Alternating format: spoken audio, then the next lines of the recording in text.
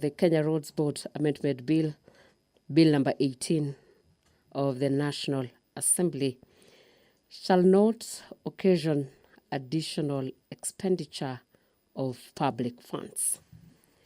That is the Kenya Roads Board Amendment Bill of the National Assembly, Bill number 18, that is in its first reading by the leader of the majority party, Honorable Kimani Ichung'wah, who is also the Member of Parliament for Kikuyu constituency. We also have the Public Finance Management, that is the Amendment number 2 Bill of the National Assembly by the leader of majority party, that it is in its first reading. The members are expected to resume with this morning's debate on the financial bill, that is the National Assembly Bill number 30 of 2024 by the chairpersons for Departmental Committee on Finance and National Planning. This is the bill that in its second reading. It has been submitted for the Cabinet Secretary for the National Treasury and Economic Planning formulate proposals relating to revenue-raising measures, including liability to and collection of taxes. This bill will amend the Income Tax Act, Cap 470, the Value Added Tax, Cap 476, the Excess Duty Act, Cap 472. The Speaker of the National Assembly, Dr. Moses Masika Wetangula, has walked into the House for today's afternoon session. Stay tuned. This is the Parliamentary Broadcast Unit in collaborations with KBC.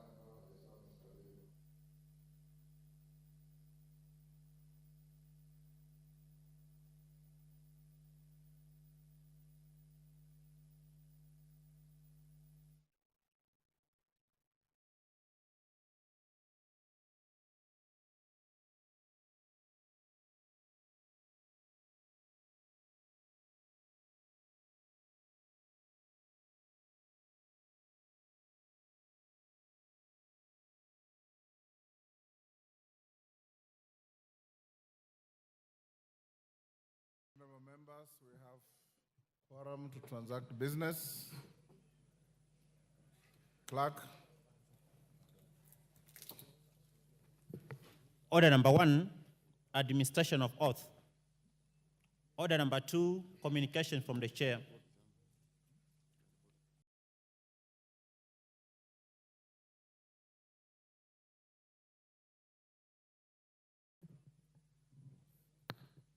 Order, honorable members. Honorable Ngelechei, first is out of order to be on phone while in the chamber. Take the nearest seat, Kaangara.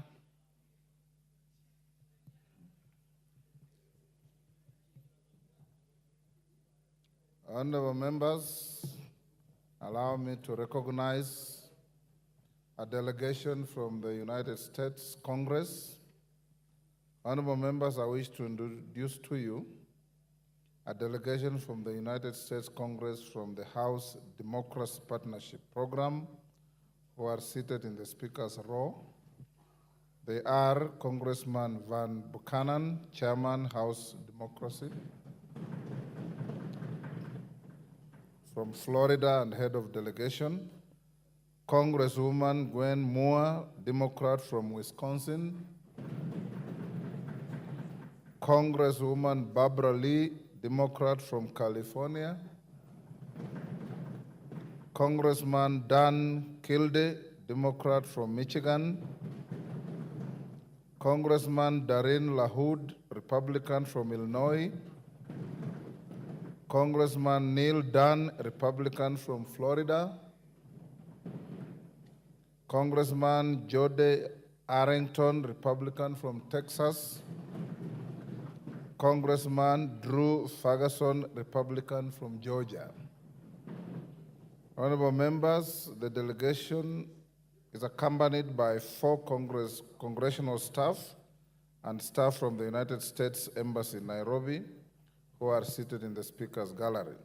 The delegation is on a visit to sign a memorandum of understanding, which yours truly has already signed with the head of delegation, between the House of Democrats Partnership of the United States House of Representatives and the Parliament of Kenya. Honorable members, on my behalf and that of the National Assembly, I welcome the delegation to Parliament and wish them a fruitful visit. Honorable members, I hasten to mention also that we have had very fruitful meeting. I was accompanied by the majority and minority leaders and selected chairmen of various committees, and we have concluded a memorandum of understanding which will assist in fostering relationships between this House and the houses in America in terms of exchanging visits, shared experiences, and many other legislative programs. I thank you. Majority Leader. Thank you, Honorable Speaker. Honorable Speaker, on behalf of the House, the majority party, and also the minority party in the House, let me take this opportunity to welcome the delegation from the United States Congress. And just to reinstate what we just said in the meeting, that we share very many common values. Top amongst them is our shared values for freedom and democracy. And this being the House of Representatives in the Republic of Kenya, we want to assure our friends in the United States that we will continue to cooperate between our two countries to enrich our democracy. I am happy and glad, Honorable Speaker, that in this delegation we have members who are serving in the Budget Committee, the Committee of Ways and Means, and this afternoon, just for the information, we're in the debate of a report by our Finance Committee, which is basically our Ways and Means Committee in the Republic of Kenya, and we welcome you to the country. Thank you. Thank you. Next order. Order number 3, messages. Order number 4, petitions. Order number 5, papers. Majority Leader.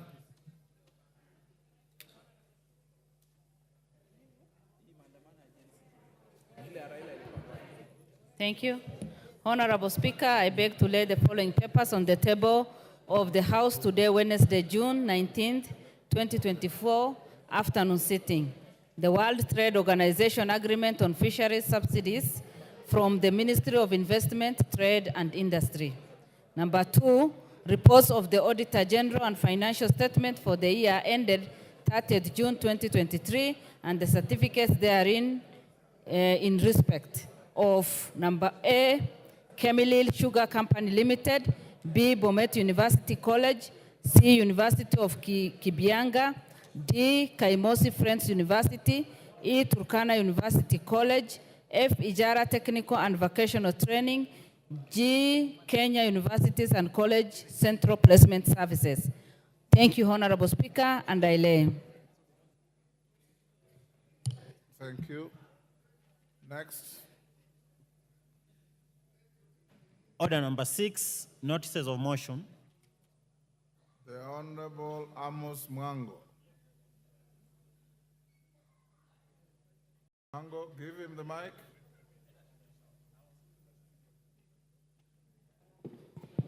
There you are, Amos. Okay, Honorable Speaker, I beg to give notice of the following motion. That aware that there are minimum requirements for enrollment of students to tertiary education in the country. Further aware that not all students qualify for university or technical and vocational education training, TVET institutions, due to lack of minimum grades for direct enrollment or financial constraints, acknowledging that there is need to provide technical skills to students who do not progress to university to reduce the ever-increasing unemployment rate among the youth, cognizant of the fact that the lack of advanced education has led to a high rate of unemployment among the youth, appreciating that mandatory community service for all students upon completion of secondary school education would equip them with technical and life skills for the marketplace, further noting that the community service training will encourage learners to develop an understanding of civic responsibility to support and strengthen communities. This House therefore resolves that the government, through the Ministry of Education, introduces mandatory community service to all learners upon completion of the secondary school education. Thank you. Thank you, Honorable Mwango. Before we go to the next order, honorable members, allow me to recognize in the public gallery the following: Irritate Comprehensive School from Narok West, Narok; Ngong Township Secondary School from Kajiado North, Kajiado; Kibera Secondary School from Kibra, Nairobi; Solian Mixed Day from Eldama Ravine, Baringo; Temnyota DEB from Kuresoi North, Nakuru; and Ikatini Secondary School from Masinga, Machakos. I have been asked by Honorable Ngogoyo to welcome the schools. I give you an opportunity to welcome all the schools on our behalf. Ngogoyo, give him the mic.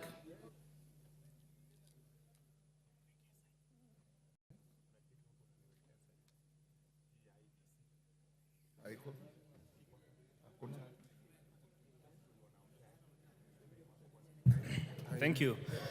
Thank you, Mr. Speaker.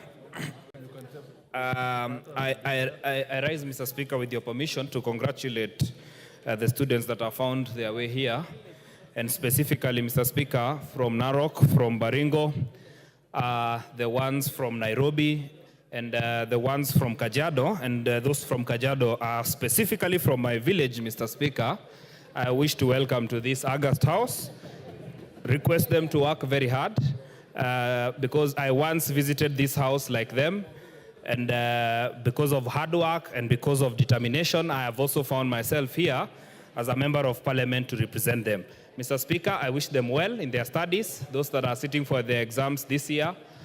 Those who are not sitting for the exam, we wish them well in their education, and we hope one day they will find their way here to represent the country or to serve this country in very many other ways. Thank you very much. And those from Ngong, from my village, I really welcome them. Thank you very much. Thank you. And on behalf of the House and myself, we welcome all the schools to the House of Parliament. Next. Next.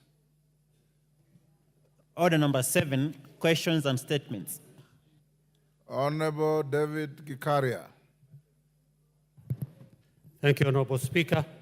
Honorable Speaker, pursuant to provisions of Standing Order number 44-2C, I rise to request for a statement from the Chairperson of Departmental Committee on Administration and Internal Security regarding the death of one Sadat Kilonzo in Nakuru Town constituency. Honorable Speaker, on the 17th June 2024, at around 5 a.m., Mr. Sadat was abducted by unknown persons at the entrance of Wakulima Market within Nakuru County Central Business District, CBD.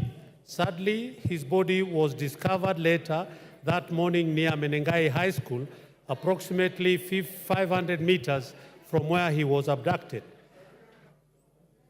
Honorable Speaker, his motorcycle was also found later that day at Ronda Police Station. It is unclear on how the body and the motorcycle ended up in different locations. The matter was reported to DCIO headquarters in Nakuru headquarters, Nakuru County, under OB number 4/17/6/2024 for further investigation.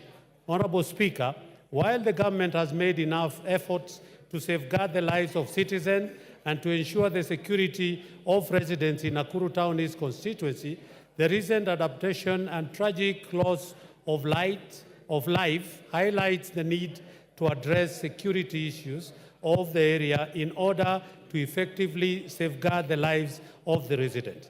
Honorable Speaker, it is against this background that I seek a statement from the chairperson of the Departmental Committee on Administration and Internal Security on the following. 1. What is the status of investigation into the circumstances that led to the death of Mr. Sadat Kilonzo, as reported under OB number 14/17/6/2024, and what measures has been put in place to prevent such incidences in the future? 2. Clarify how the motorcycle of the deceased person was found at Ronda Police Station, which is over 5 kilometers from where the body was found. 3. Explain why the CCTV footage from places of adaptation and where the body was located is yet to be made public to assist in identifying the culprit. And lastly, Honorable Speaker, what measures are in place to address insecurity in Nakuru Town East constituency? I thank you, Honorable Speaker. Thank you, Honorable Gikaria.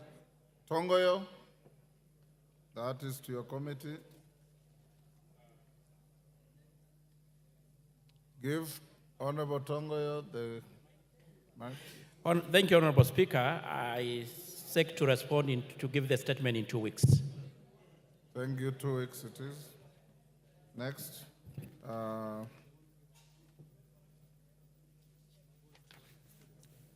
Honorable Bukose, are you ready with the statement? Is the Honorable questioner here? Member for, yes, Nyaribari Chache.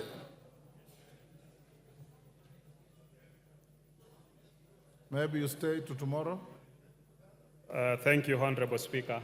This was asked by Honorable Sahir, member for Nyaribare. Yes, I don't see him in the And since he's not in the House, I request that that I respond tomorrow when he's in. Tomorrow afternoon. But I'm ready with the response. He will explain why he's not here. Thank you. Okay. Next. Order number 8, the Kenya Roads Board Amendment Bill, National Assembly Bill number 18 of 2024, first reading. A bill for an act of Parliament to amend the Kenya Roads Board Act 1999. Order number 9, the Public Finance Management Amendment number 2 Bill, National Assembly Bill number 26 of 2024, first reading. A bill for an act of Parliament to amend the Public Finance Management and for connected purposes. Order number 10, the Finance Bill, National Assembly Bill number 30 of 2024, second reading. Members, we now go back to the Finance Bill. My record shows the member for Mavoko had concluded his contributions. So now, Parashina Sakimba.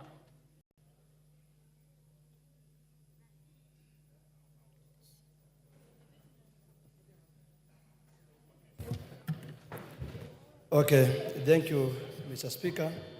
You've disappeared. Honorable Speaker, in light of the approved budget for the financial year 2024-2025, which is amounting to 4 trillion, that is supposed to be raised by this Finance Bill 2024, I would like to bring to the attention that given the financial year 2023, the Finance Bill 2023 that was passed here is still to the Kenyan image and to the public that it is still of a burden to the Kenyan people.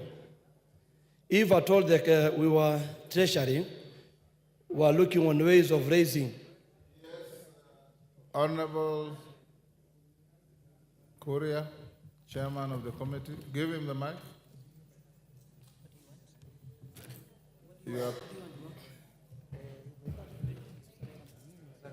You're putting mics behind me.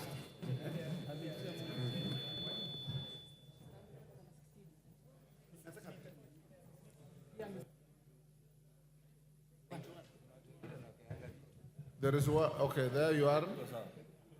Honorable Speaker, I raise on understanding order number 91, requiring the member to substantiate accuracy of the information he has shared. The honorable member has said that the finance bill is proposing to raise 4.1 trillion shillings. That statement cannot be any more misleading or exaggerating. It is exaggerated by almost 1,000%. Parashina, where did you get that? You are challenged to show us where that is coming from. Mr. Speaker, is estimated. It's an estimation. Yeah, but I was mentioning about the finance bill of 2023. It was supposed to take care of the deficit of the budget. And you can check that we have a deficit from that record of 224 billion, which was not raised because of introduction of the finance bill 2023, sorry. So, Mr. Speaker, what we are trying to say, and this is clearly illustrated yesterday, and I want to appreciate the amendments that have been done by the Finance and Planning Committee. But if at all we have to wait for pressure from the public, the Gen Z, to raise their voices and then the changes can be done, like there's an emergency, why wait to the last minute? Mr. Speaker, I want to say that in the stipulated De La Fay curve economic theory and the captive or conceptive tax, if you check on that theory, which was established in 1974 by Ada Lave, who clearly said that the tax rate, when the tax rate is high, and you try to compare on the collection, it is always not achievable, Mr. Speaker. And I want to urge this House, by the time that everyone is looking on taxation as the only main resource or main way of getting resources, then we are getting it wrong. I want to say that, who are you taxing now? Already the almost dying the mamambogas and the borders and Kenyans are complaining of the finance bill 2023. Once you are introducing this finance bill 2024, we ask a simple question: who are you targeting? That money is not there, Mr. Speaker, and the collection is not easy. When you go and look at the issue of simple mathematics that our colleagues are trying to put on the table, that it's only taxes, I want to ask, where is the issues of mining? Why don't we think outside the box and think about mining? Why do we have a minister and a cabinet secretary in charge of mining? You go to countries like Angola, countries like South Africa, countries like Tanzania, money are also in the budget, also mining plays a bigger part in the raising of funds. And we cannot be captive of IMF. That the only thing that they want us to do is raising money through taxation. Taxing Kenyans every day, day and night.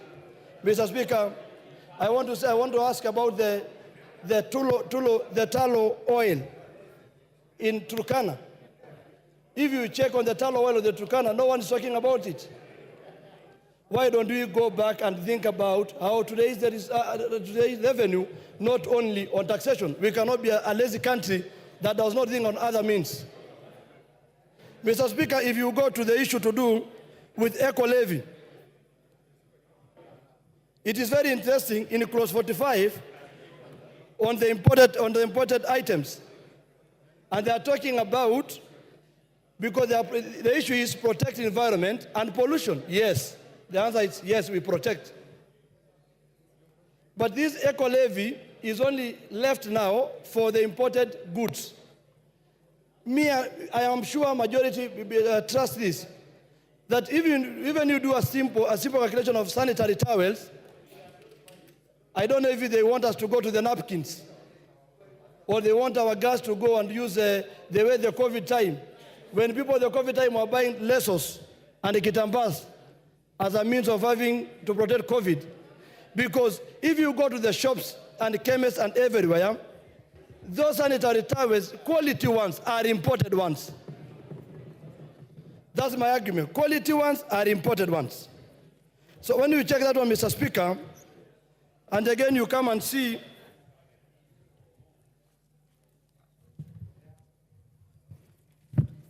if you go to clause 48, clause 44A, that the chairman has talked about. When you see there was a suggestion from the public participation to increase import taxation fee from 2.5 to 3%. But you see, they are saying that the rate of import taxation fee from 3.5 to 2.5% in the financial year, in the Finance Act 2023, has led to a reduction of 10 billion. And the simple question is, we are not only the people left in the universe working for ourselves. So if you are only targeting to destroy imports, that you are targeting that only we need our local manufacturers to gain an advantage because of taxes being added to goods that we get from imports. But we are a competitive country that we need to compete with others, Mr. Speaker. If you go to clause 57B on the issue of penalty, that the chairman also illustrated very well, on electronic tax system with a data management and reporting system. Mr. Speaker, you see, they say the provision is too punitive, they have agreed, and therefore recommended reducing it to a commensurable to the offense. And the question is, which offense? Which offense? So, Mr. Speaker, I would like to give an advice or my suggestion. If we need to create a country which is self-sufficient in terms of employment, it is not only done on taxation. Other countries gave incentives on the issue of cost of production, electricity, easy way of doing business. So if you are told, you are saying that only we discourage new investors who are coming to do things in this country because of the issue is only taxation as an incentive, then we are wrong. We need to go back and understand on the products that like pharmaceutical, agricultural products, agricultural equipment need to be checked very well. And that's why I'm saying, Mr. Speaker, that today we are in a level that we need to understand that it's a high time we call a cat, and we don't call a dog a cat. If this bill is punitive, let it be taken back to the public who demonstrated yesterday, who are still asking for answers and questions. And why are you saying you have deleted some and you are not giving them an opportunity to see? Mr. Speaker, like I said before,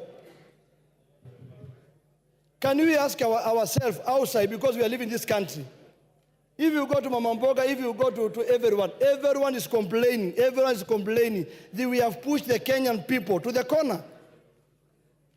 And that's why I say we are just begging from our colleagues, if possible, let us not approve this Finance Bill 2024. And for the sake of the people of Kajiado South constituency, whom I represent, if you put in hashtag, they might also be called villagers. And I'm also a boy from the village. If at all we are going by the voices of the Kenyans, I stand to say, because of the people of Kajiado South constituency, I don't support this bill. And for the sake of the Gen Z, I also don't support that bill. And also, Mr. Speaker, I donate my 1 minute to Mr. Wanjala. Thank you. Order. Under what standing order are you donating? Kimani Ichung'wah. Kimani Ichung'wah. Thank you, Honorable Speaker. Honorable Speaker, I rise to support this bill and the committee's report together with all its amendments, Honorable Speaker. Honorable Speaker, let me take this opportunity first to thank the Committee on Finance for the great work they did, especially in listening to the people of Kenya. Honorable Speaker, as I said yesterday, this committee did indeed listen to the people of Kenya. And if you go through the compendium of amendments that the committee has proposed, you will realize that they listened to Kenyans from the cost of bread, or rather the VAT that was proposed on bread, to the border sector, to the eco-levies on diapers, on sanitary towels, and all the other things, Honorable Speaker, that Kenyans said might be harmful to them or would be detrimental to their well-being in terms of the cost of living, Honorable Speaker. Honorable Speaker, let me also take this opportunity to point out to Kenyans, because I know all these members have been bombarded with messages from Kenyans asking them to reject this finance bill. Honorable Speaker, I saw yesterday when it became clear and apparent that there were measures that have been taken having listened to Kenyans. A number of them started saying, please do not edit, reject. Let me tell them, we never edit bills. What we do is to propose amendments, adopt those amendments, and the consequential bill that will be passed in the committee of the whole is what then becomes the Act of Parliament that will have the force of law as a new operative law of the Finance Act of 2024-2025. Therefore, let me just plead with Kenyans to be patient with us, to allow us to do what they charge us to do as their elected representatives. Honorable Speaker, I say that because I know, and I know many of these members, including myself, we have suffered a lot of harassment. And I was asking the leader of minority this morning whether he has suffered the same. And he told me his phone is worse. Many of these members of parliament today, Honorable Speaker, you cannot reach them on their phones because they have blocked their phones, including WhatsApp. But this is the beauty of our democracy, Honorable Speaker. And the beauty of this democracy, Honorable Speaker, is that Kenyans express themselves and we respond to what they are saying. And in responding to what they have told us, that is why many of the amendments that you find in the committee's report that touch on the issues to do with bread, border, sanitary towels, Honorable Speaker, and I heard this morning somebody asking whether we have capacity to manufacture adequate sanitary towels and diapers in this country, Honorable Speaker. And I want to confirm to the country that we have more than adequate capacity. Honorable Speaker, if you get data from the Kenya Association of Manufacturers, Honorable Speaker, we are outstripping the daily demand, for instance, for sanitary towels. And I mentioned sanitary towels because, Honorable Speaker, I am a father to girls. Two of them who are now turning to their teenage years. One is 17, the other one is 14. And I have seen these members, someone was showing me a very derogatory message sent to him, being asked whether his wife doesn't do what, I don't know what, Honorable Speaker. And Honorable Speaker, I am saying this because if you look at the data from the Kenya Association of Manufacturers, it is clear that out of 4 established companies who are manufacturing sanitary pads, for instance, that is Inter-Consumer Products Limited, Promed Limited, African Cloth Limited, Sai Pharmaceutical Limited, and a 5th one coming up, Sunda Kenya Limited. The 4 companies' production output is 148 million pieces a month. Our local demand is 135 million pieces a month. Honorable Speaker, when the eco-levy was introduced on sanitary pads and diapers, Kenyans spoke to the Finance Committee and said they would become expensive. And Honorable Speaker, the Finance Committee has responded by imposing both VAT and that eco-levy on finished imported products, including imported sanitary pads and diapers that are coming from countries, and I do not want to mention the countries, Honorable Speaker, whose safety how hygienic they are, whether they meet the required health standards, we cannot ascertain, Honorable Speaker. And it is important for us as parents to be responsible citizens and parents to protect our teenage girls, our mothers, our sisters, our wives, by ensuring that the sanitary pads that they use are safe, they are secure, they are hygienic. Honorable Speaker, it is only fair also to protect our growing manufacturing industry. I watched, Honorable Speaker, when the Kenya Association of Manufacturers presented their memoranda to the Committee on Finance. And they truly pleaded with the Committee on Finance to protect our local manufacturing industry, Honorable Speaker. When then we are told, Honorable Speaker, that imposing excise duty, imposing an eco levy, imposing VAT on imported finished products in order to protect our manufacturing industry, in order to ensure that we have jobs being created, Honorable Speaker, for the thousands of youth who today, Honorable Speaker, are being misled that the only thing that these honorable members can do is to reject this finance bill instead of fixing it, fixing what is wrong in the finance bill. Honorable Speaker, this bill had 65 clauses at inception when it came to this House. I have listened to Kenyans, Honorable Speaker, Yes, and engaged a number of them. Order, Honorable Majority Leader. Under what standing order? 83. Pardon? And Speaker, according to the oxygen principle, Under what standing order? according to the oxygen principle, Speaker, procedural technicalities does not override substantive justice. Order. You are here in the morning. I said, you understand a point of order. I'll allow you. Tell me which standing order is being infringed. Then I allow you. You said 83.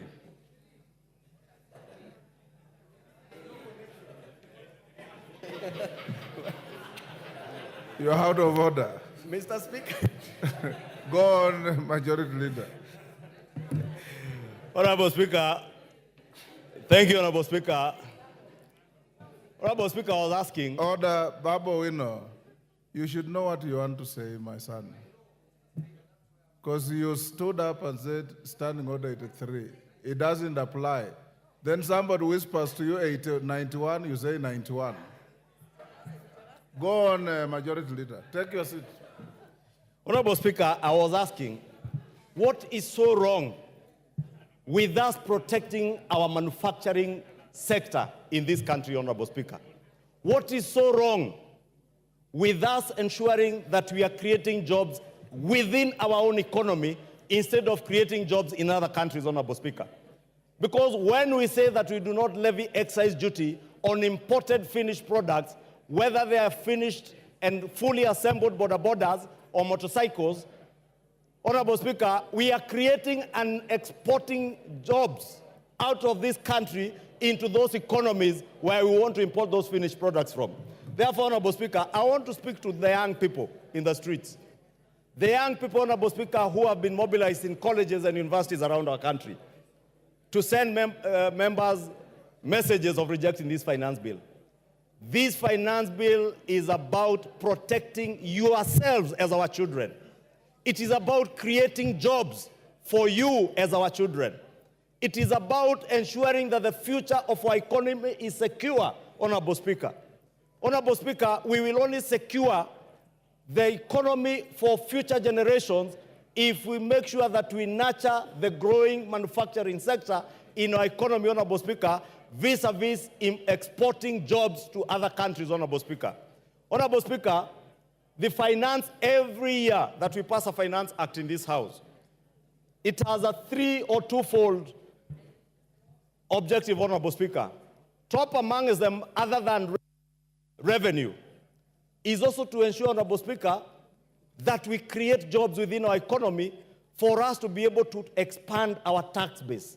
So that, Honorable Speaker, those of us who feel overburdened, especially the working class in this country, because we are paying taxes and very many other non-taxpayers or Kenyans who are not paying taxes are depending on us to ensure that we're able to create jobs, create more income earners who can pay taxes so that we share the burden of taxation more evenly and more fairly, Honorable Speaker.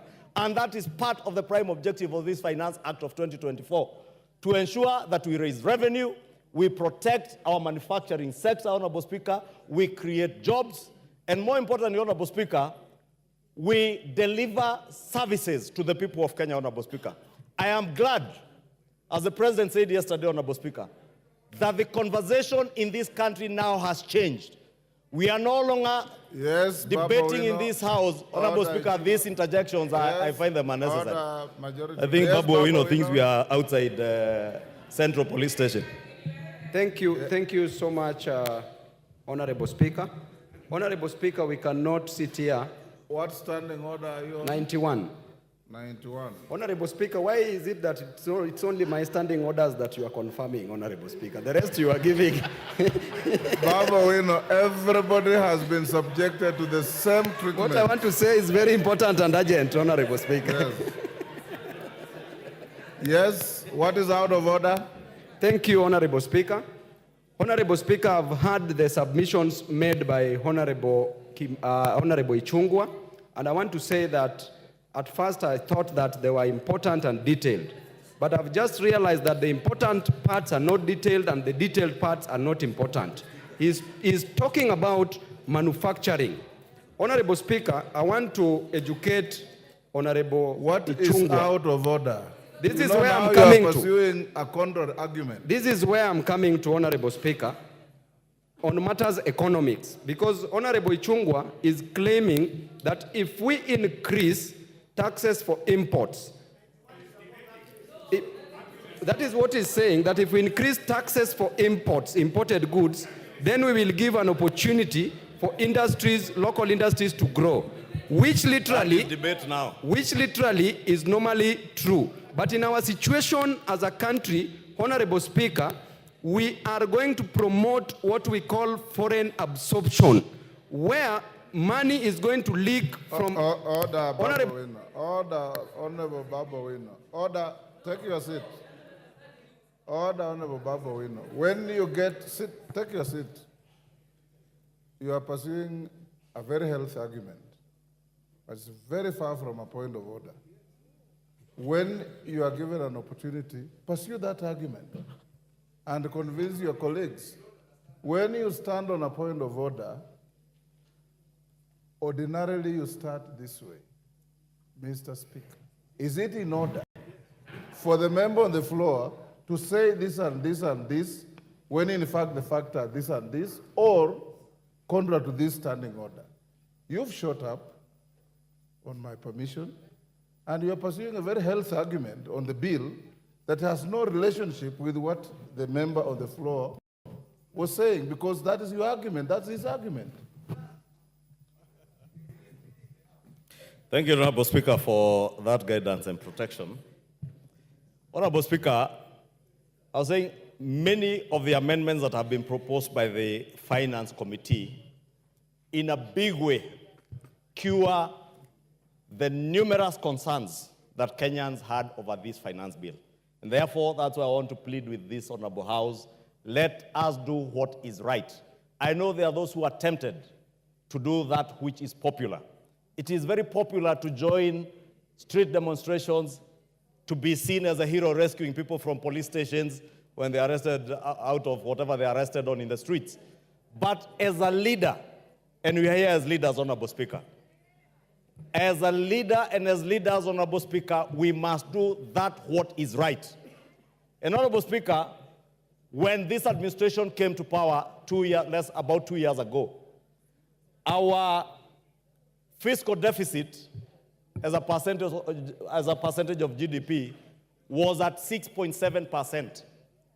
We were projected to borrow 1.1 trillion shillings, Honorable Speaker, in the first year of this administration. That today, Honorable Speaker, with the budget that this House adopted 2 or 3 weeks ago, has gone down from 6.7 to 3.4%. That is on account of sound economic policies. It is on account of doing what is right rather than what is popular. Honorable Speaker, I know many of these members have been intimidated around the country, being told, utatupata 2027, or you get us in 2027. I want to give you the highest assurance. What the people of Kenya will judge you against is whether or not you are able to deliver on the promises and the pledges you made to them on delivery of services. It shall not be possible to deliver services, to build roads, to build schools without generating revenue for the country, Honorable Speaker. We cannot be a country that lives on debt, Honorable Speaker. And I'll beg for additional time because of the interjections, Honorable Speaker. Honorable Speaker, 2 years ago, we are not just surviving on borrowed money. Honorable Speaker, we were on the verge of defaulting on our international and national domestic debt obligations, Honorable Speaker. From last year, end of last year, Honorable Speaker, it became clear, not just to us within the country, but to the world at large, that Kenya was never and was not about to default on its debt obligations, Honorable Speaker. That is why, Honorable Speaker, today, unlike 2 years ago when the price of unga was at a high of 260 shillings, today the price of unga is at a low of 100 shillings, courtesy of the right economic policies and not what is populist. Give him 2 minutes to wind up. I have 15. Pardon? I have 15, they had time to 10, and the interjections. I'll give him an additional 3 minutes. Yes, Wamshomba, hold the time. Wamshomba, what's your point of order? And under what standing order? Mr. Speaker. Give her the mic. There's one next to you. Thank you, Mr. Speaker. I rise under standing order number 90. As a member who has pecuniary interests on matters sanitary towels, as a user, because I'm a user, do I qualify?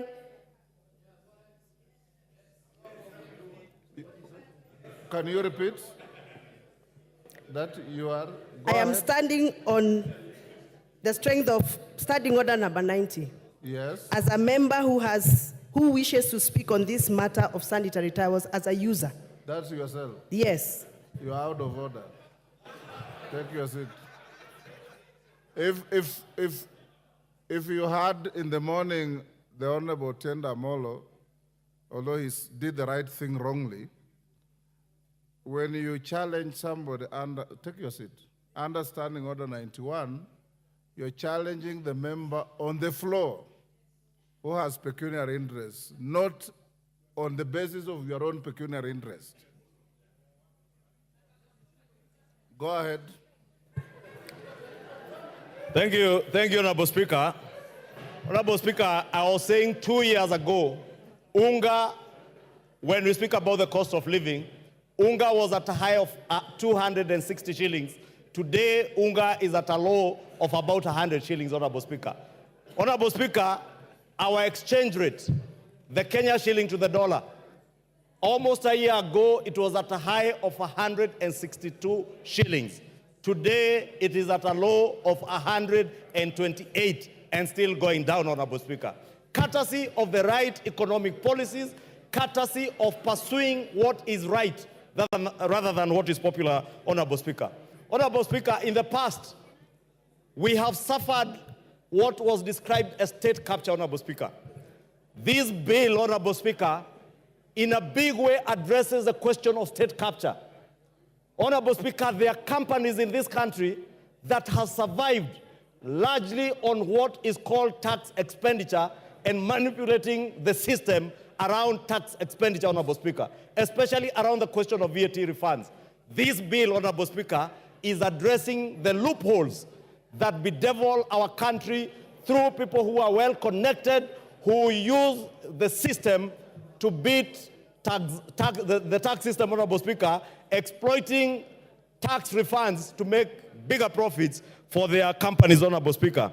Honorable Speaker, speaking to state capture, Honorable Speaker, we built an SGR infrastructure over 10 years ago. You have 1 minute. You would be shocked today, Honorable Speaker, there are people who are still claiming tax deductions around buildings that were done with the SGR.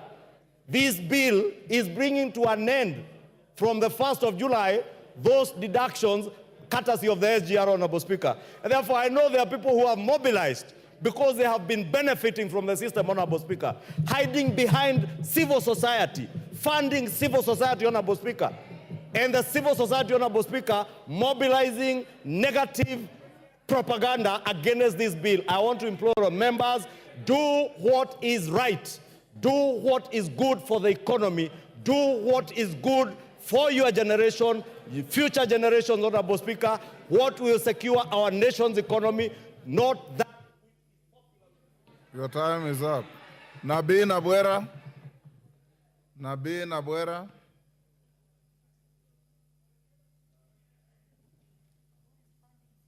Thank you, Mr. Speaker. I want to raise a number of issues. Yes, Mele Odhiambo, what is the problem? The women are also here. I can see them.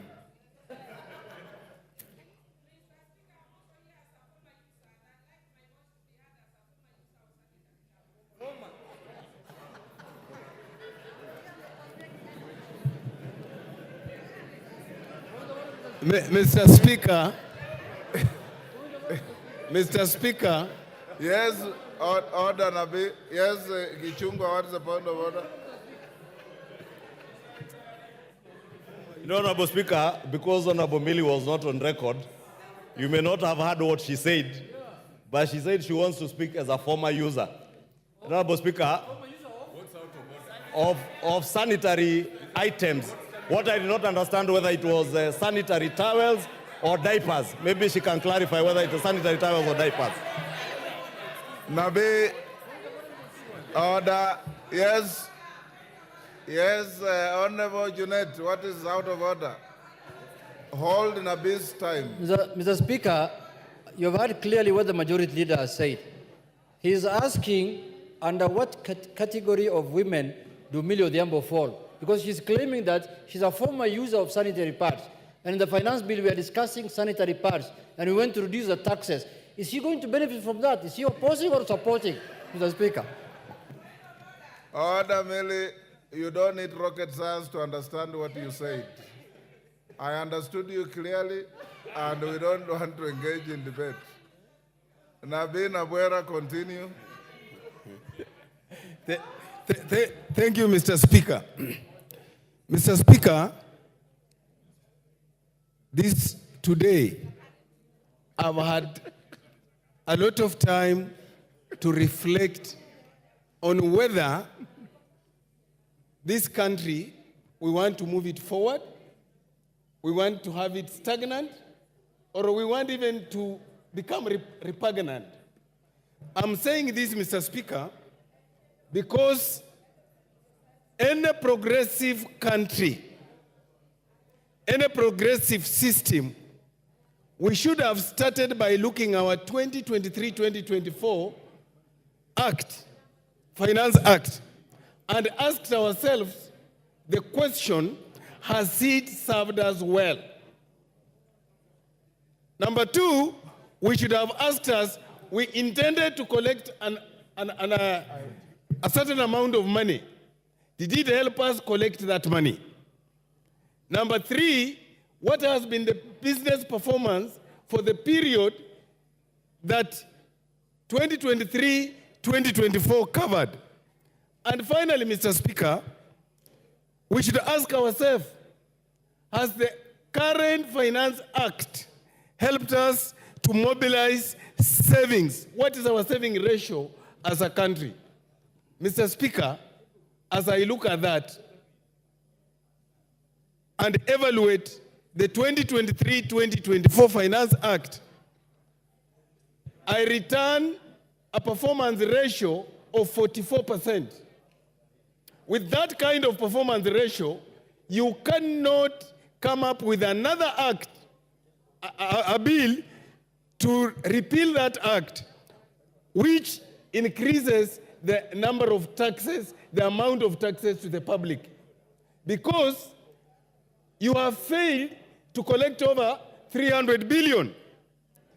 Mr. Speaker, whereas the chairman of the Finance Committee presented to us a report here, which looked progressive, unfortunately, it fell short of curing the problems in this bill.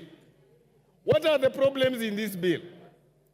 Mr. Speaker, if you look at Schedule 4 and Schedule 3, then you return a no acceptance to this bill. One, if you look at the 10% duty on Kilinga, you are only improving the status of one business person. When you look at the duty on billet, you are improving the status of the same person. You cannot create a law that only ensures that one particular individual or one particular entity of business thrives at the expense of the others. Mr. Speaker, whereas one would want to forgive the drafters of this bill for imagining that if you removed tax or if you remove the sanitary towels that are locally manufactured, then you have cured the problem, is lying. I've talked to my own daughters in the house. They tell me the sanitary towels they use are all imported. So in other words, when you see the young girls going to the streets and asking us whether wasinyeshe, they mean it. Because you are making their life unbearable. Mr. Speaker, I want to pick on an issue here. And this issue is based on Schedule 4. If you look at all the taxes under Schedule 4, on telephone, on all those things there, they are meant to help improve businesses. Now, if we are levying taxes on them, and already the business community is underperforming, how do we intend to raise money? If this country cannot mobilize savings, then we rather shut up and close it. I'm asking the drafters of this bill, and Chairman, with due respect, if you wanted to help us as a country with all those changes you made, they were fundamental, then the bill loses its original form. Then you should have withdrawn the bill and given us another bill. Mr. Speaker, I oppose. Dorothy Ikiara. Dorothy Ikiara. Thank you, Mr. Speaker. Mr. Speaker, on the outset, I say I support this bill. And Mr. Speaker, I was seated here in the House and I participated actively in passing the budget and appropriation bill when it was presented before this House. Honorable Speaker, we did come up with a lot of issues because, Honorable Speaker, we promised Kenyans on very many pledges when we were being elected. And inside this House today, Honorable Speaker, each and every member did give pledges. And we know what that means, Honorable Speaker. We promised the electorates good roads. We promised them medicine in the hospital. We promised them proper education for their children. And Honorable Speaker, this informs us of where we are today as a country. Honorable Speaker, since Kenya faces both a fiscal deficit and a budget deficit, the finance bill serves as a key legislative tool for the government.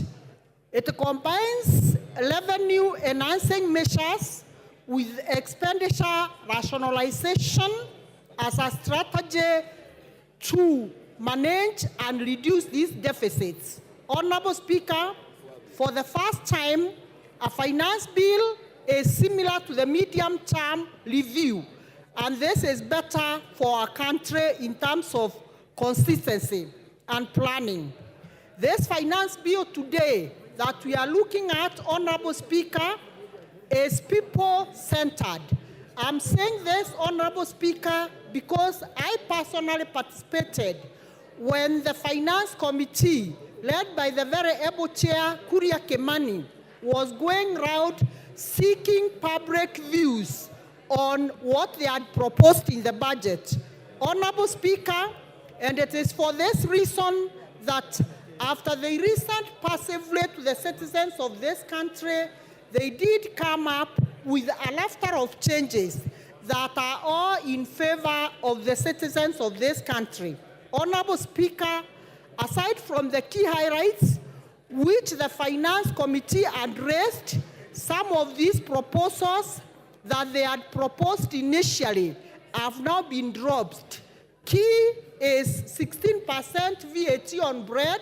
Honorable Speaker, they resent to the members of public and it is not there anymore. VAT on transportation of bulky things like sugarcane, they resent to the citizens and they removed.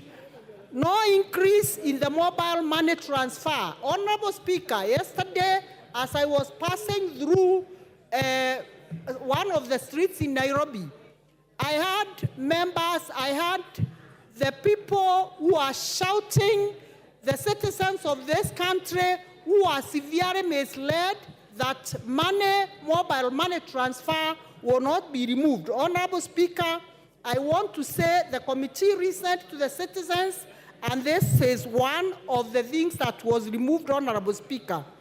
Excess duty on vegetable oil, edible oil, is no longer there, Honorable Speaker. Then, Honorable Speaker, as the majority leader has alluded to, what this bill has tried to do, Honorable Speaker, it is to promote the local manufacturers. Honorable Speaker, it is very clear that moving forward, the local manufacturers, like the locally assembled bikes, they will be assembled duty-free as opposed to the imported ones. Honorable Speaker, we have also another very good advantage that the e-team has been excluded from farmers and small businesses who have a turnover below 1 million. And Honorable Speaker, this is a clear manifestation that this government is a bottom-up government as we had promised the electorates.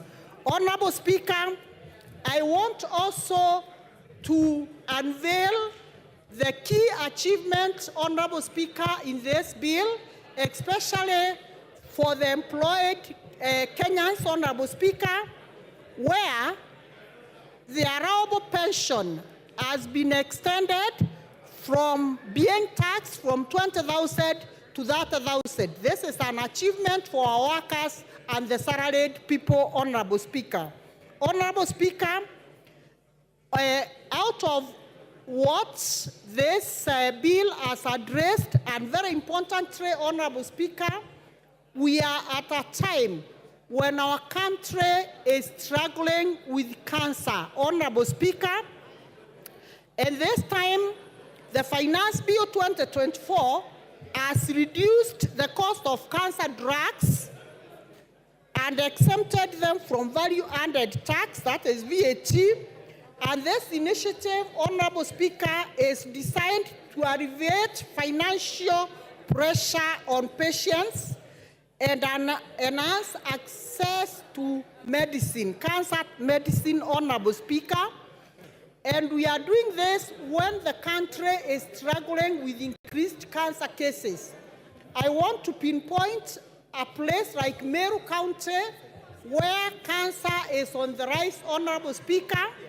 And this bill, having removed cancer tablets, cancer medicine, and VAT-free, Honorable Speaker, this is a great achievement for cancer patients in this country. Honorable Speaker, we also want to underscore the achievement of employment of teachers. The education sector has been given a very huge budget, and out of this budget, Honorable Speaker, we are proud that all the teachers who are employed as interns, 46,000 of them will be turned to permanent and pensionable, Honorable Speaker, so that they can be able to bridge the gap in our education sector. Honorable Speaker, we know too well, investment in human capital is the one single investment that every progressive country must make. Honorable Speaker, education is very key in ensuring that we become globally competitive amongst our equals, Honorable Speaker. And employment of the 46,000 teachers, coupled with the 56,000 teachers who are employed last year, Honorable Speaker, this makes the greatest achievement that this Kenya Kwanza government has achieved in ensuring that in a span of 2 years, we have employed 102,000 permanent and pensionable teachers. On top of that, Honorable Speaker, there is another cohort of the 20,000 who will equally be employed on temporary or internship, Honorable Speaker. And Honorable Speaker, this is an achievement that we must all loud and welcome, because our youth, whom we promised jobs during that time of campaign, they are getting jobs and being absorbed in various areas. Honorable Speaker, I want also to say this Financial Bill 2022 includes provision to support individuals with also chronic diseases. Honorable Speaker, by establishing the emergency kitty, the SHIP, Chronic and Critical Illness Fund under the new Social Health Insurance, this fund will cover treatment. Honorable Speaker, it is evident that a majority of people who suffer from chronic diseases, they go through a very difficult moment. And this Bill 2024 has been able to cure this. Therefore, Honorable Speaker, I strongly support this Finance Bill 2024, and I support. Thank you, Honorable Speaker. Thank you, Dorothy. Millie Odhiambo. Thank you, Mr. Speaker, for giving me this opportunity. Mr. Speaker, I wish to start by saying that one of my favorite books is Good Girls Never Get the Corner Office. Mr. Speaker, this is in response to what you are telling me earlier in the morning when you are urging me to be a good example to the girls, the younger ones who are doing their first term. Mr. Speaker, if they are good girls, they'll never get corner office. Be as bad as Millie Odhiambo, you will be the mother of this house. I am a bad girl, and as a bad girl, I'm here serving my 4th term. So do not be cheated like the African culture where you are told have decorum, dress nicely, be kind, be nice. I'm telling you, you will go nowhere. Be a bad girl like me and you'll get somewhere.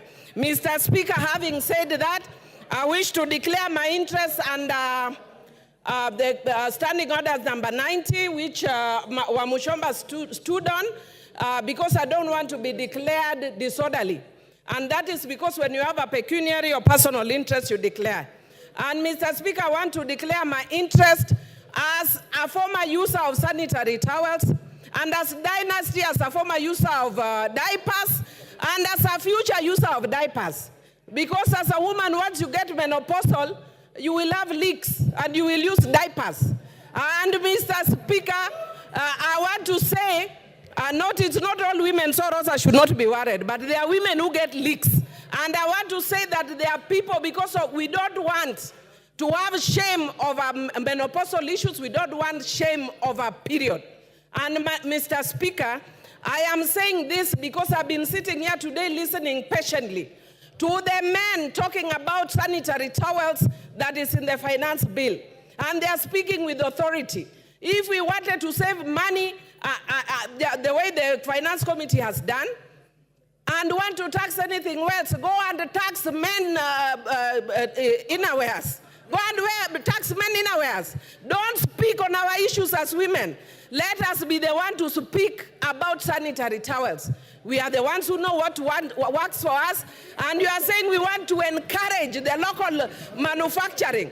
While you are waiting to enable our local manufacturing agencies to create those sanitary towels, will we tell our periods to stop?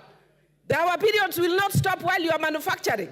Our girls will have their menses as usual, and the cost that they are used to will be higher because that will come through underground. What I am saying is, Mr. Speaker, I do not support the finance bill. And I'll give you the reasons why I don't support it.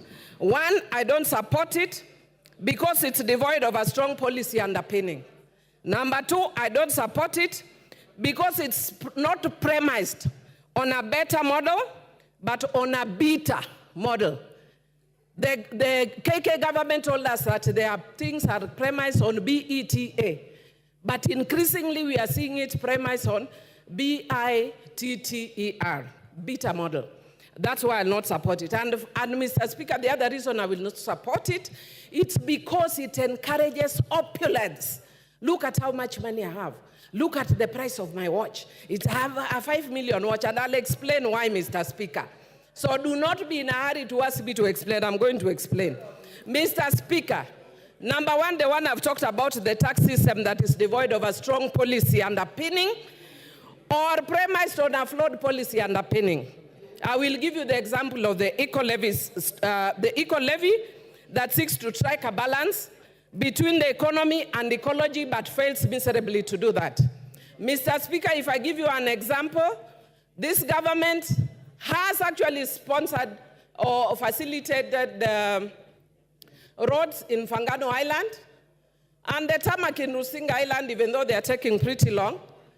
And I want to tell you, Mr. Speaker, that if you are to use this model, the taxing model that they are saying, then it means that a contractor who is doing those roads and earning billions on those roads, Mr. Speaker, when they destroy the environment, the fishermen from Rembaringiti, Rusinga, Mfangano, and Sukuru Island, who will be making at most 1,000, will be asked to repair that person's damage through tax, forgetting the PPP principle. The person who destroys is the one who should pay that damage, not me. The fisherman of Omena making 1,000, you are expecting me to pay the tax of a person who is earning billions doing that road. I do not support this tax. Mr. Speaker, I can give you another example. Mr. Speaker, the second example I'm going to give is on the issue of the smartphones again. And I want to thank Honorable Rachel Nyamai, who actually said that one of the ladies that she's sponsoring her education, when she talked to her, the lady told her, I'm here doing TikTok. And we do not actually seem to understand how that relates to this tax. Now I'll tell how it relates to this tax. Mr. Speaker, if you are taxing digital content, Mr. Speaker, this girl has gone to town. I can tell you after this, Rachel Nyamai, myself, and others will be on TikTok. The girls will be imitating us on TikTok.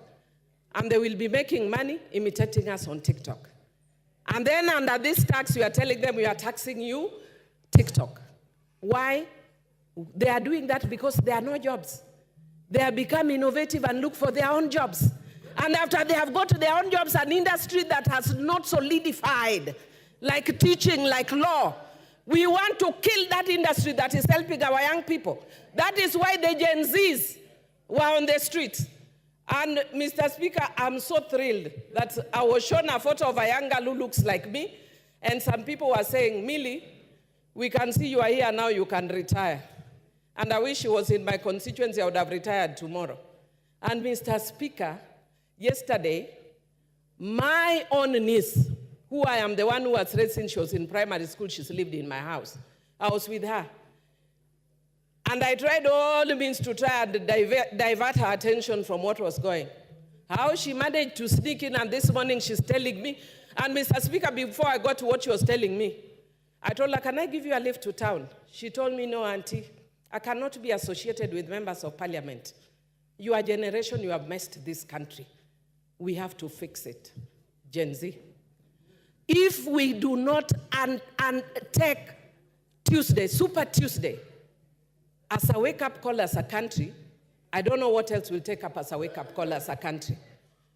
And I want to tell the president, who I served with in the same committee in parliament, who was my classmate in the university, fire those guys that you have hired who are giving you economic advice. They are not helping you at all. How do you even imagine bringing something like taxing bread, even if it is as a joke? That is a joke carried too far. That is a joke carried too far. You can crack those jokes elsewhere. You can find a situation where the young people have banned the country based on your joke. Try those jokes elsewhere. Because Kenyans are suffering. Kenyans are tired of being taxed. And if we cannot listen to the Kenyans who are tired of being taxed, we have no business being in this house. We must listen to the Kenyans. And I want to say that you have done well in trying to deal with some of those issues. But there are still very many that are still here, Mr. Speaker. Because we have a short time, I may not mention all of them. But I want to say, like, for instance, the eco-levy. We are talking about trying to be environmentally friendly. Yet the things that we are taxing, we are not doing exactly that, Mr. Speaker. And we are taking away jobs of young people by the tax. Look at the increase in fuel. We are taking with the right hand. We are saying we are removing the tax with the right hand and adding with the left hand. Mr. Speaker, I had a lot to say about this, but I can see my time is almost up. And what I can see on my side, they want to add me. But I want to say that because of time I may not speak, but I just want to urge the president, fire the guys who are around you, listen to Kenyans. I was speaking to some of my colleagues here. Thank goodness I've been here for a long time. I was speaking, Mr. Speaker, if you could humor me by just giving me 1 minute, and I'll conclude. Conclude. Thank you. I appreciate. Mr. Speaker, I was speaking to some of my colleagues here, and I will not mention their names. About 3 weeks ago, they know because I talked to them yesterday, and I was telling them, your ground is getting terrible. And they told Time up. Pukose Robert. Your time is up, Millie. Take your seat. Order, Angela. Mr. Speaker, I'm standing under Standing Order 97-3, as read together with 1. Honorable Bowen had requested that, this is a very important bill that the Kenyans are watching, and they want to hear what their members of parliament are saying about this, and whether they have listened to their issues that they have raised about this bill. So will I be in order to ask that we reduce the time to 5 minutes, no, even up to tomorrow, to 5 minutes, so that each member, we are 349 members. If each of us was to take 10 minutes, it would take us up to 2 weeks from now. Yeah, 3 months. Surely, we should be fair so that everybody can make a contribution to it. I have not contributed, and I've been here since morning. Yeah? Yes. So I start with me to have 5 minutes. Order, honorable members. Earlier on in the morning, member for Marakwet, is it East? Bowen Kangoko raised the same issue. Now it's popping out again. Are we comfortable with 10 minutes or we reduce to 5 minutes?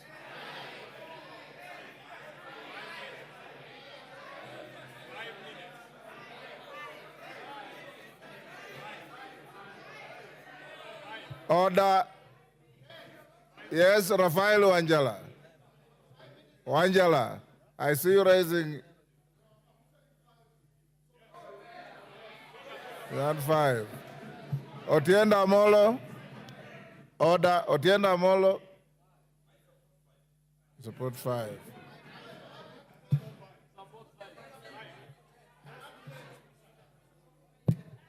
Order, honorable members. I will put the question. Will those who want the time to be reduced to 5 minutes say aye? Aye. Will those who want to retain 10 minutes say nay? Nay. The ayes have it. Okay, because order, honorable members, and I think order. I think it's only fair and just because my screen is bursting with requests. So in 5 minutes, you know, my teacher used to tell me, if you can't make your point in 2 minutes, you are unlikely to make it in 30 minutes. Thank you. Yes, Thank you, Honorable Speaker. Honorable Speaker, I stand to support this finance bill with amendments. Having listened to the people whom we represent, having complained about VAT on bread, having complained about the 2.5% tax on the vehicles, having listened to them that we want to create jobs for our people. Honorable Speaker, I want to thank the committee, and I want to tell the public that the committee is made up of members from both the opposition and the government side, or the minority and the majority. So this bill was not made by Parliament.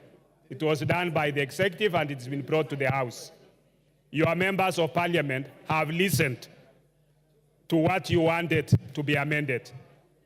And therefore, we want to pass it with those amendments, and that is the essence of the public participation.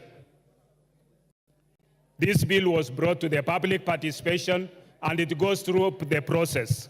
Honorable Speaker, when you listen to people outside there saying, reject the bill, this bill is also important because it has to raise part of the revenue to finance what the public requires from the government.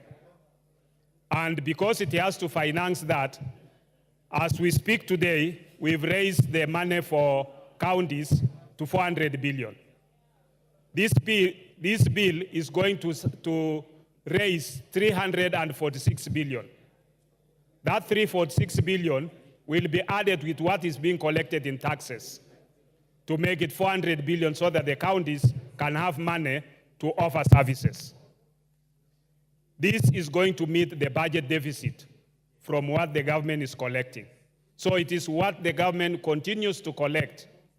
And we need the public to understand that when a finance bill is done, it is a bill that will come into effect to support what the budget requires for the government to deliver. And therefore, we cannot say reject it in total, but you can also suggest what amendments should be done. And I think as people's representatives, we want to ask our Kenyans who are outside there, if you have amendments, you can approach your member of parliament, and the member of parliament can still have time to create that amendment.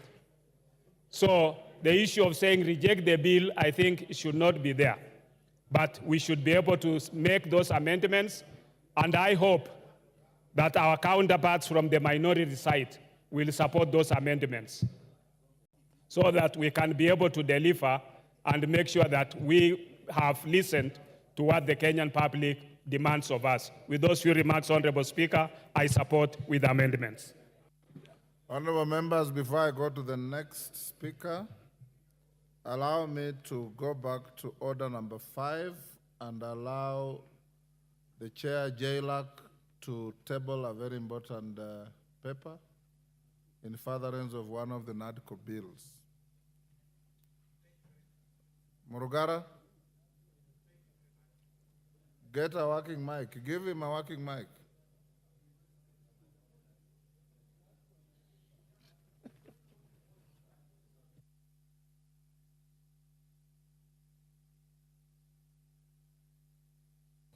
Back by seat.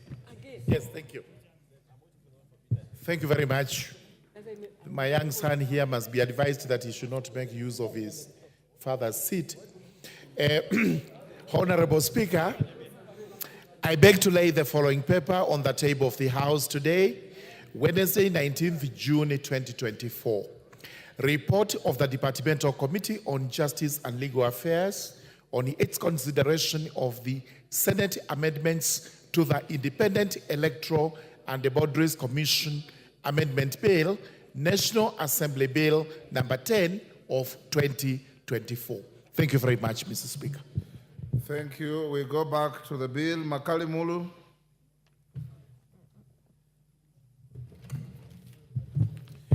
Yeah, thank you very much, Honorable Speaker. Honorable Speaker, I want to confirm that I've taken time to read through the bill itself and the report, which is 389 pages. Honorable Speaker, the idea of using 5 minutes is good, but I think it also discourages some of us who take time to read some of these reports. But I want to see this. Reading through the report, a lot of individuals and institutions did present their comments to the Finance and Planning Committee. And I want to appreciate them because based on the experience of last year, where the same number gave their comments and they were never taken on board, this time I thought they would not be able to appear. So we must appreciate. I also want to thank the committee for creating time to listen to them, and they made some efforts to factor in their comments, Honorable Speaker. But I was asking myself, Honorable Speaker, looking at the original bill, you wonder what was the thinking behind some of the proposals. And that's why I want to thank the committee because they have been able to undo some of them. But because I don't have a lot of time, I'll focus on what the report is saying and what I think from where I stand, that things have been made worse instead of being made better. Honorable Speaker, let me start with the proposal to increase the import declaration fee. If you look at the presentation by edible oil companies, Honorable Speaker, and the presentation by Kenya Association of Manufacturers, as well as the presentation by the Kenya National Commerce and Industry, Chamber of Commerce and Industry, they were proposing that, Honorable Speaker, the import declaration fee be maintained as it is, because by increasing that fee, you'll actually be increasing the cost of production. The reason being most of our factories and industries depend on imported inputs to produce their outputs. So as a result of that, the solution was that you either maintain the fee as it is so that you don't increase the cost of production. What does the committee propose? The committee has proposed to increase that fee from 2.5 to 3.5%. Meaning automatically, Honorable Speaker, by doing that, you increase the cost of imports which are coming to this country as inputs, and as a result of that, you increase the cost of production. When you increase the cost of production, automatically, Honorable Speaker, that cost will be transferred to the consumer. That will make our goods uncompetitive in terms of price. And that's why you see, Honorable Speaker, in this country, despite us talking about import protection, people are buying things which have been brought from other countries and buying at a cheaper price than we are producing them. So these, to me, are the critical issues. The second item, Honorable Speaker, is the Rural Development Levy. The edible oil companies did propose that it is now at 1.5. And they propose that we maintain it as it is, and by doing that, we'll have saved the cost of the oil by about 72 shillings per liter. What has happened? We have increased that levy from the proposal of the committee, because now we're talking about the report, from 1.5 to 2.5, Honorable Speaker. So, Honorable Speaker, if you look at that, what have we done? We are likely to increase the cost of production, because that levy will be levied on all the goods which are imported, and then a good which will go through our railway transport system, Honorable Speaker. So again, Instead of helping our manufacturing sector, we are making it worse. To make things worse, Honorable Speaker, if you look at this report, the last clause is a proposed new clause to increase fuel maintenance levy by 9 shillings, Honorable Speaker, by 7 shillings. Anytime you touch fuel in this country, Honorable Speaker, you touch the whole sector, you touch the whole economy, and by doing that, Honorable Speaker, you increase the cost of production, and this will directly affect the Wajikos, the Mwendes of this country, and I can tell you for sure, Honorable Speaker, this now bill, the proposed amendments, are going to make this bill more worse, and it's a very good candidate for voting no at the point of voting. With those remarks, Honorable Speaker, I want to submit and say that. Time up, Kangoko Bowen.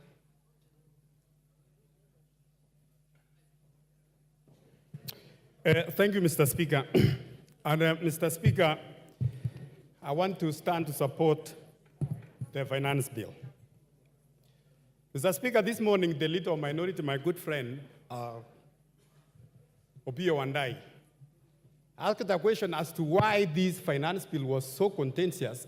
And since we have had a finance bill since 1963, and the finance bill 2024-25 is creating a serious issues, including demonstration in the streets.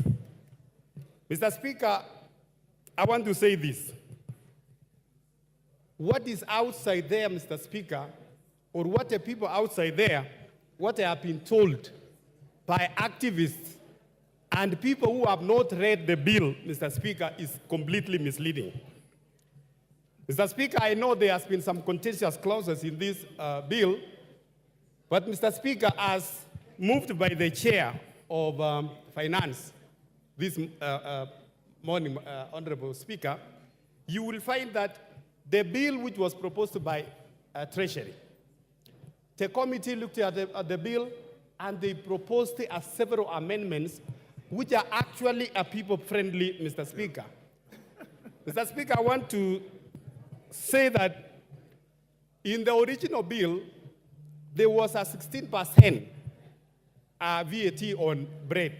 And Mr. Speaker, the bill in the House, or the report in the House now, as by the committee, that VAT has been dropped. Mr. Speaker, the proposal to have 2.5% motor vehicle tax, that clause now has been dropped.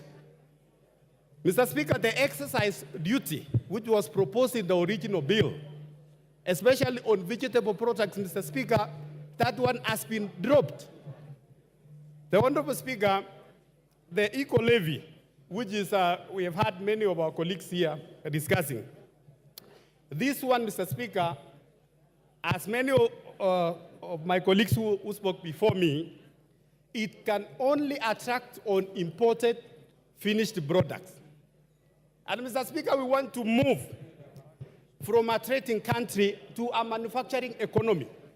We cannot be a country which is importing almost everything, importing, including even a tissue paper. So the reason why this one is there, and we are saying it can only apply to imported finished products. But on locally manufactured products, Mr. Speaker, the tissue papers, the sanitary towels, and anything else locally manufactured, it's not going to attract the eco-levy. Mr. Speaker, some months back, we saw many of our farmers across the country. We saw in Murang'a, we saw in central Kenya, and across the country, that they were required to file their sales using the e-teams. Those e-teams, those avocado farmers who were told to give a KRA e-teams, Mr. Speaker, under this finance bill, the e-teams has been dropped. And any other small business which is 1 million and below, Honorable Speaker, is not going to attract the e-teams. Mr. Speaker, the other day, the Cabinet Secretary of Treasury, Mr. Speaker, read the budget, the national budget, 2024-2025, before this House. That budget proposed, including the increment of counties, the monies to the counties to a tune of almost 400 billion. There is an increase in CDF. There is an increase of about 50 million per constituency in electricity. And Mr. Speaker, we can only achieve that if we can pass the finance bill. Mr. Speaker, on the taxation, which we all support, the finance bill proposes to increase taxation on cigarettes and tobacco products, on alcohol, and also on betting, gaming, and gambling, Mr. Speaker. Mr. Speaker, we have many of our youth who have got lost because of these issues of betting and gambling. The proposal to increase tax, Mr. Speaker, is to make sure that in that space we control our young people and also we direct them to a very good cause in this country. So, Mr. Speaker, I want to say also on the issue of alcohol. We have seen many of our young people, they have got lost and drunk with the cheap alcohol. With the increase in tax, it's going to address this. Time up. Otienda Molo.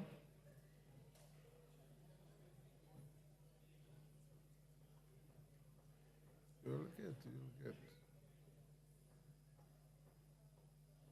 Give him the mic. Thank you, Mr. Speaker. Mr. Speaker, on the outset, I oppose this bill. And even having listened to the chairman on the raft of proposed amendments, to that I say too little, too late. Mr. Speaker, first of all, I think I have myself recorded 120 reasons for rejection of this bill.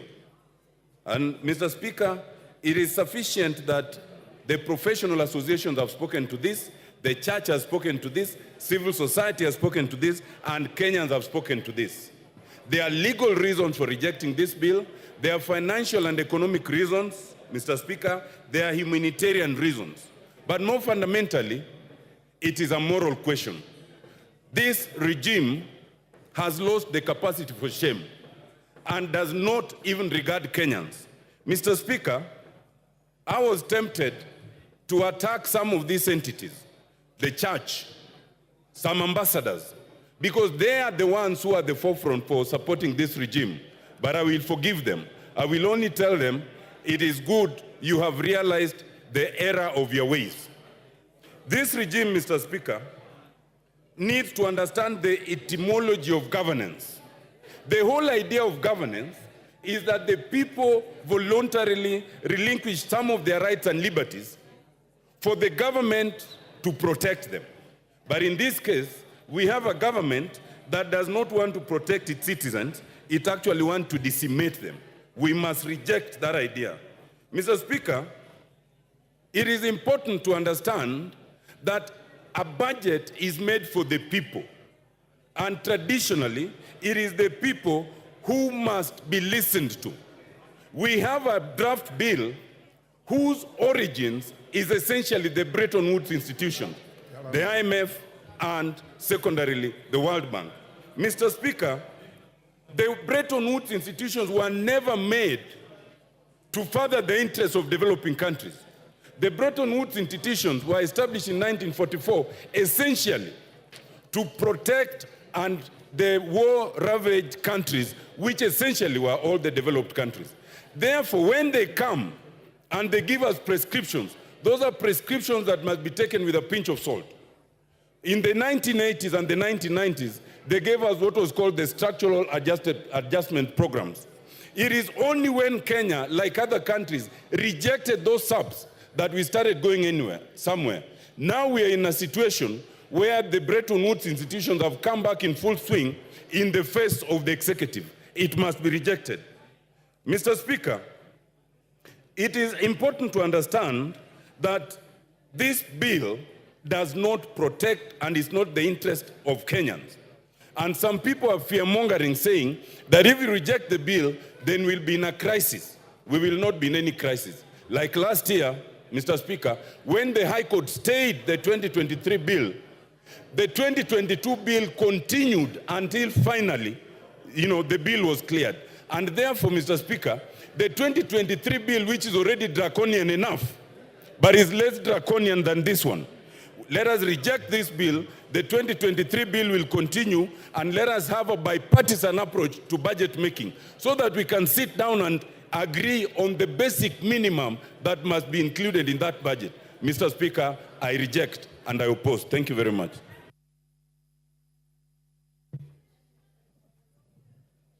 Paul Melly. Julius, sorry, not Paul. Julius Melly, Chair Education. Give him the mic.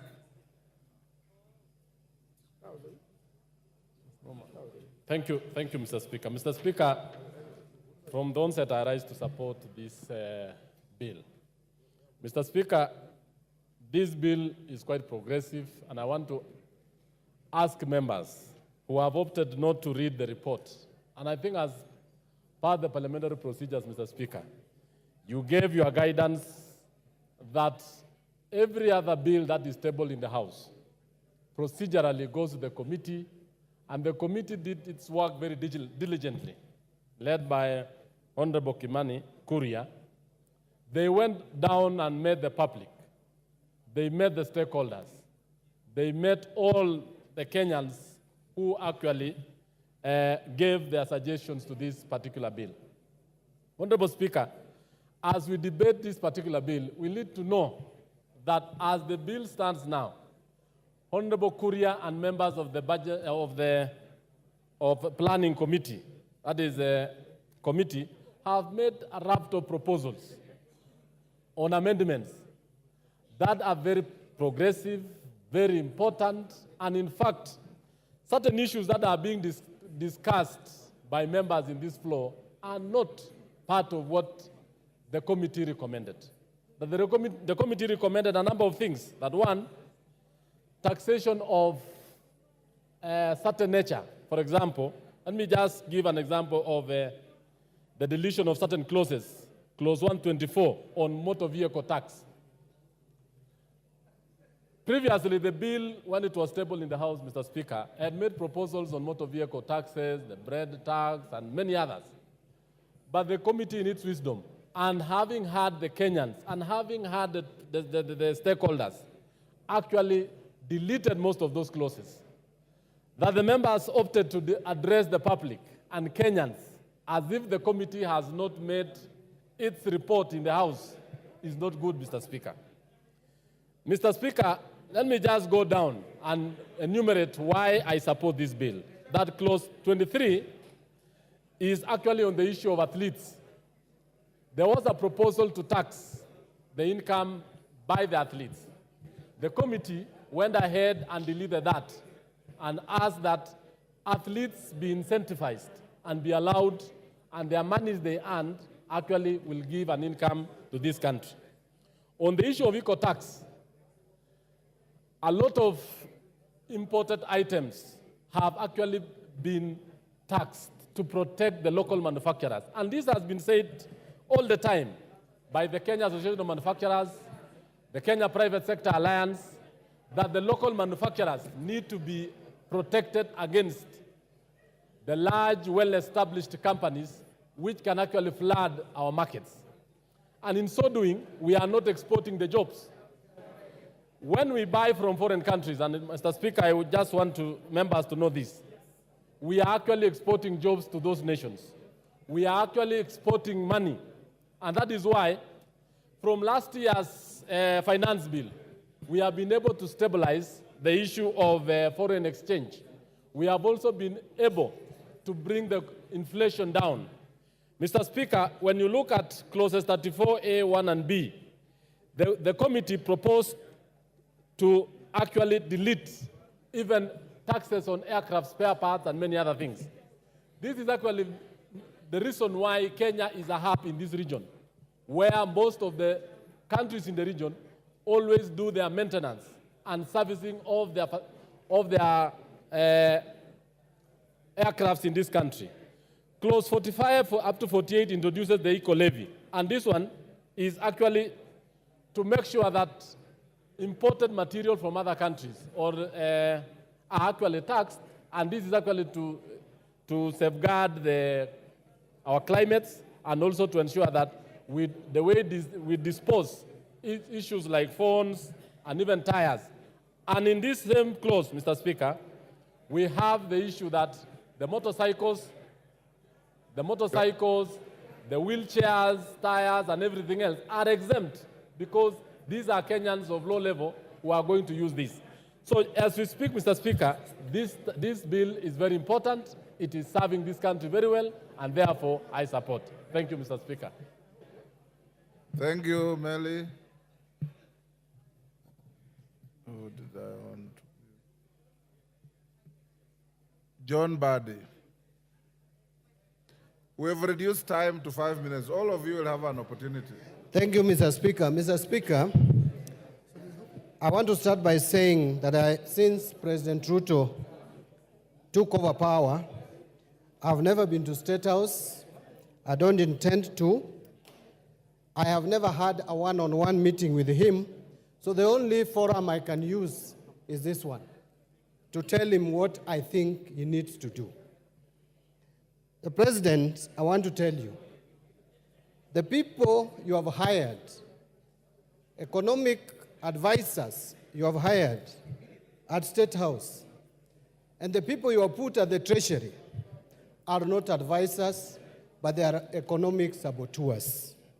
Please look for economic advisors to help you govern this country for the remaining period of 3 years.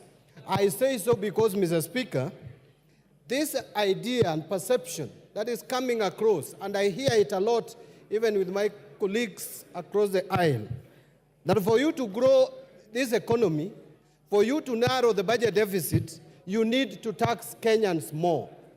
That is, nothing can be further from the truth. Mr. President, ask your team to compare and give you the data. When we passed the finance bill of 2023, what effect has it have on revenue collection? If you compare revenue collection up to 12 months leading to March 2024, the growth in revenue is 13.8%. Compare that to the same period ending March 2023, revenue growth was 14.5%, far much higher than revenue growth for this year, even in a year of election. The reason is simple. You are discouraging tax collection by imposing excessive high taxes which are discouraging business in this country.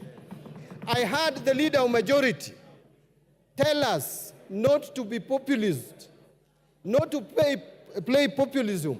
I want to remind Honorable Kimani Ichung'wah, that which you call populism, that which you call playing to the gallery, is what has made Kenya Kwanza government, which was just stamping, to climb down and accept what Kenyans had started saying early, and they were not listening. Therefore, we will continue playing populism if that is what is going to make Kenya Kwanza listen to us. Mr. Speaker, this government is giving you with the right hand and taking with another, the left hand. Why do I say so? We are being lied to as a country that now VAT on bread is going to be reduced, which anyway was not there in the first place. You are the ones who came up with this crazy idea. This crazy idea was not in our books. It is this government which came up with a crazy idea, and now they are telling us we should celebrate when we have caught them. It is like someone trying to steal your cow at night. And when you hear the footsteps of the cow and you come out and you shout and make noise, then he comes back with the cow and he tells you you should celebrate because I've not stolen it. We have caught you. The people of Kenya has caught Kenya Kwanza when they wanted to introduce tax that don't exist anywhere in the world, like motor vehicle tax. This government will go down as a motor vehicle tax government. Mr. Speaker, look at what the committee is trying to do. This Committee of Finance.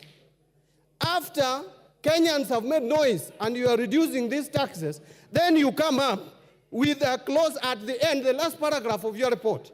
You are going to introduce a new clause to this bill, which was not there, called road maintenance levy.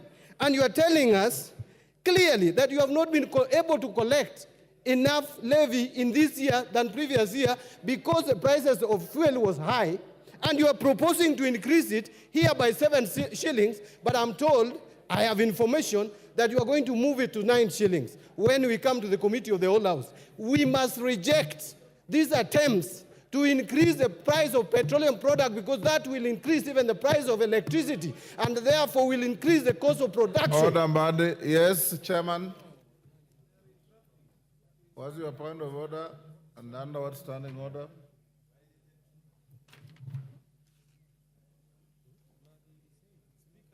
Give him the mic. Honorable Speaker, I raise under standing order number 91. Is it in order for my very learned colleague and senior in the profession to mislead He's not this House? learned, he's educated. Okay. My senior accountant. Gender Molo, you should defend the profession. Is it in order, Honorable Speaker, for CPA Bandi, an experienced accountant and a very experienced lawmaker, to say and to inform this House that the report on the finance and national planning is amending the road maintenance levy to increase fuel prices? He should know better that an increase in the fuel prices is contained under regulations on the Kenya Roads Board Act. And therefore, introduction of increase of fuel cannot be done on a finance bill. It is just a matter of simple logic that such an experienced legislator should know, Honorable Speaker. Yes, Badi, finish up. Badi, finish up. Give Mandi the mic. The mic. Mr. Speaker, I'm shocked that the chair of Finance and Planning Committee does not even understand this report. Let us go to page 3, is it 397 or 377? There is the last paragraph, Mr. Speaker, and I want to read it if you allow me. New clause 66. New clause 66, road maintenance levy. The committee notes that the road maintenance levy is charged on all petroleum. Don't want to read all that. It says, additionally, the committee to help raise sufficient funds to maintain and repair roads across the country, the committee recommends an increase of the levy pursuant to Section 3 of the Road Maintenance Levy Fund Act from 18 shillings to 25 shillings per litre on all petroleum products. Mr. Speaker, new clause means what? You are going to put a new clause. Order. You know, Mr. Speaker, yes, Kimani. I came to Parliament. Order.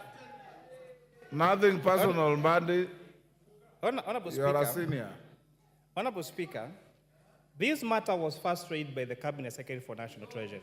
Wait, no, for Cabinet Secretary for Order. Transport. He has been challenged. Hold on. The committee extensively deliberated on this matter. And it's a matter of fact of law that you cannot bring an amendment to increase fuel through the Kenya Roads Management Act. And therefore, Honorable Speaker, so when the committee will be proposing amendments during the committee of the whole House, we have already submitted our report that this cannot be done on this finance bill, and that is a fact. So, in as much as Honorable Speaker, our friends here, on one hand, they are saying they want to discuss the finance bill, the proposals as they are. On the other hand, they are saying they want to discuss the report. I think they should also declare whether they want to discuss the finance bill with the report as it is. Order. Next, Murumba Chikati. Order. You have an opportunity to amend this bill at committee of the whole. So hold your horses and Murumba Chikati. Badi's time is over. Your time is over. Murumba Chikati. Isendos. Yes. Thank you, Mr. Speaker. Mr. Speaker, while supporting this bill, let me also try and look at the needs that are facing our country across the sectors. Mr. Speaker, one of the biggest challenges and why I support this bill. Yes, order, Chikati. What is out of order? Women Rep for Migori. Mr. Speaker, Under what standing order? you will get it. I'm a first time, I don't know the standing order well, but you need to know that there are women in the House. Mr. Speaker, kindly balance. If you can't see us, we can walk around, you'll be seeing that there are some female figures in the House. Are you alleging that Millie Odhiambo is not a woman?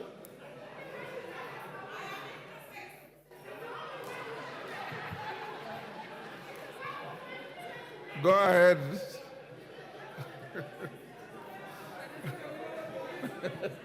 Yeah? Chief?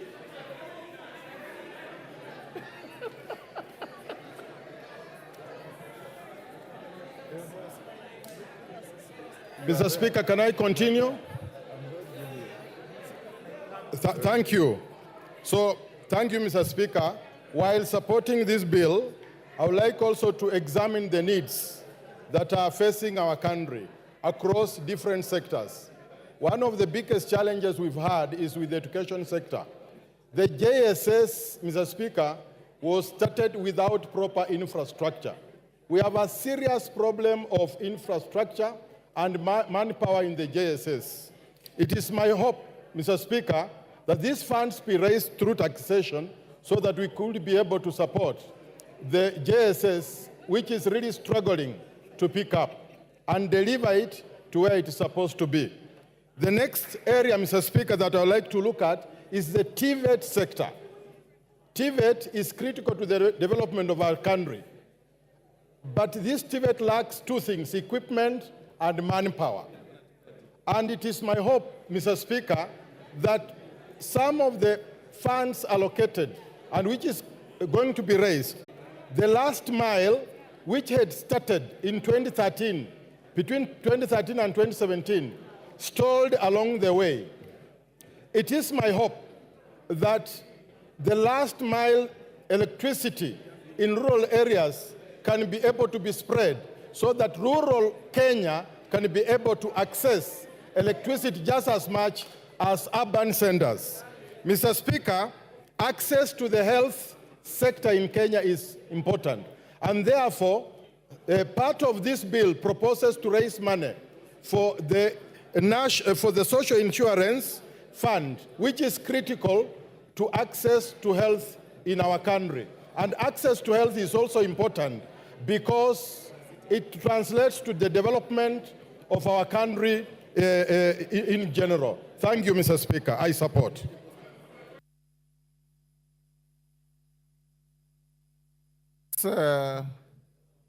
Chikatu, you finished? Yes. What's your point of order?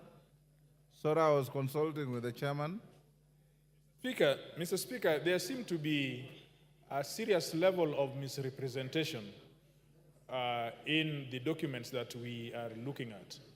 And we trusted that the report by which we are comparing the debate on the bill is accurate, is honest, and is straightforward.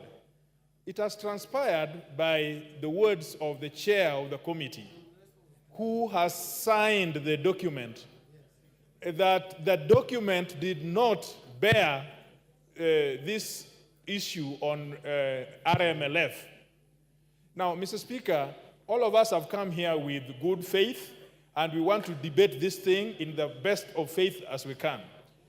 We have even accepted that these issues, although they are going to come in future, in fact, it is like we are anticipating debate, but we have accepted that the chair of the committee will do what is honorable, which will be to make these amendments at the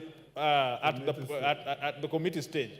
But if with this serious misrepresentation, if you work out the maths, you are talking about billions as arising out of that element of raising 9 shillings on RLMF.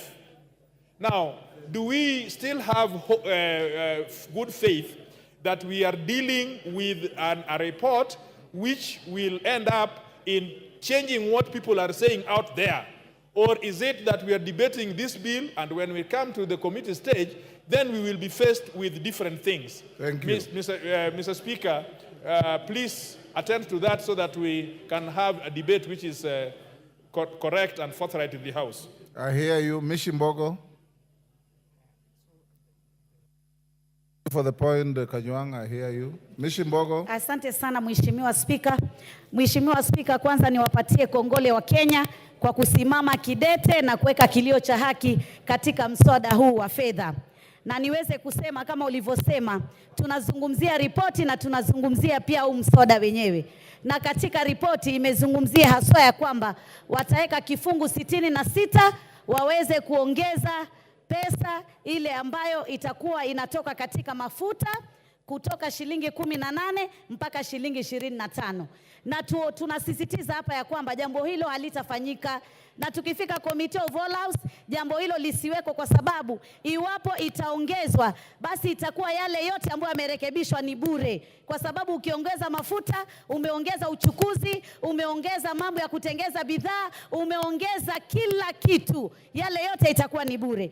Jambo la pili, Mheshimiwa Spika, hata sisi kama Wakenya iwapo tunataka kukimu bajeti yetu, haiwezi kuwa njia ni moja tu ya kuweka ushuru kwa Wakenya ambao ni walalahoi na wamefuka ukutani. Lazima tubadilishe mbinu, lazima tuwe na mbinu mbadala ya kufufua viwanda, ya kujenga viwanja na kutafuta njia ya kupata mapato ya taifa letu la Kenya kupitia rasilimali nyingi ambazo tunazo katika taifa la Kenya. Mheshimiwa Spika, niweze kusema pia haya mambo ya mazingira, kuongeza kodi ya mazingira, na tumezungumzia ya kwamba sodo na nepi kuwa zinapatikana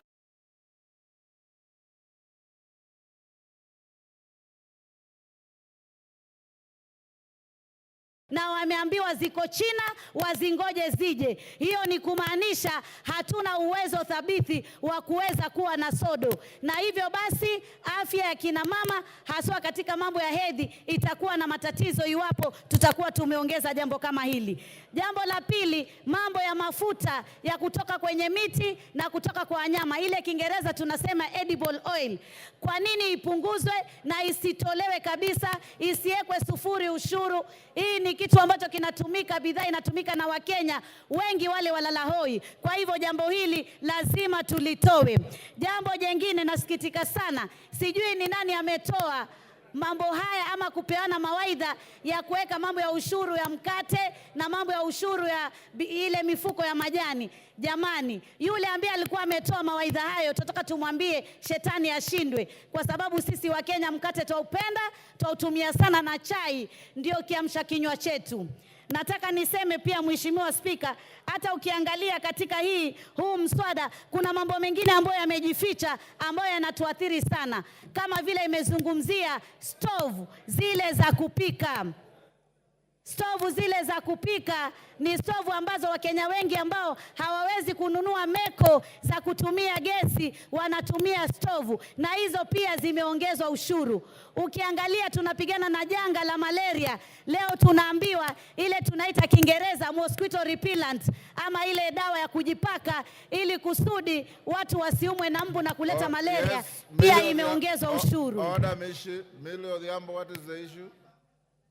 Under standing order? Mr. Speaker, under standing order 1.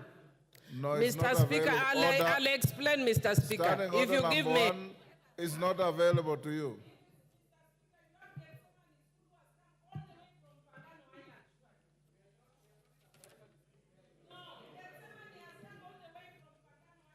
Millie, I have the school here and I'm going to acknowledge them, if that is what you want to raise. And it's out of order for you to shoot into the debate on finance bill to mention a school from Mfangano.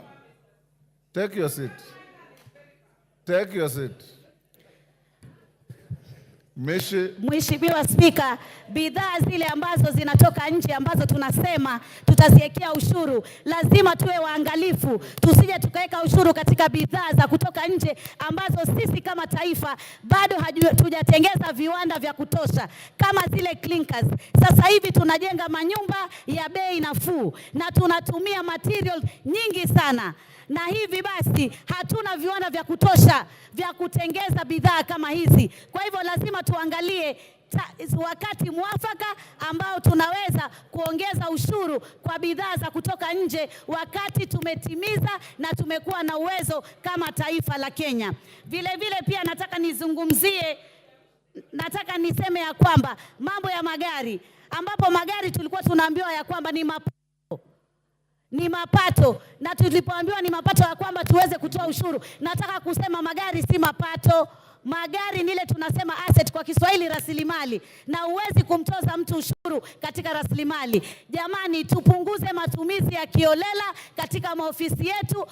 Ofisi ya naibu wa rais inataka kufanyiwa marekebisho, mabilioni ya mapesa. Ukiangalia bei ya kununua hiyo ofisi na bei ya marekebisho ni tofauti sana. Lazima tuangalie ufujaji wa pesa tuweze kusaidia taifa la Kenya, lakini tusitegemee mambo ya ushuru peke yake tukaona tunaweza kukimu bajeti yetu. Nataka niseme sisi kama Wakenya tuendelee kusimama kidete, tusingoje wanasiasa tunapoona mambo yanatukwaza, haswa haya ya kiuchumi. Tusimame sisi wenyewe kidete, tuweze kusikia sauti zetu zikizungumziwa. Jambo jingine ambalo ningetaka pia kuzungumzia, niseme ya kwamba tuweze pia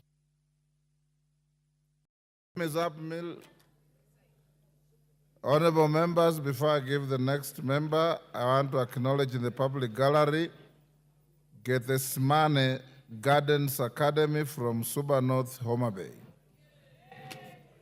On behalf of the House and myself, I welcome the students and their teachers to the House of Parliament. Thank you. Wanjiku Muya.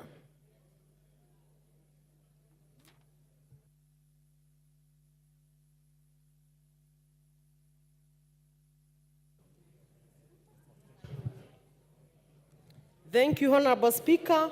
I stand to support the Finance Bill 2024 because the proposal from Nyandarua County and Kipipiri have been heard. And I want to confirm to the farmers from Kipipiri that their potatoes will not be taxed. But having said that, Honorable Speaker, as the chair of regional integration, I want to put information to the House that as EAC, we are a community. And I want to discourage members from debating and indicating that the bill is against the eggs from Uganda. That is not the essence of having a community. We can debate it nicely. The eggs from every region within the community are allowed. You can have them from Uganda. So constrain debating on that matter, because as long as you pay, but let us discourage to discuss that the eggs from Uganda, the onions from Tanzania. We are a community, we can also sell to them. Honorable Speaker, I want this House to be honest to the Kenyans and more to the Gen Z. Honorable Speaker, we have a budget. And because many members have debated on the issues that were raised by Kenyans, and I want to congratulate the committee by the very able chair, Honorable Kuria, because they had the proposal of Kenyans on vehicle, on agriculture, on all those things that have been debated. I want to restrain myself from debating on the same and seek that this House become honest for once to the Kenyans. Honorable Speaker, we must ask ourselves, do we need a budget? Of course, yes, we need a budget. How do we finance the budget? Honorable Speaker, the Council of Governors have been camping at State House asking for more funds. Honorable Speaker, these members, led by myself, have been camping at Honorable C.S. Murkomen asking for roads. Honorable Speaker, these members have been speaking of JSS teachers, asking for billions to pay them. These members have been speaking for the old, asking for more than 40 billions to pay the senior citizens. And so, it beats all the logics that we can join the public in the gallery and the bloggers and Jay-Z, and instead of educating them, that even if you go to the road, you can only go to the road, but then you don't need to have the roads in your constituency. Instead of us as members informing the public that we need money, 600 billion for education, we are supporting the public and raising the emotions, which in my view, I think it is dishonest. It is honest to educate the public that the county governors were camping at State House because the citizens, in fact, is a cycle, Honorable Speaker, the citizens back home were also camping at the governor's residence and their offices asking for projects. Why we go to Murkomen is because our citizens also come to our offices, our phones, and our homes, also asking for the project. So it is a whole cycle. And somehow the budget is also political. You need to do a road in your constituency. The governors need to do their project in their counties. Where will the president get the money? The money has to be raised. And then there is no need of raising emotions and trying to support the bloggers who are only saying reject the finance bill, and yet they are not saying reject the roads in our constituency. Honorable Speaker, I want to put a point about the treasury boards. As much as we want to defend the locals, we also need money, and no village can stay alone. We also need money from investors. I have seen that the Treasury Board, particularly the infrastructure, and I'll be moving an amendment I have already put possibly to your office or the clerk. It will be charged effective July 5%, while for investors will be charged 15%. I feel this is very high, on the very high side, and for purpose of continuity of government earning money and quick money from treasury boards, particularly the infrastructure, it is my hope that my amendment and those who support me will go through. Honorable Speaker, without so much, I just want to insist that this House be honest. We need a budget, and a budget. Thank you, Muya. Honorable members, I want to repeat what I order. Those who intend to file amendments, remember we said by 1 o'clock tomorrow, you must have filed your amendments. Beyond that, they will be rejected. Okay? Babo Wino.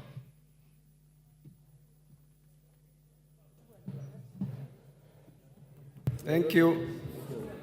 Thank you, Mr. Speaker. Mr. Speaker, I rise to oppose the bill, the Finance Bill 2425, based on the following grounds. That number one, Mr. Speaker,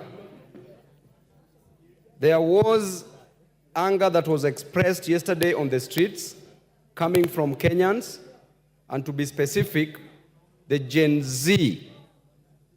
The Generation Z revolution that started yesterday reminds me, Mr. Speaker, of number one, the revolution that took place in China, the Chinese Revolution, that was also known as the Peasant Revolution or the Mamamboga Revolution, that occurred in the year 1949, which was headed by a gentleman called Chairman Mao Zedong, together with Deng Xiaoping.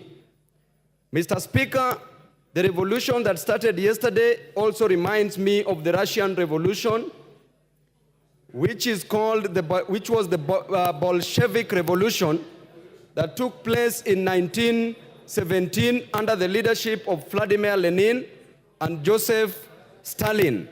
It further reminds me, Mr. Speaker, of the Bourbon Restoration in France, the French Revolution that took place in the year 1789, that was headed by Maximilien Robespierre together with Napoleon Bonaparte, the military genius. Mr. Speaker, that revolution advocated for three things. Number one, equality and fraternity. Can you just shut up as I pump knowledge in your empty mind? Kagombe. Baba, will you not take your seat? Yes, give Kagombe the...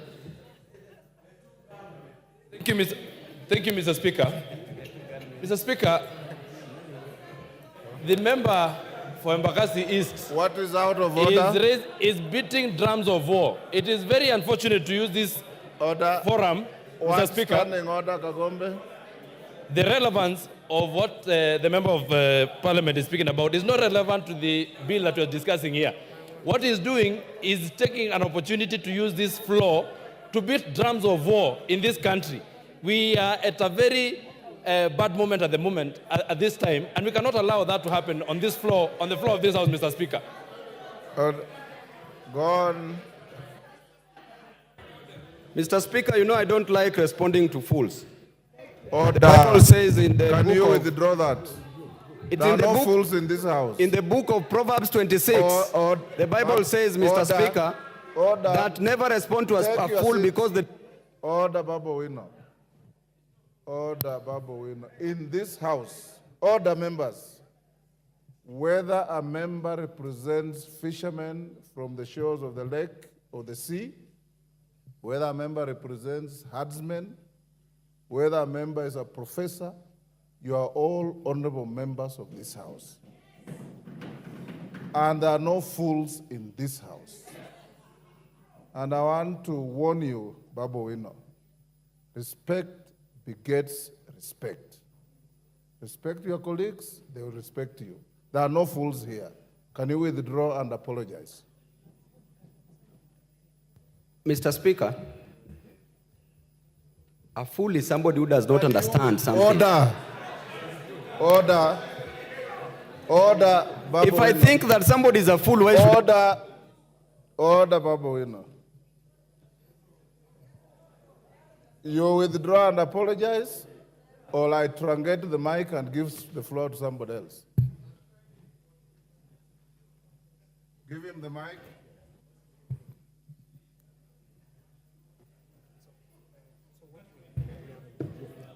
Yes, Babu. I withdraw. And apologize. I don't apologize, Mr. Speaker. Withdraw and apologize. You can give the mic to somebody else, Mr. Speaker. Okay. And I don't withdraw. Okay, truncate the mic. Mutunga. Yes, Chonga. Give the mic to Chonga. Thank you, Speaker. Mr. Speaker, you made a statement before the House went for lunch that people should not even need to remove their cards from the sockets. Mr. Speaker, they didn't. I went there, Mr. Speaker, after lunch I was number 7. When I came here, I was told I'm still number 7. Right now, the number of members who have contributed are more than 30, Mr. Speaker. So I wanted to know whether indeed you are still going with the list, or maybe you have changed the rules so that those who may not have a chance to speak can do something else. Honorable Chonga, utaongea, hakuna shida. Honorable members, as you debate this, I want to repeat this. You know, there are people with various levels of education, various levels of knowledge, various levels of wealth, and many other things. Humility costs nothing. Respect costs nothing. The fact that somebody has said something you don't like doesn't make him a fool. The fact that somebody has said something you don't agree with doesn't make him a fool. Enda soma kitabu kiliandikwa na Mwalimu Nyerere akifafanua tofauti ya pumbavu na mjinga na utaelewa. Endelea, Bwana Mutunga. Thank you, Honourable Speaker, for the opportunity to also add my voice to this debate. Honourable Speaker, I stand to support the adoption of the committee report towards the amendments to the finance bill. Honourable Speaker, Kenyans have spoken and Kenyans have been heard. Many are times when you say that Kenyans are not heard, but this time around, Honourable Speaker, Kenyans have been heard and they have significantly changed the content and context of this bill. Honourable Speaker, the importance of the finance bill is that it gives the government the ability and the force and the mandate to support development, to support the running of the government itself.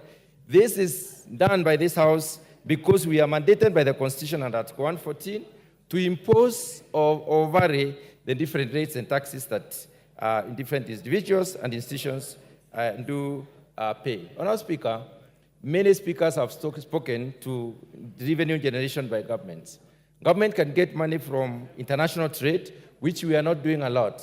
International trade does not mean one way. It's not importation. A lot more of exportation so that we may be able to earn foreign exchange and even make money as a government through taxes. Strengthening of the shilling is another one, but I want to dwell a lot more on the corporate and individual taxes. Honestly, this is the main source of income for this country, and therefore for us to be able to even engage in manufacturing, for us to be able to diversify the sources of revenue for our economy, we must be able to get money to invest. And the only way we can get this money is through taxation. Honourable Speaker, imposition of taxes sometimes will help us in various ways. Let me look specifically at the import substitution. Honourable Speaker, say for the foreign exchange increase, the imposition of the taxes also increases the possibilities for employment. We have very many Kenyans out there who are not employed, and we need to have them employed by creating possibilities for them. There are specific provisions within the report which basically vary the taxes. For instance, excise duty on potatoes, onions, and table eggs. I would like to dwell on this for 1 minute, Honourable Speaker. When we import potatoes, we make sure that our farmers do not produce. When we import onions, we export labor for our farmers. We bar them from producing. When we import eggs, for the table eggs, we make sure that our poultry farmers do not have market or they cannot sell competitively. So, Honourable Speaker, barring those ones through taxation or imposition of import duty is important. But there is a specific egg that is excluded, and this is the viable egg, which is basically used for production of day-old chicks. That is an input. It is not for the table. Honourable Speaker, eco-levy has been introduced in some of the issues, and I want to specifically dwell on the tires. Honourable Speaker, many of the people speaking in the social media are alluding to the fact that tires especially for the wheelbarrow, for the motorbikes and others have a tax. The tax has been removed, and it is important for Kenyans to know that the motorcycles that have got a duty on them and those that are fully imported when they are fully assembled, not the ones that are assembled in Kenya. Specifically on agriculture, Honourable Speaker, the VAT on cane transportation has been waived off, and this is important for purposes of reducing cost to the farmers. Let me talk about the issue of alcoholic beverages. Honourable Speaker, the movement from levying alcohol on quantity and specifically going to the alcohol content is important because it will bar our young people from engaging in very concentrated alcoholic substances. Honourable Speaker, there has been an exemption of duty, a proposal for exemption of duty within this report for the beverages originating from sorghum, millet, and cassava. What this does, Honourable Speaker, is basically to improve the production of these particular commodities and therefore encourage production of other beverages through them. Honourable Speaker, there has been improvement within the report of disposable income. This is as a result of, for instance, levying 5% of the gross income on the per diems as the waiver, which will increase the disposable income as opposed to the previous 2,000. Honourable Speaker, the inclusion of SHIF and the housing levy as statutory deductions also increases the disposable income. The final one, Honourable Speaker, I want to talk about is the motor vehicle circulation levy. This was a major issue, and I had also proposed to bring an amendment on this particular issue, but I'm glad the report recognized that and did away with it. Honourable Speaker, this report is balanced. We must raise some money. We cannot reduce everything. We cannot remove everything. We should be able. Thank you. Honorable Oundo.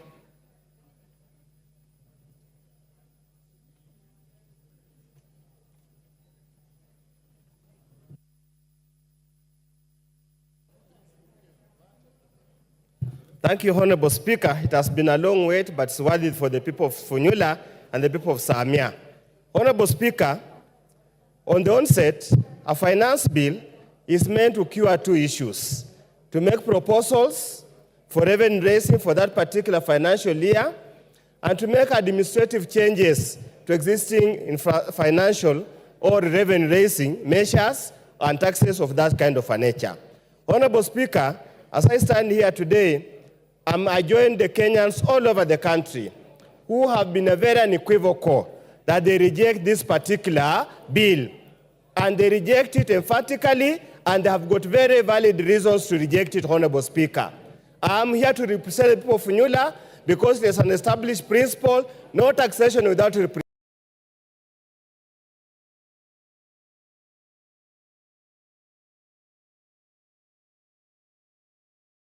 representation. So, Honorable Speaker, I'm here on behalf of the people, and I state what the people of Kenya have told me.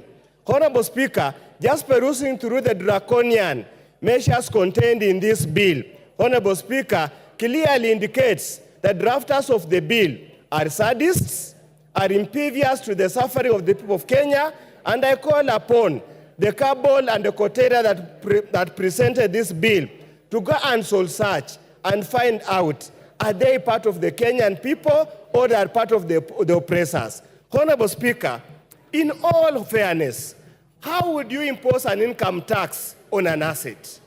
How?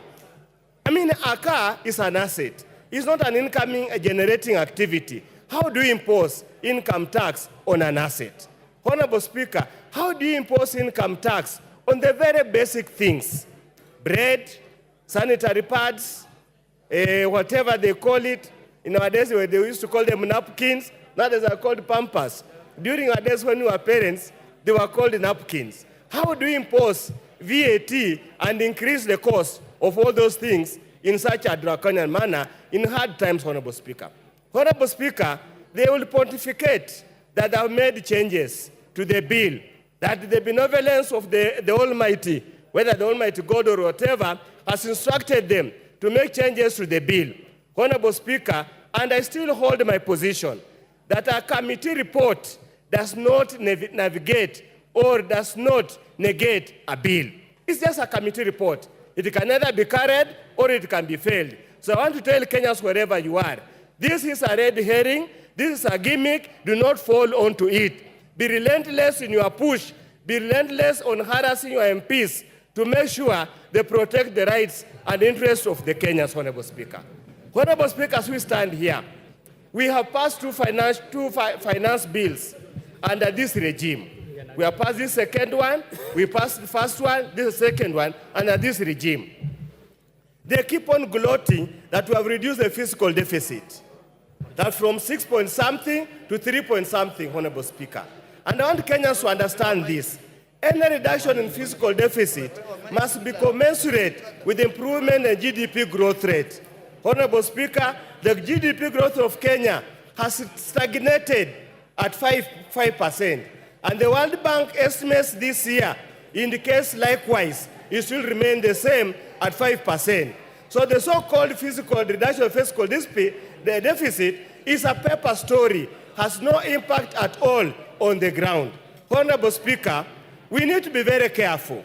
This is a country of close to 50 million Kenyans, and all Kenyans must be treated equally without discrimination.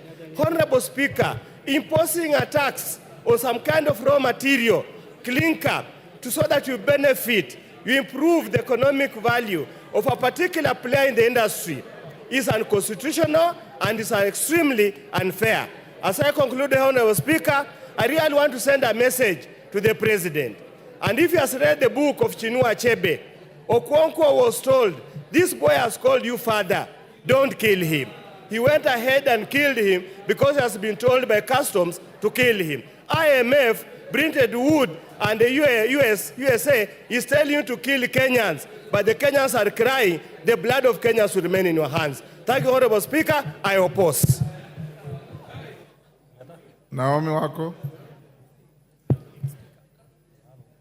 I have the mics. Thank you, Honorable Speaker, for allowing me to add my voice to this very important debate on Finance Bill 2024-2025. And from the onset, I confirm that I support and also congratulate the committee led by Kimani, as he has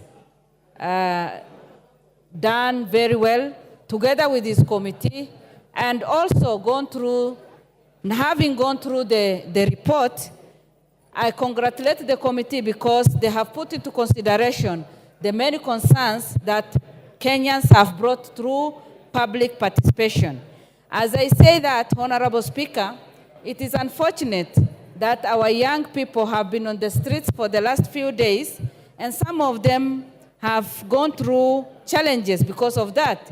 Others have been injured, and that is just because somebody somewhere is spreading lies, talking a lot of lies to the nation and misleading the nation.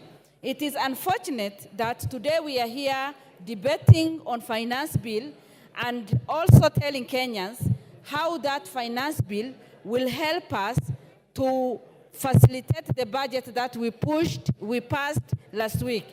Honorable Speaker, I have been visiting some of the ministries, and anytime you go to the Ministry of Transport, you go to Health, and you go to different ministries, you find our honorable members, colleagues, waiting to be served and demanding for projects to be taken to their constituencies. And unfortunately today, they are here fighting the methods of financing our budget and supporting the budgets they have been pushing for. When some of us are here in the House and debating and trying to push the agenda for the government, them they are moving from one place to the other, looking for opportunities to do businesses in the ministries and with the Kenyans, and today they are here fighting and misleading Kenyans. Honorable Speaker, the most important thing that we can do today, it is to help our government to be self-reliant. And by doing that, we will be able to reduce the dependence on foreign assistance, the finances that we receive from there. When we took over this government, it is quite clear that the economy was very bad. But today, we are not there.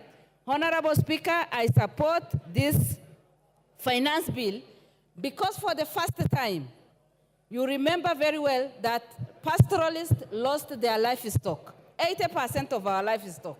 And for the first time, 1 billion has been put in the budget, which this finance bill will support. For the first time, the school feeding program has been well catered for. For the first time, the teachers, 20,000 teachers will be added, and again, after employing 50,000 teachers. Honorable Speaker, the government is quite focused, and that is why, and listening to the people, we have that listening here. The government has been listening through public participation, and that is why today we are saying 16% VAT on bread has been removed. VAT on transport, on sugar, and has been removed. And no increase on mobile money transfer. It remains 15%. And these are some of the things that activists keep cheating people and spreading lies and making our young people to go on the street. My advice to people is, let us support this and see the fruits, because by passing false information to people, we will not help them. But by passing this, then we'll be able to support our budget and facilitate different ministries so that we can bring the transformation that we want. I fully support, and let us make sure that Kenya is self-reliant. Thank you, Honorable Speaker. Susan Kiamba. Thank you, Honorable Speaker, for giving me a chance to also contribute to this very important bill. First and foremost, I think it's prudent for Kenya to compare itself with our neighbors in terms of the tax rate. But I think it is evident that as we compare ourselves with other peoples in the region who are taxing their people much more than us, we have to look at the local context where our Kenyans are. Kenyans now are economically at their knees, very vulnerable. And anybody attempting to add anything on top of the suffering Kenyans, it will not actually do justice. So I think it is very dishonest for us to compare ourselves or to get inputs from international financiers and imagine that Kenya is in the same situation. It's important to realize that since COVID-19, the economy of Kenya has not picked up. And having to tax Kenyans higher than that is making them not only vulnerable, but actually not being in a position to survive. Secondly, this debt we have been talking about, everybody says we are taxing them because we have to pay our debt. And I say, right, we have to pay our debt. But this debt has been acquired over a period of 61 years. You cannot acquire debt in 61 years and you want to do away with the debt in 2 years. That means overburdening the people. We have to be strategic in dealing with the debt. We are not dying tomorrow as Kenyans. We need to pay the debt in a manner that enables our people to continue to grow. So when I hear this passion of wanting to tax Kenyans so that we pay a debt, we need to recognize that this debt is very old. And we need to be strategic and then deal with the debt for the next 5-7 years. And that way will allow our Kenyans to survive. Thirdly, Honorable Speaker, it is very shocking, even since Finance Bill 2023, we are borrowing money to do reproductive activities. We say we are poor, we need money. But the little money we get, we go and put in housing. We go and put in health care.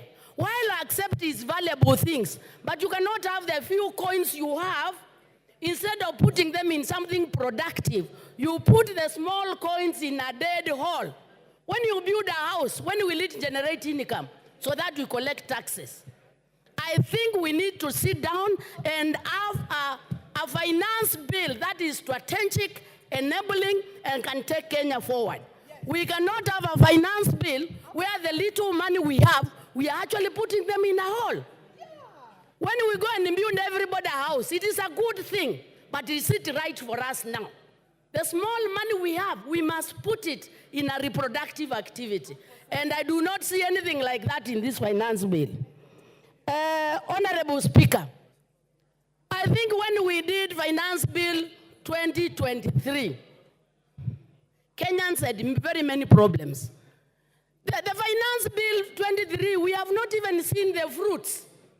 People are still in burden. They are still overburdened. We've never seen the fruits. I think it is prudent. I think it is prudent to wait for the interventions we did, to wait and see where the kind of fruits we are getting, so that the finance bills are progressive, building from each other.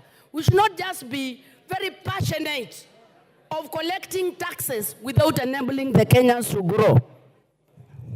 Let's look like some of the investment. One of the very strategic projects in Finance Bill 2023 was the Hustler Fund. Where are we in Hustler Fund? Nowhere. Getting money, putting in horse, and then you ask Kenyans to give more money. From where? You cannot milk a cow that is eating nothing. Amen. We need the Kenyan citizen to be fed with something to promote the economy so as to milk. How do you milk a dead cow? The Kenyan citizen is dead. We need interventions that enable the Kenyan person to thrive.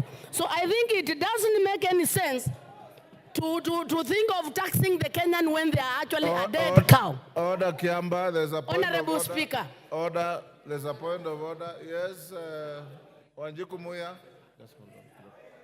What is your point of order and what standing order? Give her the mic. Honorable Speaker, I'm standing on point of order number 91. Is the member in order to state to the House and mislead the nation that there is no hustler fund? Can she substantiate? And secondly, for the member to say that there is no fruits and she is even earning the salary herself. And CDF. Kiamba, your time is up. Your time is up. John Paul Mwirigi. Your time is up. John Paul Mwirigi.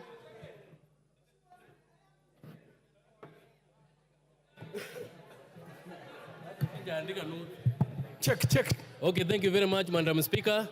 Madam Speaker, I rise also to contribute on this motion, on this bill, Madam Speaker. Madam Speaker, the Kenyan citizens, Madam Speaker, sent us to this house, Madam Speaker, to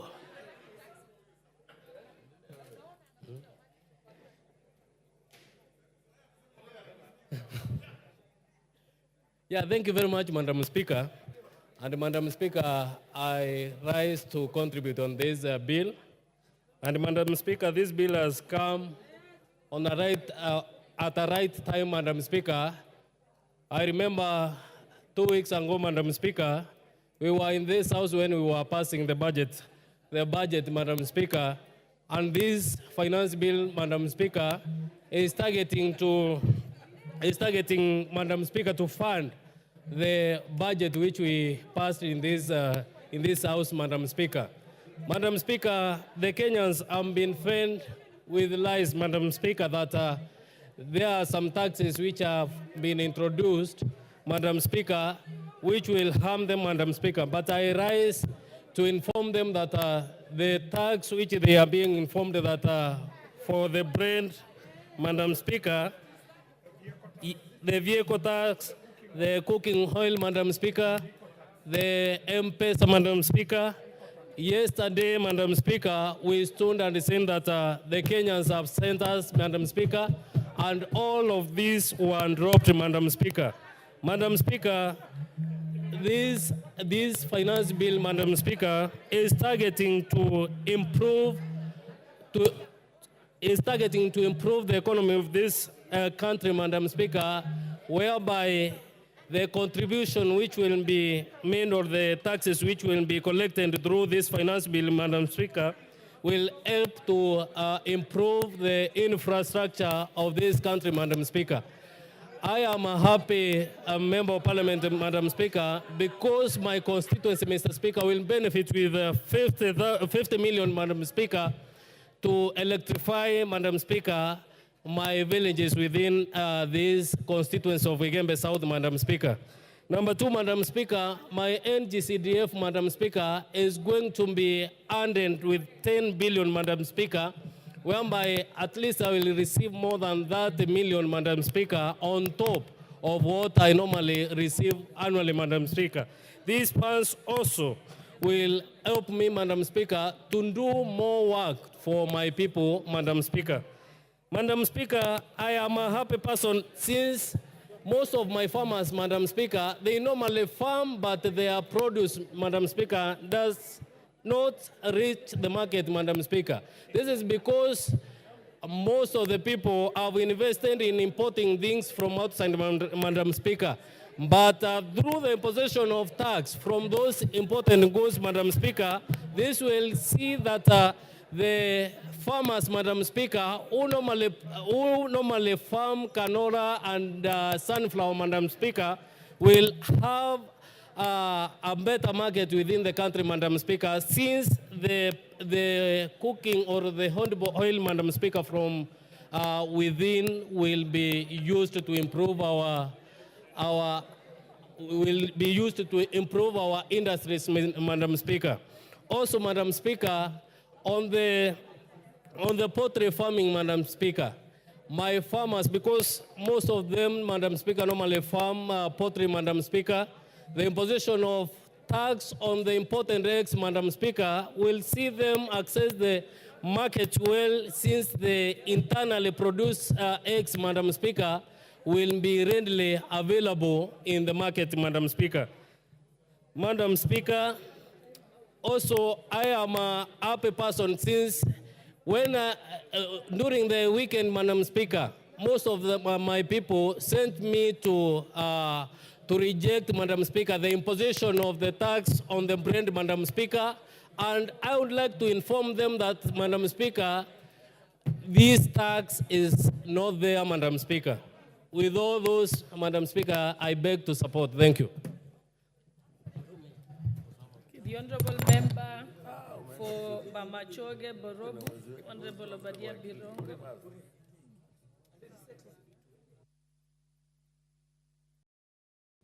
Thank you, Madam Speaker, for affording me the opportunity to address this House.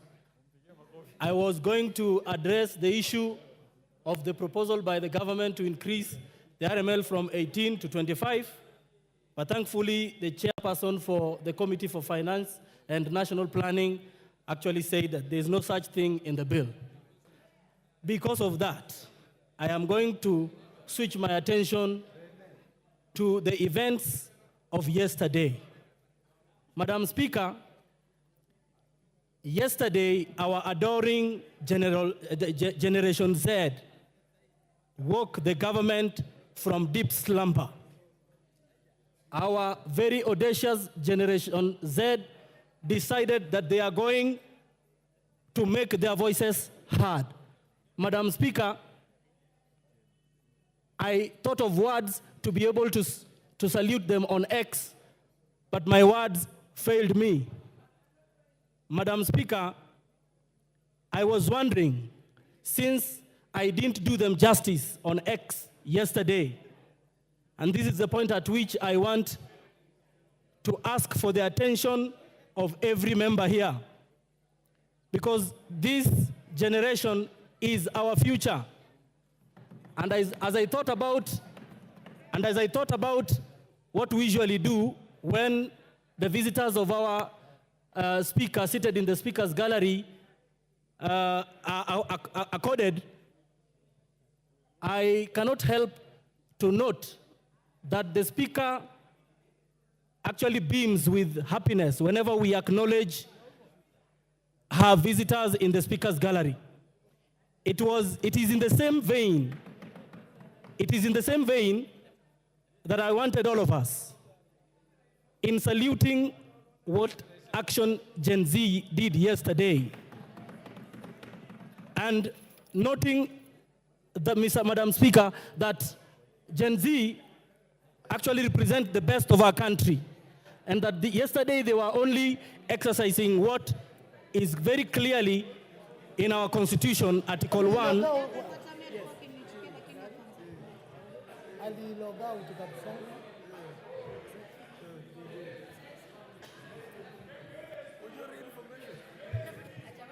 Yes, you may proceed, because I hear it's your maiden speech. So. Now, thank you so much. And so in honor of Gen Z action yesterday, I wanted to ask all of us to stamp our feet in recognition of what they did yesterday, because it was all constitutional. Thank you, Madam Speaker. I thank you. The Honorable Member for Githunguri.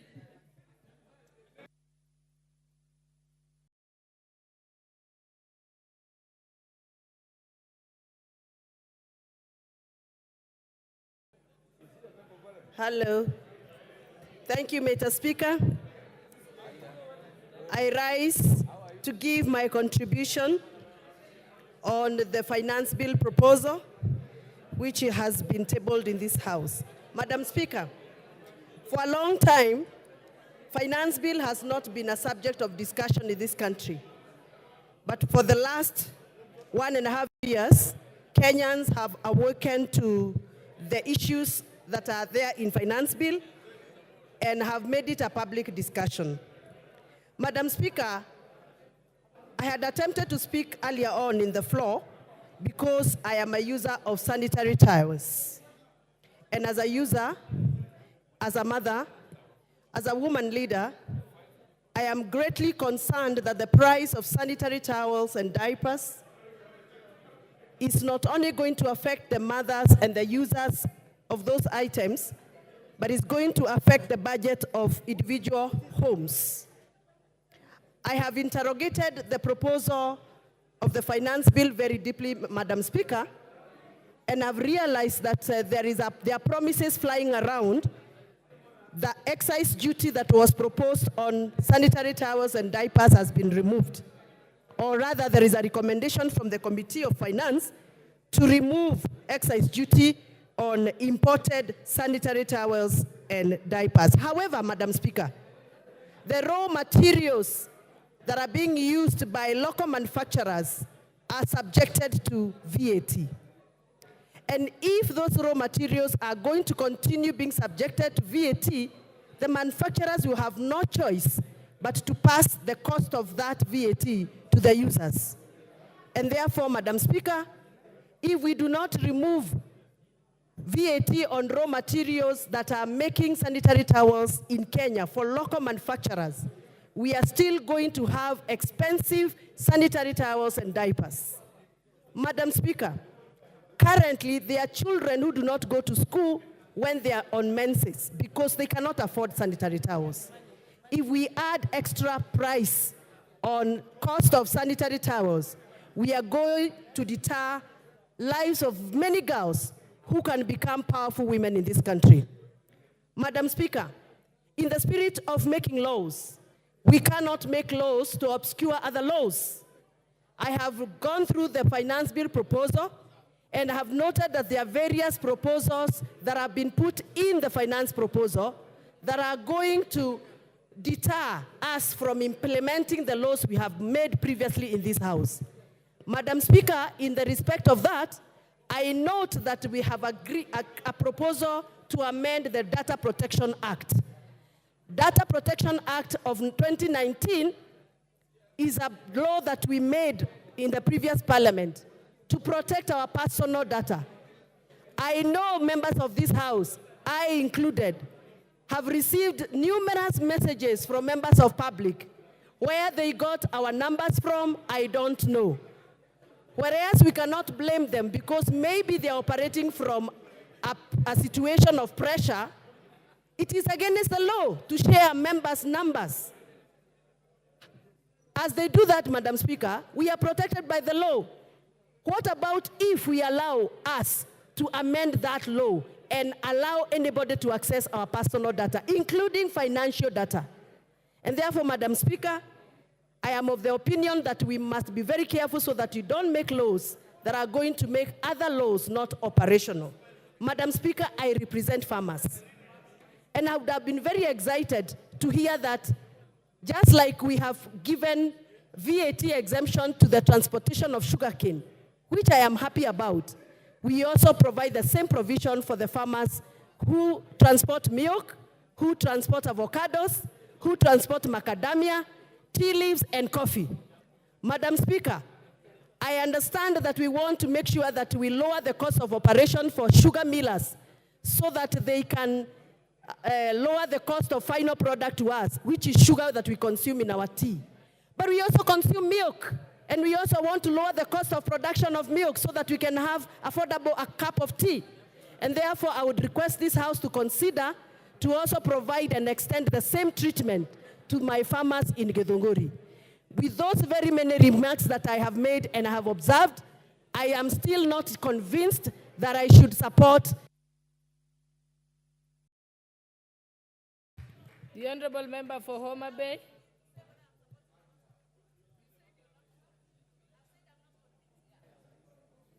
The Honorable Member for Homa Bay.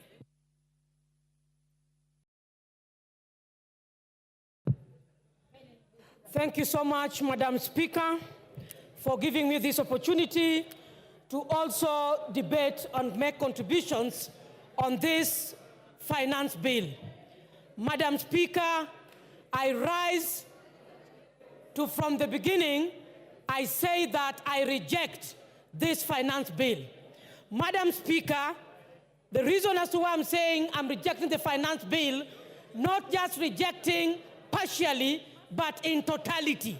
Because, Madam Speaker, this is a finance bill that from the onset, there is always increased taxation, item by item, detail by detail, up to the end. I want to say, Madam Speaker, because I recognize that we were advised by the Honorable Speaker Wetangula that we can present our contributions based on linkages, based on our opinions, based on the budget, and based on the finance bill that is current on the table. Madam Speaker, I want to say that as Kenyans, first and foremost, we were disappointed with the presentation that was given by the PS Treasury. Madam Speaker, I want to say that Kenyans keenly listened to how revenue was going to be generated to fix what is proposed in the budget. Madam Speaker, I want to say that Kenyans were left shocked because what was proposed, one of the things was we raised revenue because we want to sort out our pending bills. Madam Speaker, it is on the floor of this House that we were told that we have to wait for consolidation of the pending bills in this country by October. For that reason, Madam Speaker, I reject even the reason as to why we are increasing the taxes so that we can foot our pending bills. Madam Speaker, I want to say that this House, the leaders must rise up and support. And I want to ride on the presentation by MP Honorable Sylvia, who said that personally she does not understand what a finance bill is. I want to say that even yesterday we know that our colleagues were invited at State House. I thought they were going to make meaningful contributions, Madam Speaker, and give contribution as to why they think they are under siege in the respective constituencies where they come from. Madam Speaker, I want to register in this House that we share as colleagues, but the kind of issues that we are saying that we are relying, there's me of this other side of opposition, is relying on social media. Why did they choose to act, Madam Speaker, on the social media by telling us along the corridors, choose to act on the issues of social media? Why did they choose to respond to the Fourth Estate? Madam Speaker, I want to say that public participation needs to be redefined in this House. Yesterday, when we watched over the television, Madam Speaker, I saw a desperate minority whip. That is, I saw a desperate Honorable Whip Osoro, when he was very desperate of trying to convince Kenyans and deeply thinking on how taxation on bread has been dropped, on how taxation of motorcycles have been dropped. I saw a desperate and so much a person who is under pressure. Madam Speaker, I want to say that we must stand firm on the floor of this House and rise beyond numbers. Issues of numbers does not arise when we are talking about finance bill. Madam Speaker, I want to say that finance bill 2023 can equally be applicable on this budget that we want to appropriate. Madam Speaker, I want to say that there must be progression on how we generate our taxes. Madam Speaker, private sectors, I wish you gave me 1 more minute, Madam Speaker. Madam Speaker, I have valid points. Kindly, I'm requesting for 1 minute, Madam Speaker. Thank you so much. Being a woman speaker, you know very well the problems we have. I've traversed in these industries. Private sectors are key. If they migrate from this country, we must take care of their interests. When we talk about zero rating, we go to standard rating. We are talking of exempt. The final sufferers are consumers. President Yoweri Museveni said that Kenyans must learn to produce and manufacture their raw materials. Where is this in finance bill?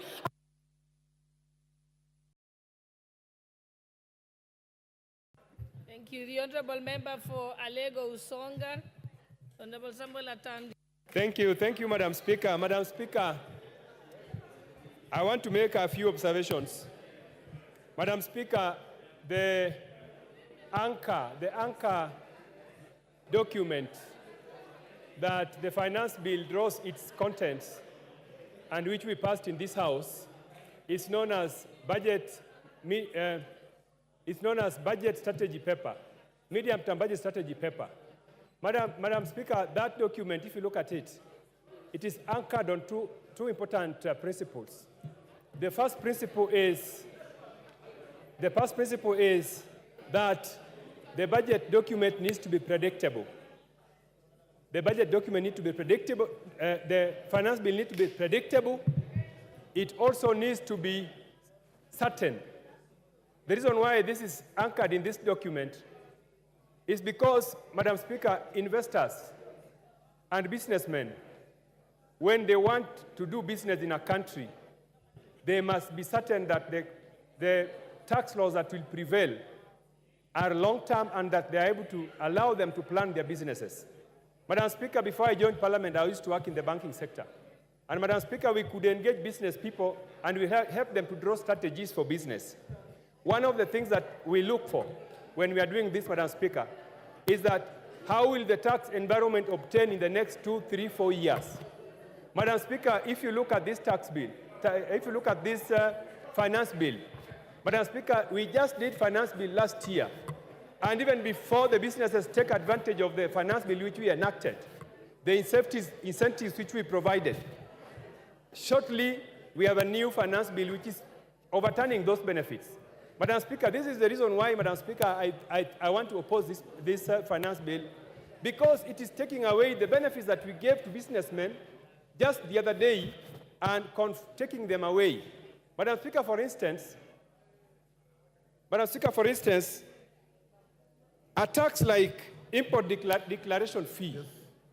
In the last finance bill, we had lowered this tax because we realized that there are so many raw materials which our companies need, our industries need, which we must import. Now, in this finance bill, that tax has been raised by 1%.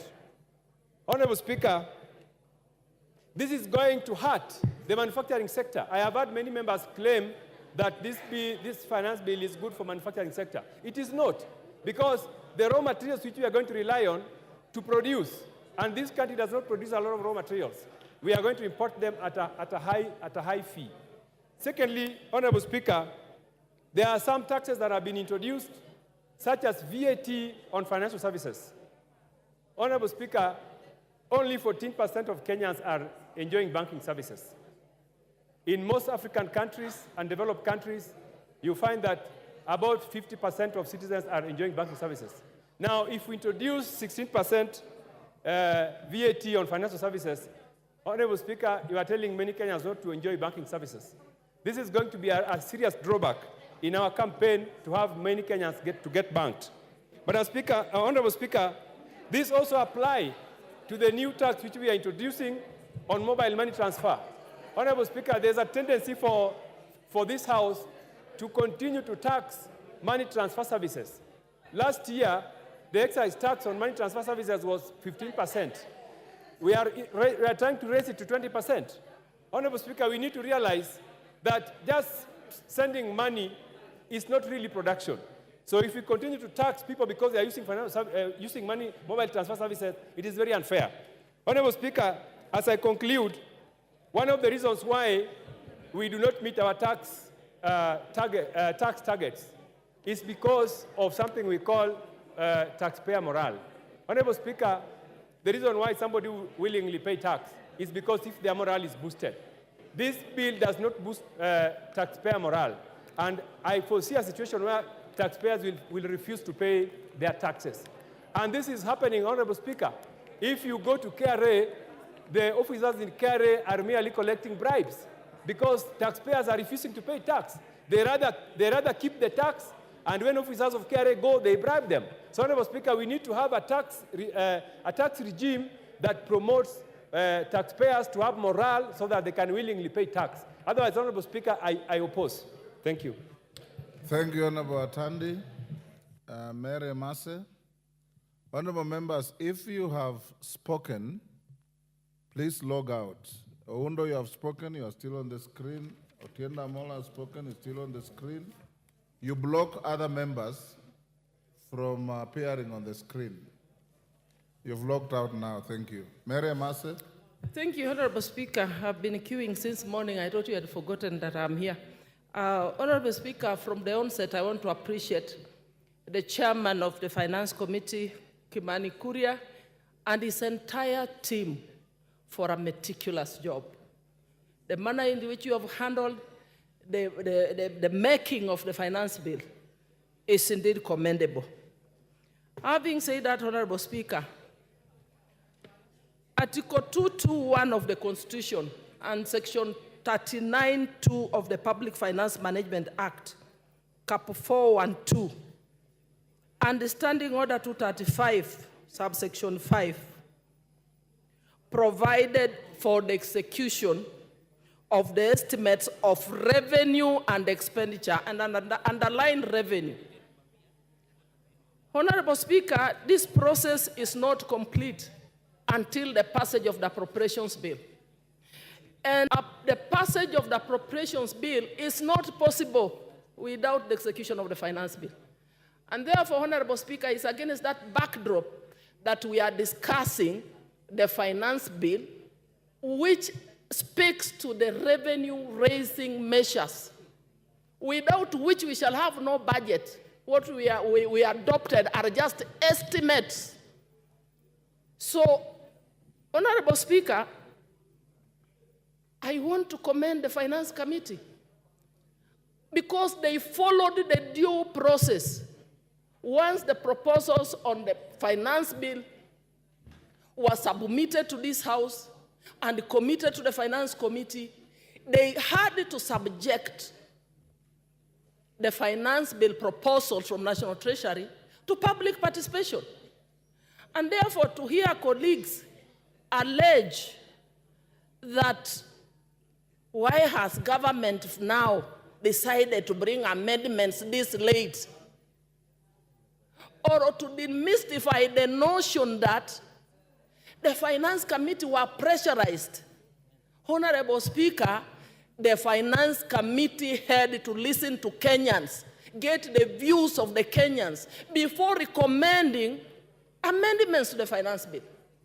Honorable Speaker, we are here as representatives of the people. We are the watchdog. We are the ones to oversight the executive. That is why when the executive proposes anything, it cannot just be passed. There is a committee that does the scrutiny, the review, they have to discuss, they have to do public participation, then make recommendations to amend and bring to this House for all of us to adopt. They do that on our behalf.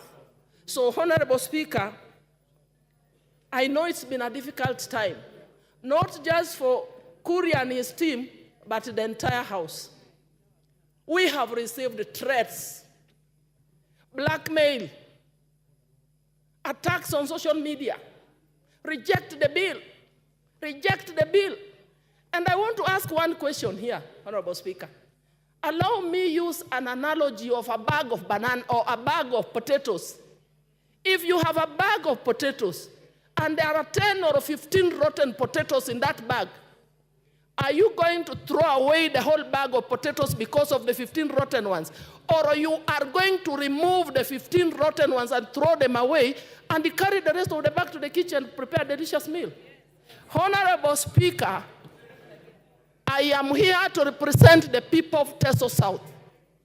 They have given me the mandate to represent them. They have needs. So I will support the bill as amended. The committee has removed 2.5 tax on motor vehicles. The committee has removed 16% on edible oil. The committee has removed some of the most contentious proposals that Kenyans did not agree with. They are proposing to remove, and we will be passing them during the time. Hold on, Irene Mayaka, what is the problem? Thank you, Honorable Speaker. Honorable Speaker, this is something that I've just noted from my senior, who I respect a lot, and other members. We are not talking about the bill as amended. The bill has not yet been amended. It is the report that is introducing amendments to the bill. So we need to be very clear on that particular fact so that we do not mislead Kenyans. She's actually not out of order because I heard her say the committee has proposed. But what did she say? No, no order. Yeah. If that's what you said, Mary, you're out of order. No bill has been amended, but there's a proposal from the committee to amend the bill. So you have two documents. The bill as is, the committee report with various proposals, including those amendments. So if you want to talk about changes in the bill, talk of proposals, because we have no amendments yet. Honorable Speaker, I mean proposed amendments that the committee has recommended as per this report. And Honorable Speaker, allow me point to one. Yes, thank you, Honorable Speaker. Honorable Speaker, I'm saying that the committee has made proposed amendments to the finance bill. The way it was originally, I want to agree with Kenyans, there were proposals that were contagious that we must deal away with. So I will support with the proposed amendments, and in particular, I want to respond to one proposed a VAT on financial services, on internet, which was going to affect especially the Gen Zs that you're talking about, the hustlers who are the students in universities. The proposal to remove that, to delete that proposed tax is indeed commendable. Dr. James Nyikal. Thank you, Mr. Speaker, for giving me this opportunity. I really appreciate. Order, Nguna, what is the problem? Mr. Speaker. CNN, what is the problem? Hold on, Nyikal.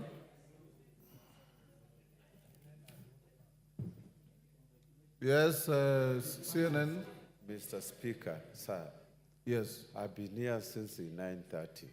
And from the screen, it is clear I'm the one who is supposed to speak after Mary Emase. But anyway, let me be Take patient. your seat. I hope I'll be the next. Take your seat.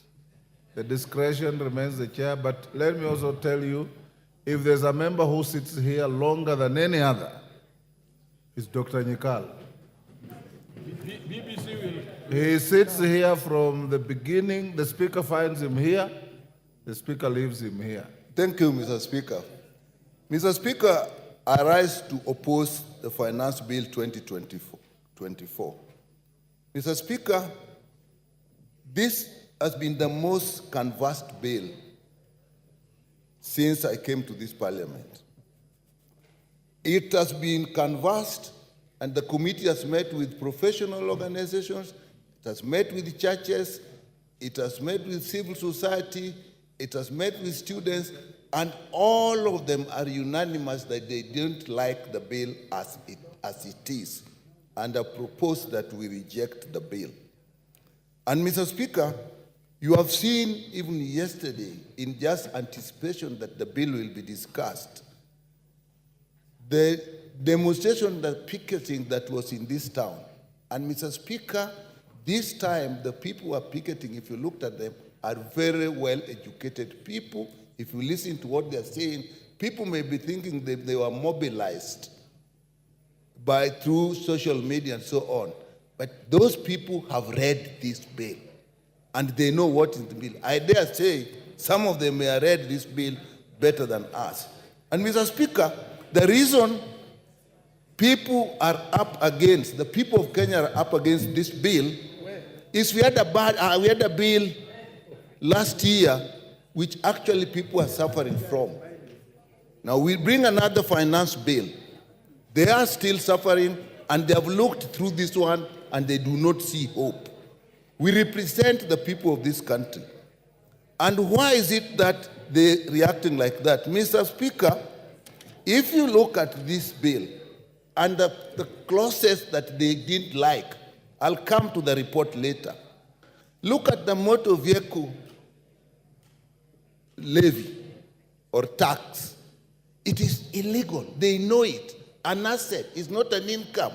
It is there. And when you do that, all people suffer, not just the people who own vehicles, because it will include transport vehicles. If you look at tax on digital market, and that I think is why the young people are out.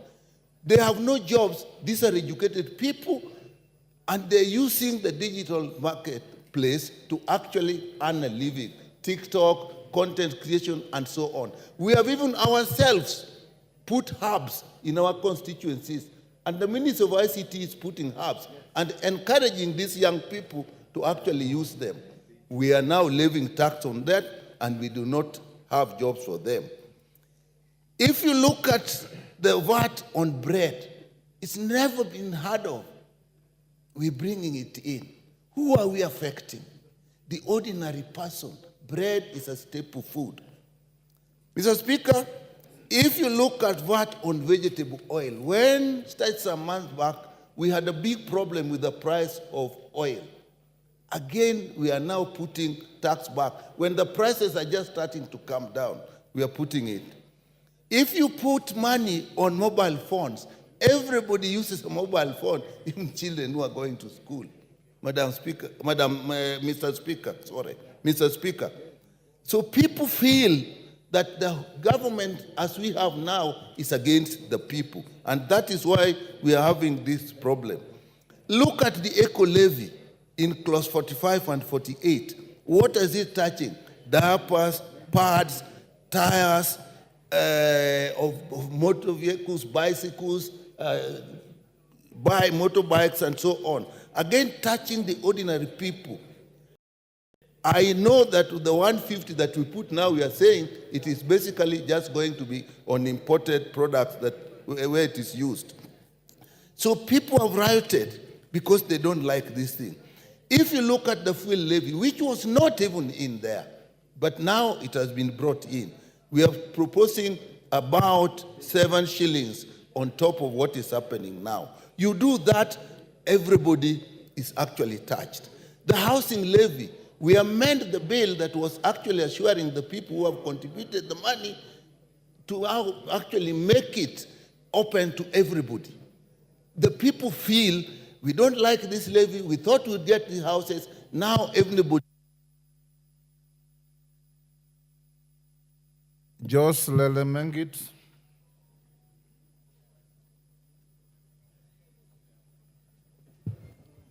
Thank you, Mr. Speaker. First, I would like to be in agreement and also join hands with the other colleagues in supporting this bill. This bill has a big win for Kenyans.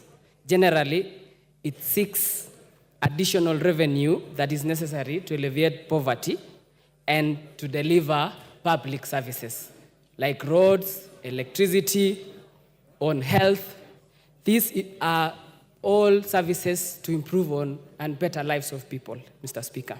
Additionally, Mr. Speaker, this bill seeks to increase the disposable incomes for millions of Kenyans that are employed. And I want to say this, Mr. Speaker.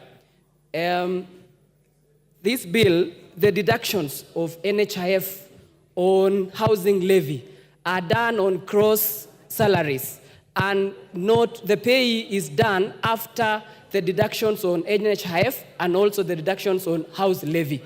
For example, your Honorable Speaker, I've done calculations. Any salaried Kenyan earning 50,000 shillings. Right now, his net pay is around 49,000 shillings. But with this new finance bill, Mr. Speaker, the same Kenyan who is earning a gross salary of 50,000 shillings is going home with around 42,000 shillings. So there is an additional almost 3,000 shillings, Mr. Speaker. And this is for all the salaried employees in Kenya. So I want to be in agreement with the chair and the team who came up with this proposal of the finance bill that this finance bill is putting more money in the pockets of employed Kenyans. That is about 13 million Kenyans who are employed, both in government and the private sector, Mr. Speaker. Secondly, Mr. Speaker, I want in the common principles of commerce, high school commerce, and I want to mention this for Honorable Babu Owino and Selassie and Honorable Junet, because they think alike and opposing this bill. It dictates that you have to put tax levies on importation so that we can give room to the local industries to spur in those economic growth. Yes, Honorable Selassie, what's the problem? Yes, sir. Take your seat. Give Selassie the mic.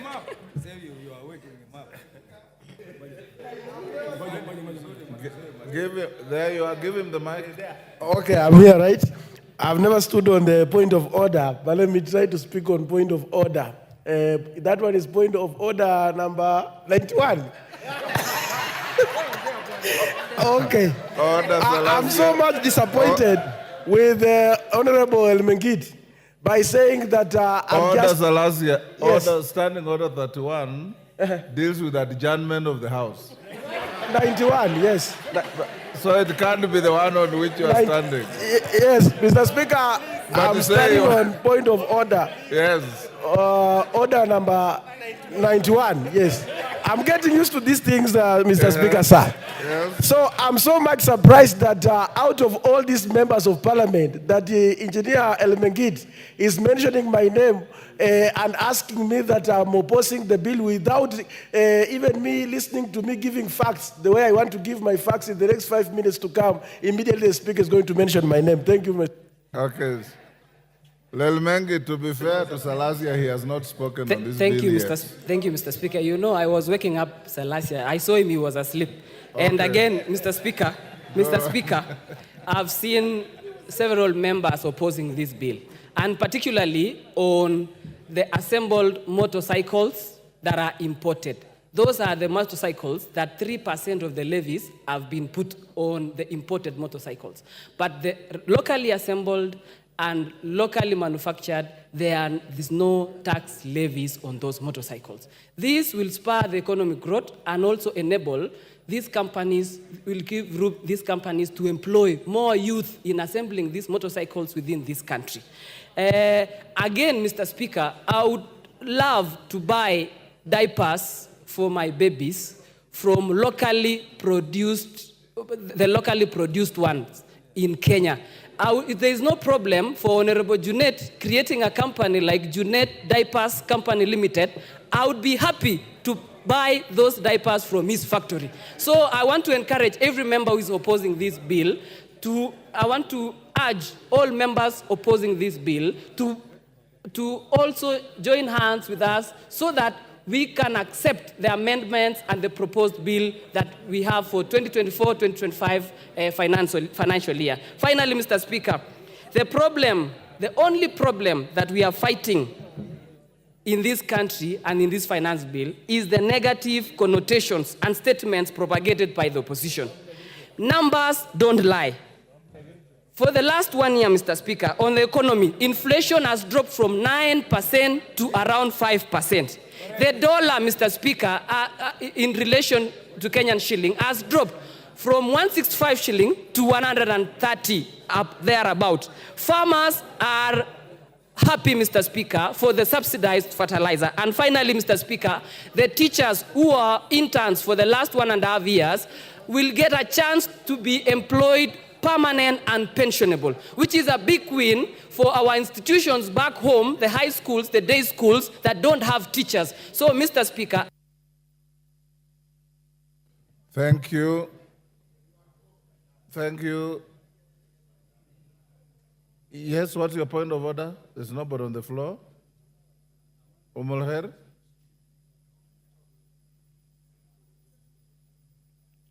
Give her the mic. What's the point of order?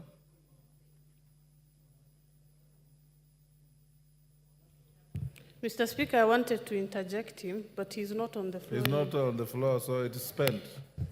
Thank you. Okay. I give the floor to Elachi.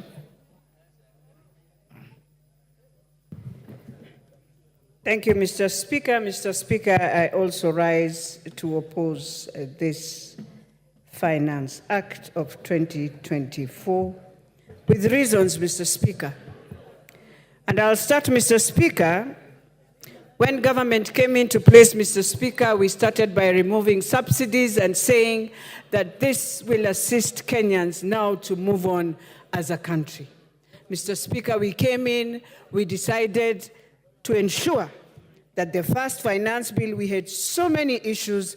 We thought this second finance bill, Mr. Speaker, will be a finance bill that brings Kenyans together. And today, what the government has done to us, the Economic Council decided to put Kenya again into crossroads to make us fight for nothing. And then after that, then you come and now start saying we shall be having amendments. Yet this is something we would have just thought from the beginning, Mr. Speaker, that we don't need a country to go on to a cry and then now come again and tell them that there's an incentive that now we are giving. Mr. Speaker, when you look at the report comes in, and this is an IMF finance bill. This is what they did to Ghana. Mr. Speaker, you remember very well when Kibaki came into government, he was a finance minister. But he decided to be a liberal economist. He decided to look east. It is so sad that while my president thinks he will build any road in this country, that he will do any infrastructure in this country with IMF on his neck, this will not happen on this term.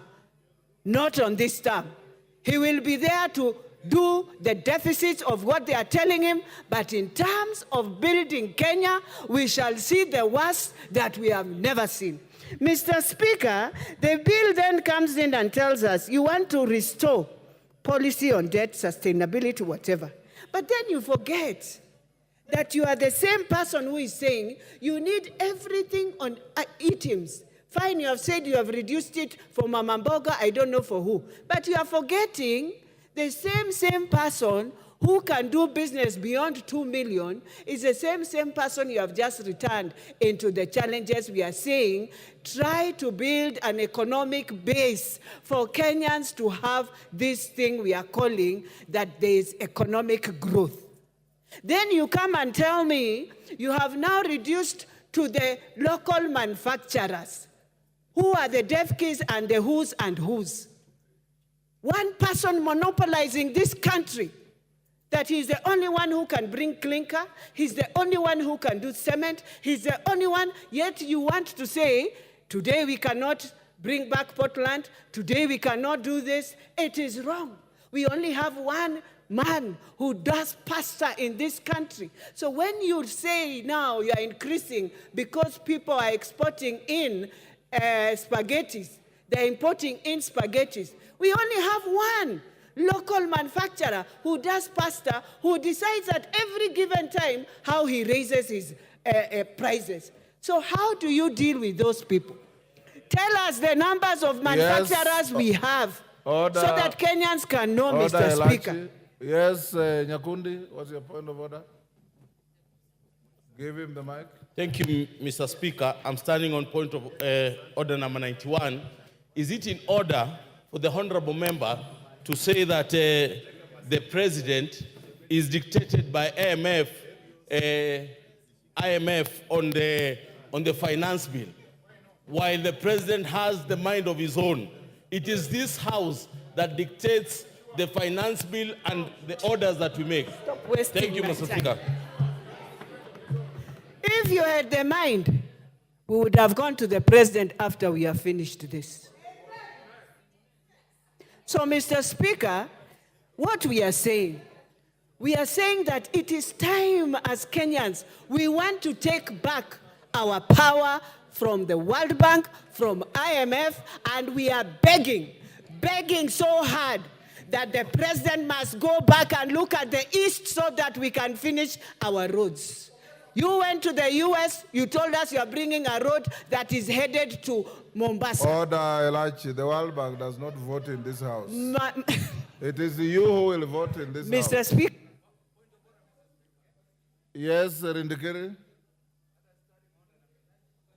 Understanding order 91, I expect somebody I respect very much to bring in point of relevance.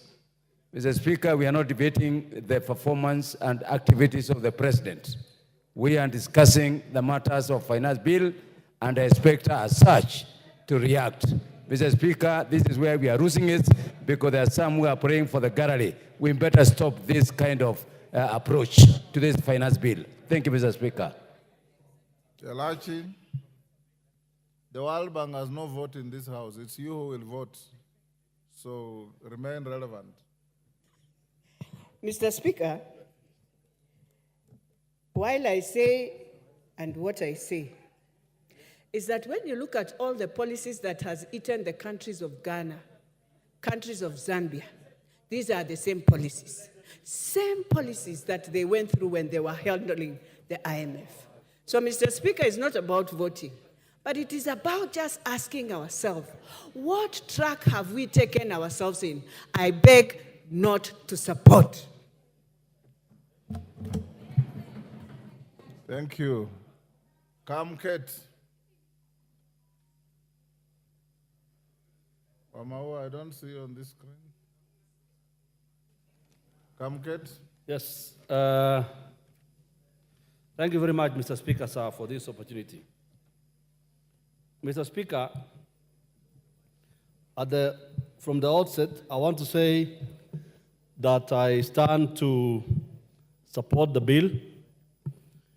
And in supporting this bill, Mr. Speaker, I want to say that I fully associate myself with the views and the recommendations of the Committee on Finance and National Planning.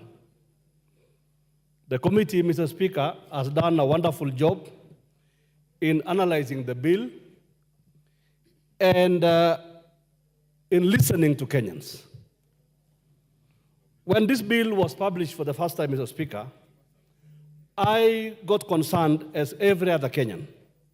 But I got, Mr. Speaker, I got the confidence, Mr. Speaker, because I know, Mr. Speaker, that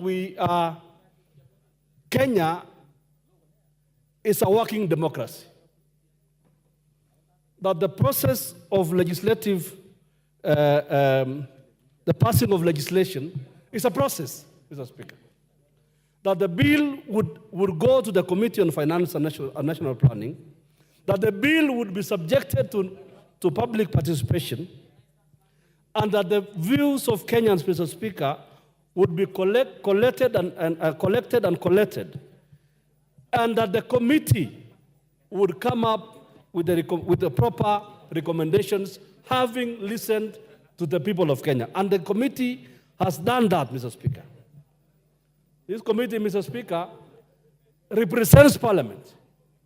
The Committee on Finance and National Planning is a committee that is made up of members across the aisle. It is not a committee, Mr. Speaker, of members of one side of the House. And their report, therefore, the report which has no dissenting view, represents the views of this Parliament. And I want to say, Mr. Speaker, I want to thank the members, all of them, from both sides of the House, that they have done a good job. I want to, Mr. Speaker, the Treasury is made up of Kenyans, and they are mandated, Mr. Speaker, at every financial year to come up with revenue-raising measures to support the budget. And they are free, Mr. Speaker, to be innovative. Those officers at the Treasury, Mr. Speaker, are free to come up with wild ideas. But that is why Parliament is here. Because the officers at the Treasury, I do not see why the hysteria.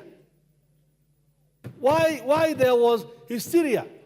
Why would a member of Parliament be joining, Mr. Speaker, members of the public in demonstrating in the streets when his opportunity is here? When the opportunity is here now, and then when they are given the chance, Mr. Speaker, they come and speak about revolutions that are non-existent. This is the time to talk about, to debate this bill and to look at the recommendations of the committee as they have made. Mr. Speaker, the governments exist to levy taxes, Mr. Speaker. And it is Parliament's responsibility to check on the executive. And that is exactly what we are doing. Mr. Speaker, you know, when the orange button comes up, Mr. Speaker, and the points are coming, I do not know what is, we begin to panic. Mr. Speaker, let me just say this, Mr. Speaker. This morning, I listened to the leader of minority opposing the bill. But I looked at him, Mr. Speaker, and I could see his opposition to the bill was nothing but hollow, dishonest, and shallow. Because, Mr. Speaker, if the public have given their views, Mr. Speaker, and I challenge, Mr. Speaker,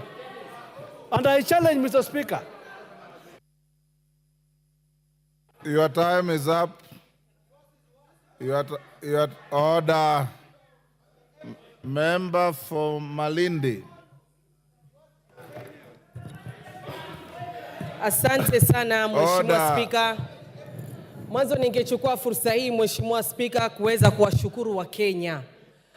Nimeona wenzangu wengi wamesimama hapa na kusema tushukuru wale watu ama ambao wako katika kamati ya mswada wa fedha, lakini mimi nasimama hapa Mheshimiwa Spika kushukuru Wakenya.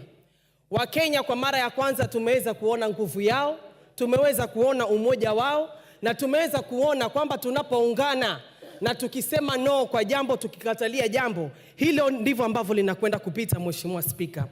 Jambo la kwanza Mheshimiwa Spika ni ushirika wa umma. Mwanzo nimesimama hapa na pinga vikali huu mswada wa fedha ambao umeweza kuwakilishwa hapa mbele yetu Mheshimiwa Spika. Watu wangu wa Malindi Mheshimiwa Spika wamepinga vikali masuala ya kuongezwa ushuru katika mambo ya mkate, katika mambo ya pampers, katika mambo ya sanitary pads. Watu wangu wa Malindi tayari ile hali ya maisha ilivyo ngumu, wanasema kwamba hawataki tena kuona ushuru wa aina yoyote uweze kuongezewa hapa Mheshimiwa Spika. Mheshimiwa Spika, sisi Waswahili tuna msemo wa kusema, unapopatiwa chakula kukula, unakula kile chakula mpaka unasahau unataka pia kula ile sahani. Tulipokuwa tunajadili mswada wetu wa fedha wa mwaka 2023, kulikuwa kuna mambo mengi ambayo sisi tumeyakataa Mheshimiwa Spika, lakini mambo yakapita vile ambavyo yalipita. Na kwangu mimi ninavyoona Mheshimiwa Spika, pia huu mswada kulikuwa kunataka kupitishwa mambo mengi zaidi, lakini safari hii Wakenya walikuwa chonjo na wakaweka miguu yao chini na kukataa ule udhalimu ambao ulikuwa unakwenda kutendeka Mheshimiwa Spika. Ningeweza kusisitiza kwa wananchi wetu wa Kenya nzima kwamba tunapokuwa na ushiriki wa umma ama kwa kizungu ambayo inaitwa public participation, naomba Wakenya wajitokeze kwa wingi, waweze kusikizwa, waweze kueleweka na waweze kutoa maoni yao kuhusu masuala tofauti tofauti ambayo yanaendelea katika bunge la kitaifa, katika masuala ya miradi ya kitaifa, miradi ya kaunti na mengineyo. Mheshimiwa Spika, kabla hatujazungumza kuhusu huu mswada ambao tunaujadili saizi, tunataka pia tuangalie ule mswada wetu wa mwaka 2023. Ni kwamba uliweza kutusaidia vipi sisi kama Wakenya? Tunafaa tujiulize gharama ya maisha, je, ilikwenda kubadilika? Tunafaa tujiulize mazingira ya kazi, je, yalikuwa ni mazuri kwa watu wetu? Tunafaa tujiulize imetusaidia vipi na imeweza kutufikisha wapi? Malengo yetu, budget yetu ya ile pesa kama tumeweza kuifikia ama la. Mheshimiwa Spika, tuliona kuna vitu ambavyo tuliweza kupitisha wakati ule, ikiwemo masuala ya Hustler Fund, masuala ya housing levy. Tunataka pia tujue report pesa hizo, mambo hayo, malengo hayo tumeweza kuyafikia ama hatujaweza kuyafikia Mheshimiwa Spika. Kwa kumalizia Mheshimiwa Spika, mimi ninavyoelewa Wakenya hawana shida na kulipa ushuru. Uchungu wa Wakenya saizi tunazungumza kuhusu budget ya zaidi ya trilioni 3.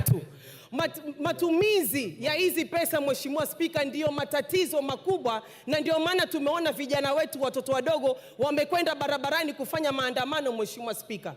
Matatizo ambayo tuko nayo sasa hivi Mheshimiwa Spika ni ufisadi.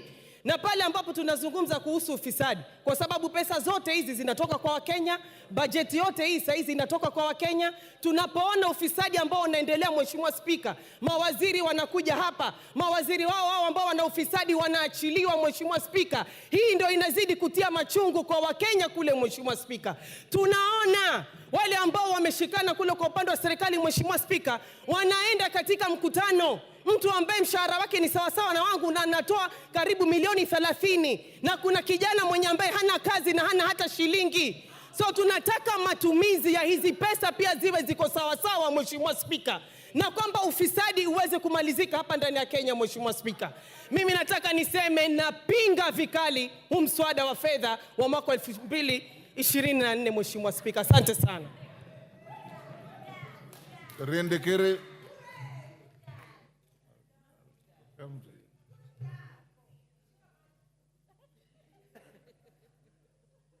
Thank you, Mr. Speaker.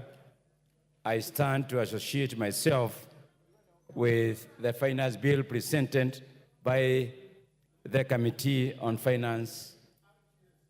Mr. Speaker, from the onset, I support this bill because it has addressed some of the issues that I was looking for.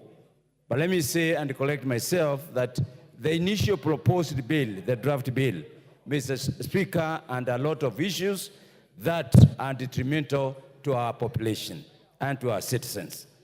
Mr. Speaker, that bill, as it was originally presented, will not pass the test of times. But Mr. Speaker, I've listened to what the chairman of the committee has presented, and I associate myself with those proposals that he has presented. Mr. Speaker, we passed the budget in this House. Mr. Speaker, we cannot pretend that we are disassociating ourselves with that budget now that the finance budget has come. Mr. Speaker, the finance addresses the supply part of the expenditure. Mr. Speaker, the budget addresses the expenditure. So these two are intertwined. So unless we go back and reverse the budget that we passed and say we have to suspend it so that we go back to the drawing board. Mr. Speaker, we are legislators and we cannot deceive ourselves that we don't know the truth. Mr. Speaker, the bill has met all the requirements in terms of passage and verification by the members of the public. Mr. Speaker, the public participation has brought in elements that Kenyans have been asking for. And therefore, Mr. Speaker, I am satisfied that majority of the issues brought up by the members of the public have been taken care of in the proposed amendment by the committee. Mr. Speaker, we are legislators and we are going to bring more amendments. Mr. Speaker, I have noticed, Mr. Speaker, that there is anomaly in the finance bill as proposed also, even by the finance committee, that we will be taxing the raw materials. Also, the local manufacturers, Mr. Speaker, will use raw materials. So we will bring an amendment on that. Mr. Speaker, I have also seen there is an introduction of a levy on the treasury bills. Mr. Speaker, we also bring amendment on that. So what I want to tell the people of Bori, because that is who I represent, we will make sure with the consultation with the finance committee, in agreement with them, we will all delete those punitive clauses that are detrimental to their expectations and pass the bill because it carries more benefit to our people. Mr. Speaker, this bill has passed all the legal requirements. Mr. Speaker, the income tax law, Mr. Speaker, the VAT law, Mr. Speaker, the excess law, Mr. Speaker, the miscellaneous and fees levy law, Mr. Speaker, the Tax Procedure Act, Mr. Speaker, the Affordable Housing Levy Act, Data Protection Act, and Public Finance Management Act, and lastly, the Industrial Training Act. So, Mr. Speaker, as we see it, the bill is in compliance with the procedure of making the law. Mr. Speaker, I note that the objective of this bill is not to discourage investment. Mr. Speaker, this bill addresses how we will move the economy in the short term, mid-term, and the long term. Mr. Speaker, we are all talking about employment for our youth. Mr. Speaker, we are all talking about made in Kenya, promote Kenya. Mr. Speaker, we are saying we have to take care of our environment. Mr. Speaker, all these things are contained in this bill. What we need to be careful is that we should not trash the good thing with emotions, because that's what I'm seeing, Mr. Speaker.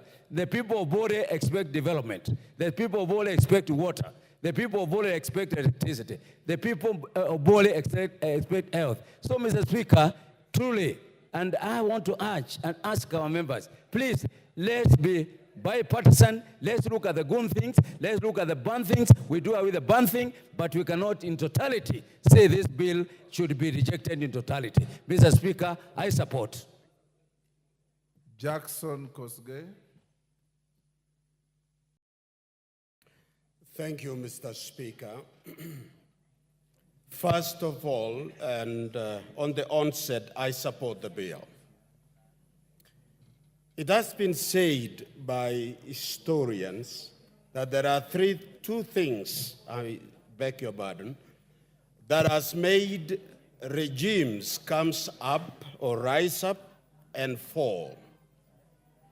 One is the policy on fiscal planning of a nation, such as the one we are interrogating through this bill. Mr. Speaker, the second one is the national bride, where the citizens of a country is proud to support and sustain their own country.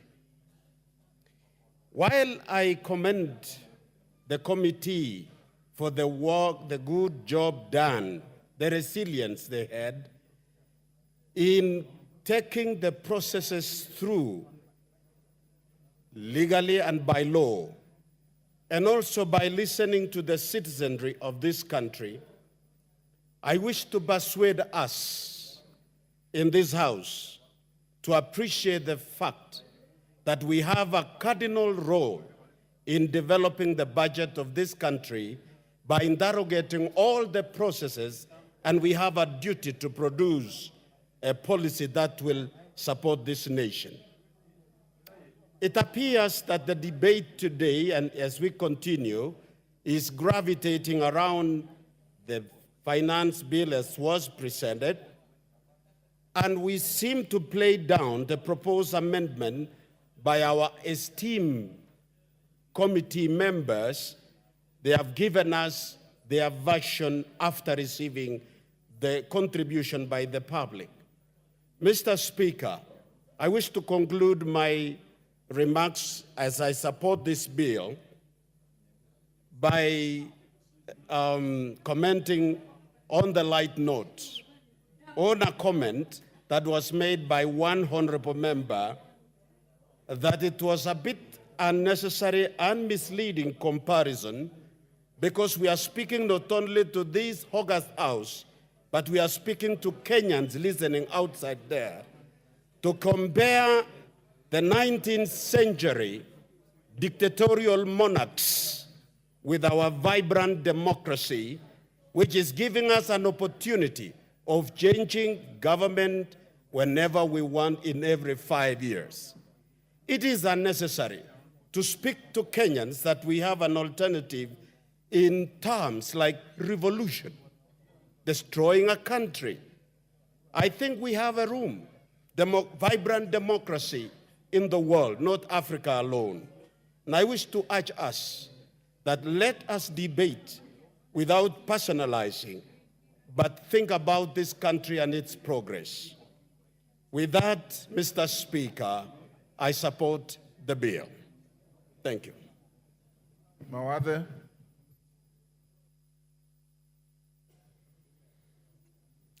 Thank you, Mr. Speaker, for giving me the opportunity to contribute to this bill. I stand on the onset to oppose this bill.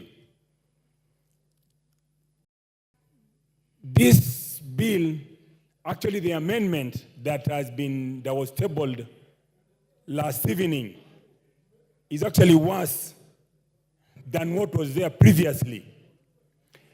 The original bill that was tabled aimed to raise 308 billion shillings. The new one that has been that was tabled last night targets to raise 386 billion shillings. I know a few sweet items were removed, like removing the taxes on bread. There were no taxes on bread. We have never had taxes on bread. So when you say you are removing taxes on bread, you are just withdrawing your amendment, or rather your proposed amendment to the bill. There is no favor that we are doing to Kenyans. This bill, as it was previously, and it's amended as it is amended now, is very, very punitive to mwananchi.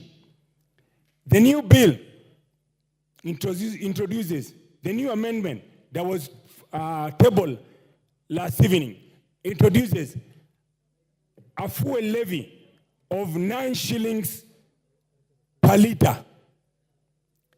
When you increase the cost of fuel, all the items that are transported using motor vehicles, rollies, etc., the cost will go up. So the cost of living to the common mwananchi will go up.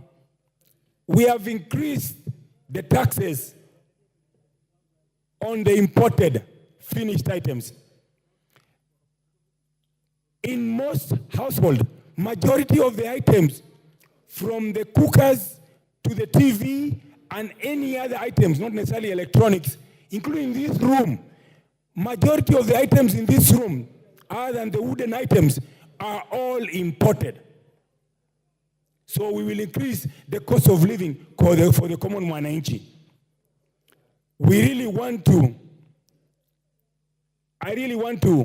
I've had a few people congratulate the finance committee. I want to congratulate the Gen Z for coming out in large numbers and expressing themselves. What was sad is seeing that they were arrested. They have freedom to assemble. They have freedom of expression. They should be allowed to express themselves, not necessarily be arrested.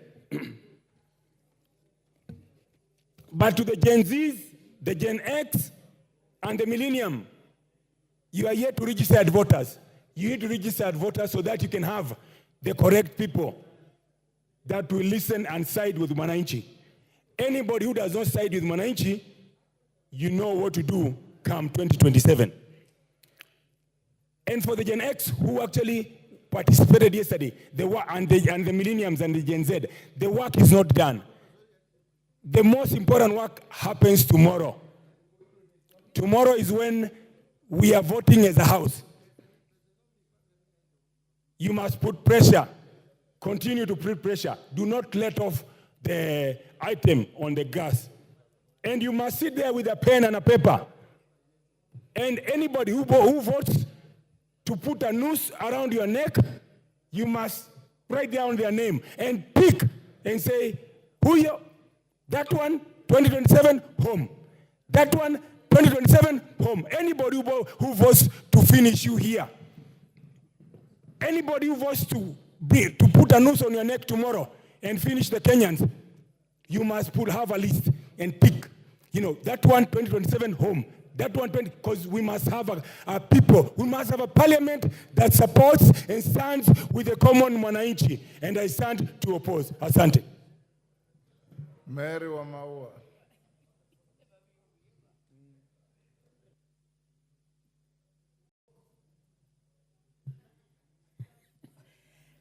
Thank you, Mr. Speaker, for giving me a chance to speak to this finance bill. Mr. Speaker, I don't stand here to be told by an honorable member who is elected like me, because I listen to my people. Mr. Speaker, I'm here to support the finance bill with the proposed amendment from the committee finance. Mr. Speaker, secondly, allow me to appreciate the work that was done by the finance committee, the exercise that they did going around the country during the public participation was not in futility, and therefore, immediately after the public participation, they went to write this report, and from all what they collected from the people who came in the name of those from the corporate professionals, business men, and others, they were able to do so many amendments that we are waiting to hear, and some we are aware because majority of those are the ones that the members of public had a lot of interest in, like the issue of the VAT on bread. There is that proposed amendment to remove the VAT on it. There is also the excise duty on the vegetable oil. That was also an area of concern. A lot of concern on the issue to do with the 2.5% on motor vehicle tax. Mr. Speaker, I may not be able to mention all the areas of concern, but I cannot forget to also note that there was the proposed amendment from the committee on the eco levy on locally manufactured products like the sanitary towels, the diapers, phones, car batteries, and others. Mr. Speaker, looking at the proposed amendment that the committee came up with, it is trying to answer to the cry of some of the areas that our member are talking about. And Mr. Speaker, some of these are going to boost our local manufacturing industries, which we highly recommend, because with the local manufacturing industry in the country being boosted vis-a-vis all what is coming as import, this will be able to give market to the farm products, because a lot and the backbone of this country is agriculture, as well as also creating employment. And also, this one will also offer our agencies in the inspection and supervision of the produced products. Mr. Speaker, I do not want to say that is from what I got from one of the members that this is too late. Because, Mr. Speaker, this is a house whose work is to make laws and to amend other that are existing. And Mr. Speaker, as honorable members, if at all we are good on advising our people accordingly, as their representative, we are able to tell them that this is the time that we are going to look at the crowds of the finance bill, crowds by crowds, and it is also the said time that we can be able to bring amendment, instead of inciting our people to demonstrate on the street, making some to sleep in the cells and others to get hurt as a result of the same. In the same, it shows that we do not believe on the responsibility that is given to this house to amend any law. Whatever Treasury proposed, it is for the committee, whatever it did, and our time now has come to make sure that any crowds that you think you need to do an amendment, you raise it so that we discuss it here, and by the end of it, whatever finance bill we produce will be answering to the areas of concern to our people. Mr. Speaker, as much as you see some saying that they are opposing, if at all we go by whatever they are saying, they'll be the first one again to rise to question on the salaries, on development of projects that are running and other areas. So members, as we talk, let us not be populist. Wamaua, your time is up.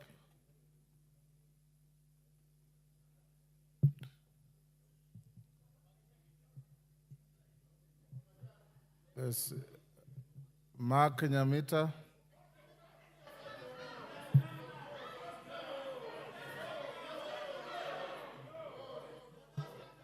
Order, you are all equal. No, Mr. Speaker, this guy has just come down.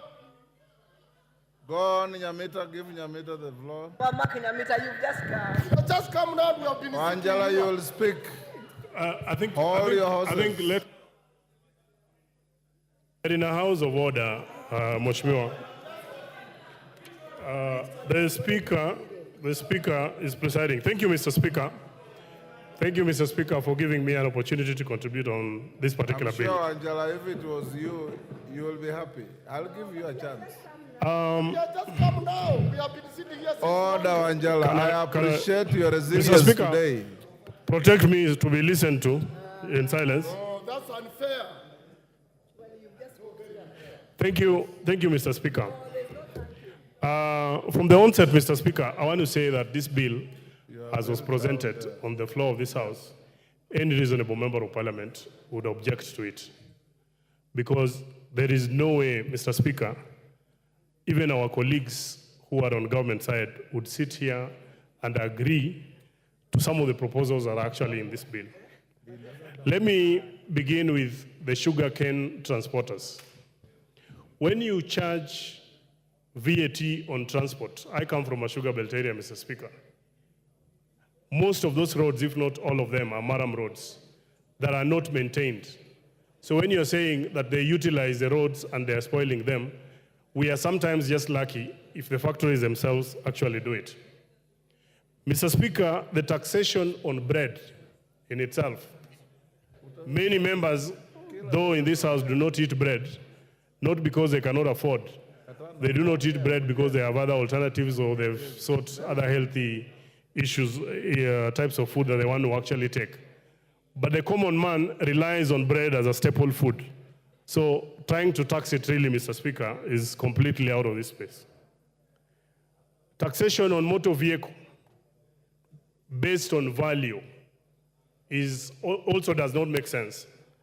Mr. Speaker, someone who is driving a Probox and someone driving a V8, like many members on the floor of this house, utilize the same space, they apply the same weight on the road.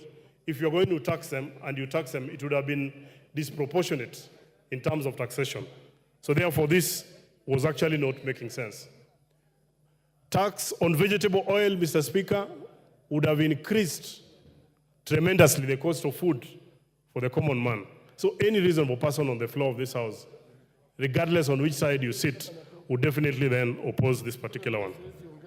The eco levy, though being very progressive, Mr. Speaker, I do not think the way it had been put in this particular bill made a lot of sense. We need to only tax eco levy on finished products that are actually being brought into the country. I am happy that many members agree and will oppose the threshold for VAT registration. In my constituency, Mr. Speaker, over the last about 1 month, I have had to bring young people together to try and give them CDF projects. Some of them are registering organizations for the first time. Compelling them to register so that you tax them was not leaving them with any money, because the amount of money that we put into our projects, Mr. Speaker, is extremely very little. Having said that, Mr. Speaker, I just want to urge my colleagues that the best thing for us, that it is this House, the 13th Parliament, that must stand to be counted. We have a more enlightened public, and I want to commend the committee because of the extensive public participation. I have seen in their report that they actually had to add a few more days for people to give their views. How I wish, Mr. Speaker, that in the next bill and maybe all the other bills, we can even extend it not only to the members of the committee, but to the whole House, so that members can even caucus on specific bills that require a lot of input from the people. But then what I want to say is that anyone who believes that this bill is not right must then come to the floor of the House, including myself, to propose and support the amendments that are going to leave the bill more responsive to the needs of the people. Instead of just saying that we oppose it, it is in this House, and I am going to be in this House to propose my own amendments that are going to favor the Mwananchi, and the ones that have actually been brought that favor, we will actually support them. Thank you, Mr. Speaker. I submit. But for now, thank you, Mr. Speaker. I arise also to support this motion, in spite of the fact that I received so many messages, so many calls, advising me to reject this bill. Mr. Speaker, one of the callers is a young man who is my neighbor. So he told me he has read so much on social media and he feels I should say no. So I asked the young man, why are you saying I vote no? Why specifically? So he told me the price of bread has increased from 45 to around 90 shillings. So I told him, which type of bread is this? Then he was talking of 400 grams bread. So I just told him straight, go to the shop and find out what it is presently. Mr. Speaker, I noted that there was a lot of misinformation to our youth, the so-called Generation C, that is causing them even to riot on the streets. Mr. Speaker, why I support this particularly, is because of the direction this country is now taking. I'm realizing now, when you look at this finance bill, what I'm seeing now, this country is going the direction of consuming locally produced products. Because what it's doing is giving room for local producers to do the manufacturing of the products that we usually import. And Mr. Speaker, this in itself will actually improve the economy and will also create employment in our country that we are suffering from. And why I'm saying this, because I'm seeing there is a tax or a levy on eco, something called eco levy. This is actually to discourage importation of finished products and encourage local production. There's also a tax on clinker that's coming from out, so as to encourage our local production. And when this is happening, most of the persons who will benefit are the very youth, actually, who are demonstrating in the streets. And they have been misinformed, because when this is happening in this particular country, most of them then will get employment. They will not find themselves idle in the streets, so as to be vulnerable as they're being used by some persons, some leaders in this country to actually push their agenda. Mr. Speaker, this country, I see a situation where now we want to take off. Because I recall countries like Malaysia, countries like Singapore, we were with them at the same level.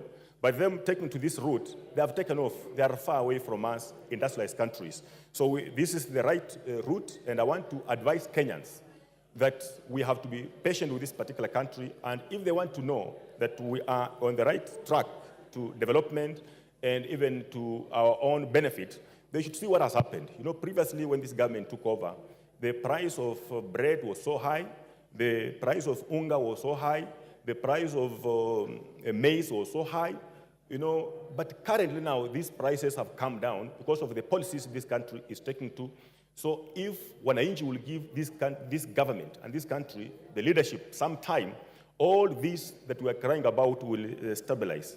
Mr. Speaker, I want to appreciate the chair of Finance Committee. There was an issue on ITIMS, invoicing. You see, the factories, I'm hosting 2 factories, sugar producing factories in my constituency, that's Botali and West Kenya. The 2 factories, the directors came to my home complaining about the ITIMS, what it was to farmers. And they were arguing that if they do this, there will be double taxation to the farmers, the cost will be pushed over to the farmers. And when you look at the whole process of developing e-tax, ITIMS, it was a whole cumbersome process that even most of the farmers who are illiterate could not manage. So when I called him, he asked me to ask them to come and make their presentations, and they did their presentations. And I'm happy, I want to tell the farmers, the ITIMS has been struck off. The issue of transport of cane from the farm, the factory, has also been struck off, because this cost would be passed over to the farmers, which I'm now telling the people of Malava that I represent. There's no need for me to say no to this finance bill, because it's the best for us for this particular country. And Mr. Speaker, we have also asked for so many things. I remember when the CS was making a presentation here on budget, there were so many things we were for thumbing, because they were good for us, like, for example, electricity connection. This is now a moment for us to raise funds to actually get this connection to our villages. Otherwise, I support Mr. Speaker. Thank you. Thank you, Cain Katana.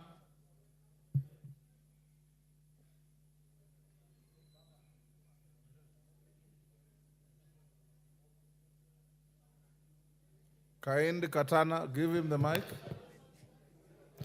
Asante Bwana Spika kwa kunipatia nafasi hii. Kwanza nataka niwapongeze wale Wakenya wote waliojitokeza jana kuandamana ili kutoa hisia zao kuhusu mswada huu wa kifedha wa mwaka wa 2024. Nataka pia niwapongeze wale ambao walishikwa kutetea haki yao. Hao ni mashujaa wa karne hii tulionayo. Bwana Spika, mimi ninapinga ripoti na mswada huu wa kifedha wa mwaka 2024 kwa yafuatayo. Bwana Spika, hatuwezi kuinua uchumi wa nchi kwa kutegemea ushuru, kutoza ushuru peke yake. jambo ambalo tunatakana kujiuliza Bwana Spika, je, tumeweka mazingira gani ya kusaidia mwananchi apate pato ili aweze kutoa ushuru? Jibu ni kwamba hatujaweka njia mwafaka ya kufanya watu wafanye biashara yao. Bwana Spika, mapendekezo ambayo yamefanywa na kamati ya kifedha ya kusema kwamba sasa wanataka kuondoa ushuru wa mkate kama vile ambavyo walikuwa wamependekeza, ni kwa sababu Wakenya walisimama na wakasema haya hayatuyataki, ndio wamekuja na kusema kwamba wameleta mapendekezo. Haya ni mapendekezo wameyapanga, lakini hayako katika sheria ya mwaka wa 2024. Haya mapendekezo Bwana Spika, yanaweza yapite ama yasipite. Je, yasipopita tutafanya vipi, na tayari mumependekeza kwamba ushuru uongezeke? Bwana Spika, tumesema tunataka kufufua viwanda. Ukiongeza ushuru wa malighafi hasa kwa makaa ya mawe, utafanya bei ya sementi itapanda maradufu. Bwana Spika, tukitaka kuokoa, kwa sababu serikali hii ilikuwa inasema kwamba inatambua mtu wa bodaboda, inatambua mama mboga. Huyu mama mboga katika hii bajeti yuko wapi? Huku unasema umeondoa kuongezwa kwa ushuru wa mkate, ushuru wa tairi, lakini hapo hapo Bwana Spika, umeenda nyuma, umemwongezea mafuta. Ukipandisha bei ya mafuta Bwana Spika, gharama yote ya bidhaa muhimu zitapanda. Ukiongeza bei ya mafuta, huyu bodaboda ambaye mlimtumia kwa kampeni zenu mumemweka wapi? Huyu mama mboga ambaye mlimtumia kwa kampeni, mkiongeza mafuta mumemweka wapi? Bwana Spika, Wakenya wamechoka na kutozwa kodi kiholela. Hii nchi sio kwamba haina pesa. Ufisadi umekithiri katika taasisi zote hapa nchini. Ni lazima tutafute njia ya kufunga mfereji wa ufisadi, na ufisadi uko kila mahali. Wakenya wanaona kwamba pesa zao zinatumika kiholela. Huwezi kwenda kwa harambee ukatoe milioni 30. Unapata mshahara wa shilingi ngapi? Ndio Wakenya wanajiuliza. Ni lazima tufunge hii milango ambayo pesa zinapotea kiholela. Bwana Spika, Wakenya hawajakataa kutoa ushuru. Tujiulize, ile sheria tuliyopitisha hapa ya mwaka 2023 ya kifedha, je, tumeweza kufaulu na yale malengo ambayo tulikuwa nayo? Jibu ni kwamba hatujafaulu. Nataka kumnukuu Rais William Samoei Ruto. Amesema kwamba watu waweze kuishi kadri na mapato yao. Vile vile ni lazima watu wakatiwe kodi kulingana na mapato yao. Hatuwezi kuongeza kodi kila wakati na wengine wanatumia pesa hiyo kujiendeleza na wengine Bwana Spika wanazidi kuwa maskini.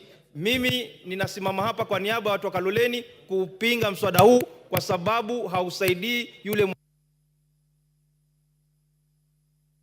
mbunge wa Kanze.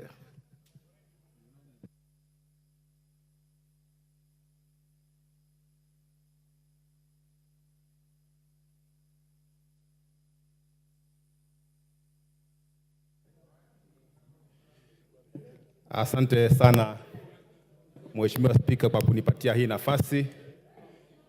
Mimi pia niweze kupeana maoni yangu kuhusu mswada wa fedha wa mwaka 2024. Mheshimiwa Spika, mimi pia ni kati ya wale wabunge ambao nimetumiwa jumbe nyingi sana na wakazi wa Ganze wakiniambia niweze kupinga huu mswada kwa sababu hawafai. Wengi wa wale ambao wamekuwa wakinitumia jumbe, nimekuwa nikiwauliza ni vipengele gani katika mswada huu ambavyo wanaona vina shida. Ni wachache tu ambao waliweza kunitumia jumbe wakiniambia kwamba kuna vipengele fulani fulani ambavyo wanaona vina shida na wangetaka viondolewe ama virekebishwe ama mswada huo uweze kutaliwa kabisa.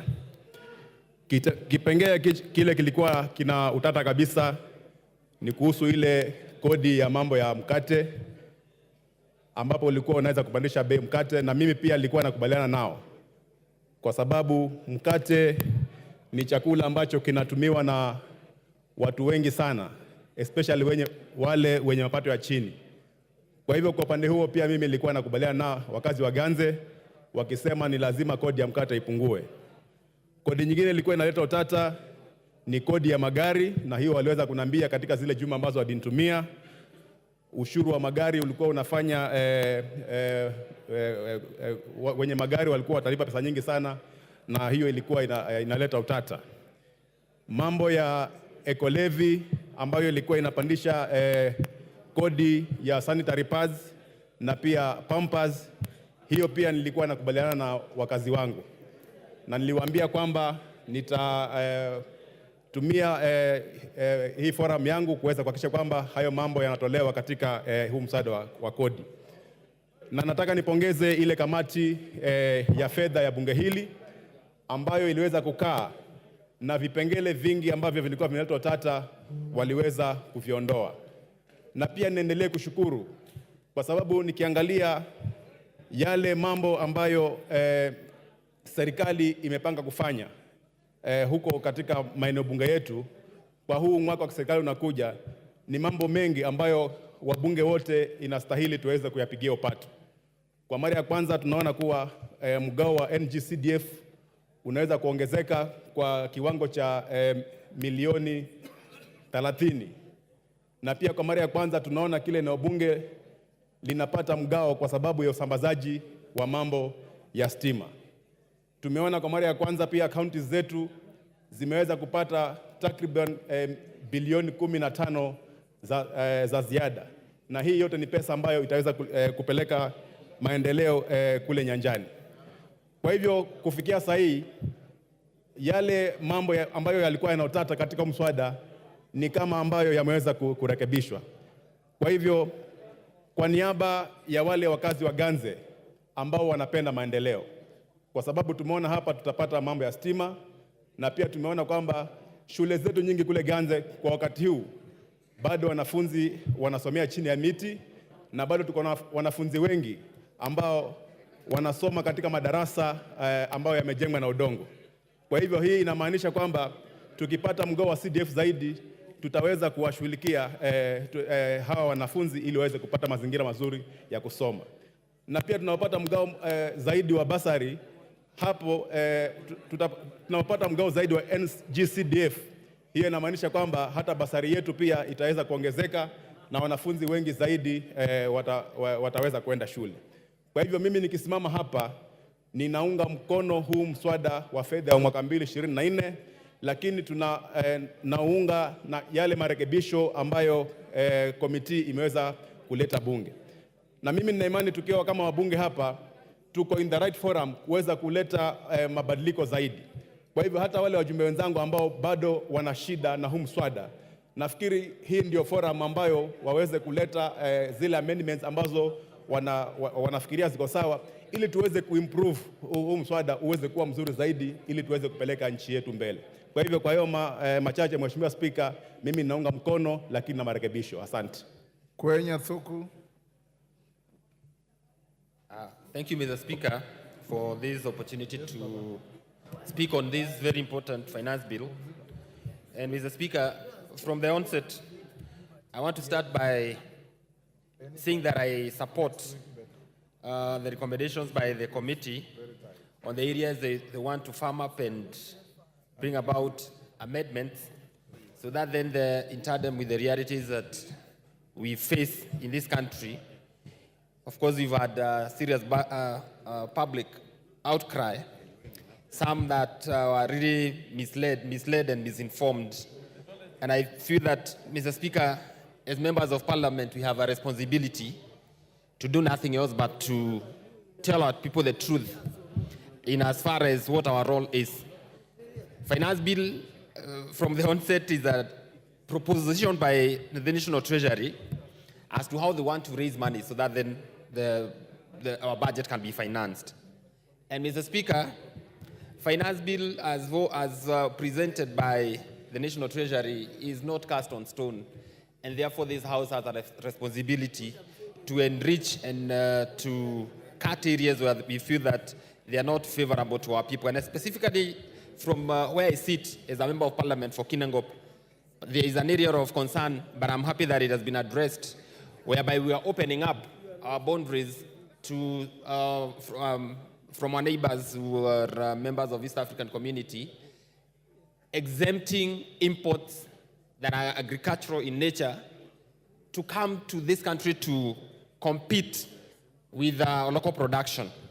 And Mr. Speaker, I am happy with the committee's report because they are recommending that the same be reinstated so that then any importation from the East African community, and especially issue to do with potatoes, there must be a duty so that then we do not expose or subject our farmers to competition that is unfair, because you see countries, some of our countries in the neighborhood enjoy what you'd call in economics, not just economies of scale, but also they enjoy competitive and comparative advantage.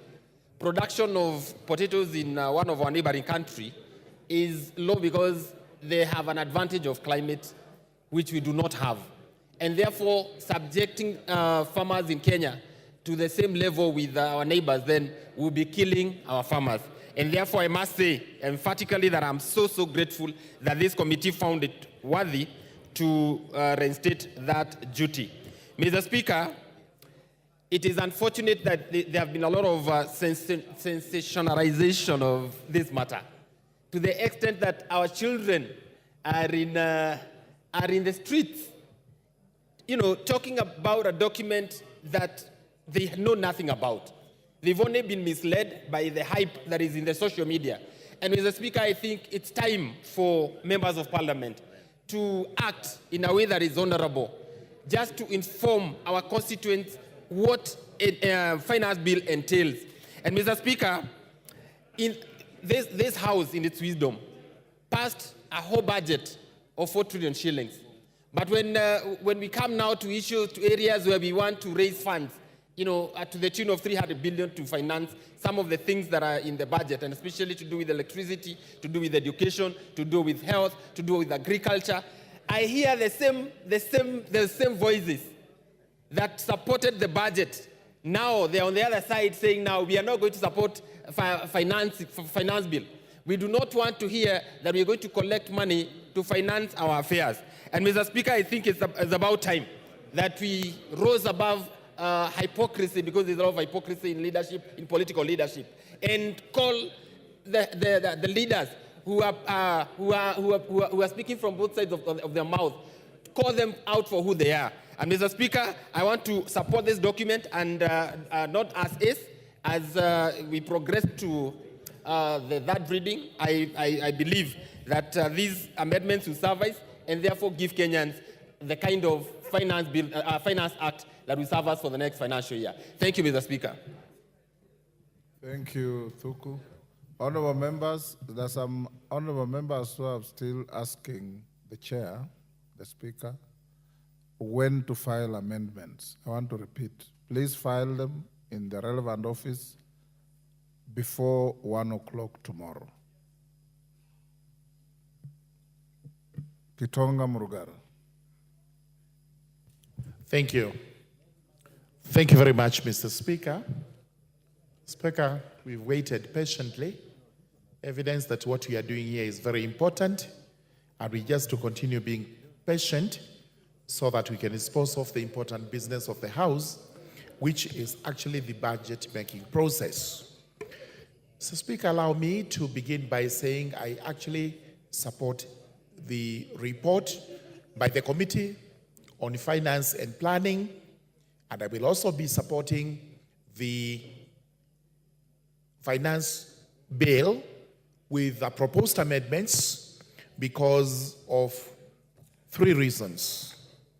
The first reason is we got to be faithful to Article 118 of the Constitution on the public participation.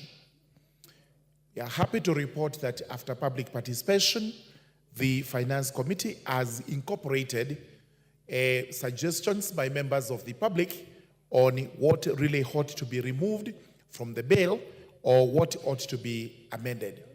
This is extremely important in that in the public participation, we may not incorporate everything that is proposed by the public, but it shows that we're taking into consideration what the public says, and this is in honor of the people of Kenya.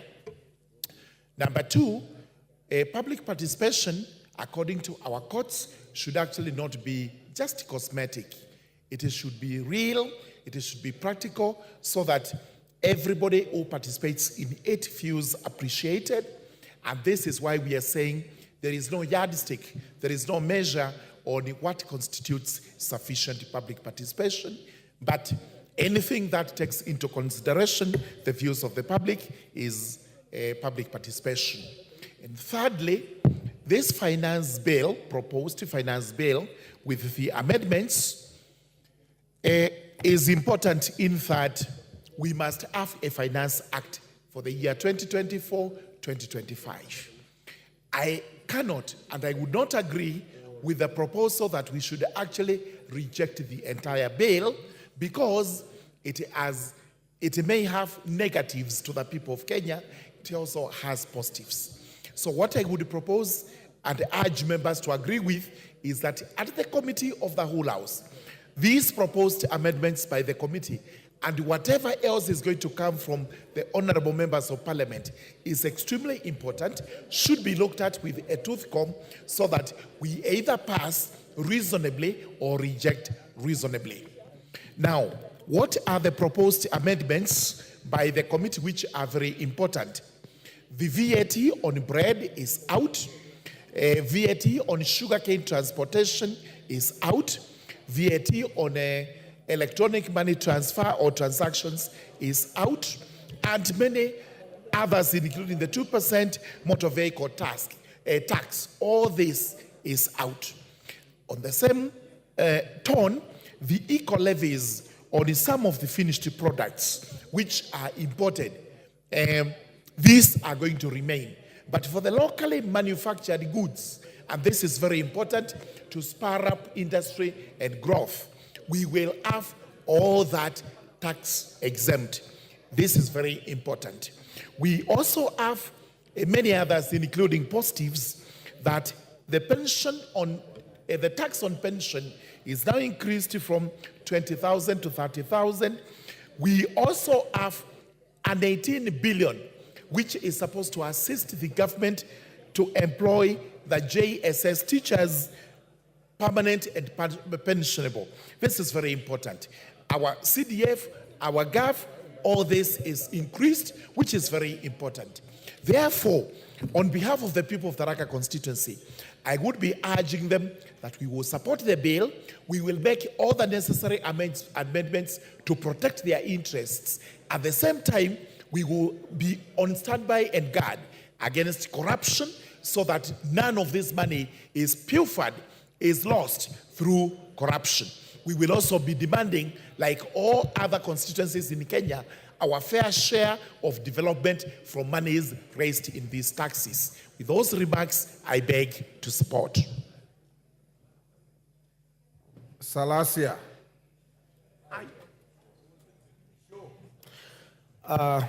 Mr. Speaker, sir, I want to rise to oppose this finance bill on the following grounds. Number one, I think there is a very big problem in this nation. And you will note that when we did the finance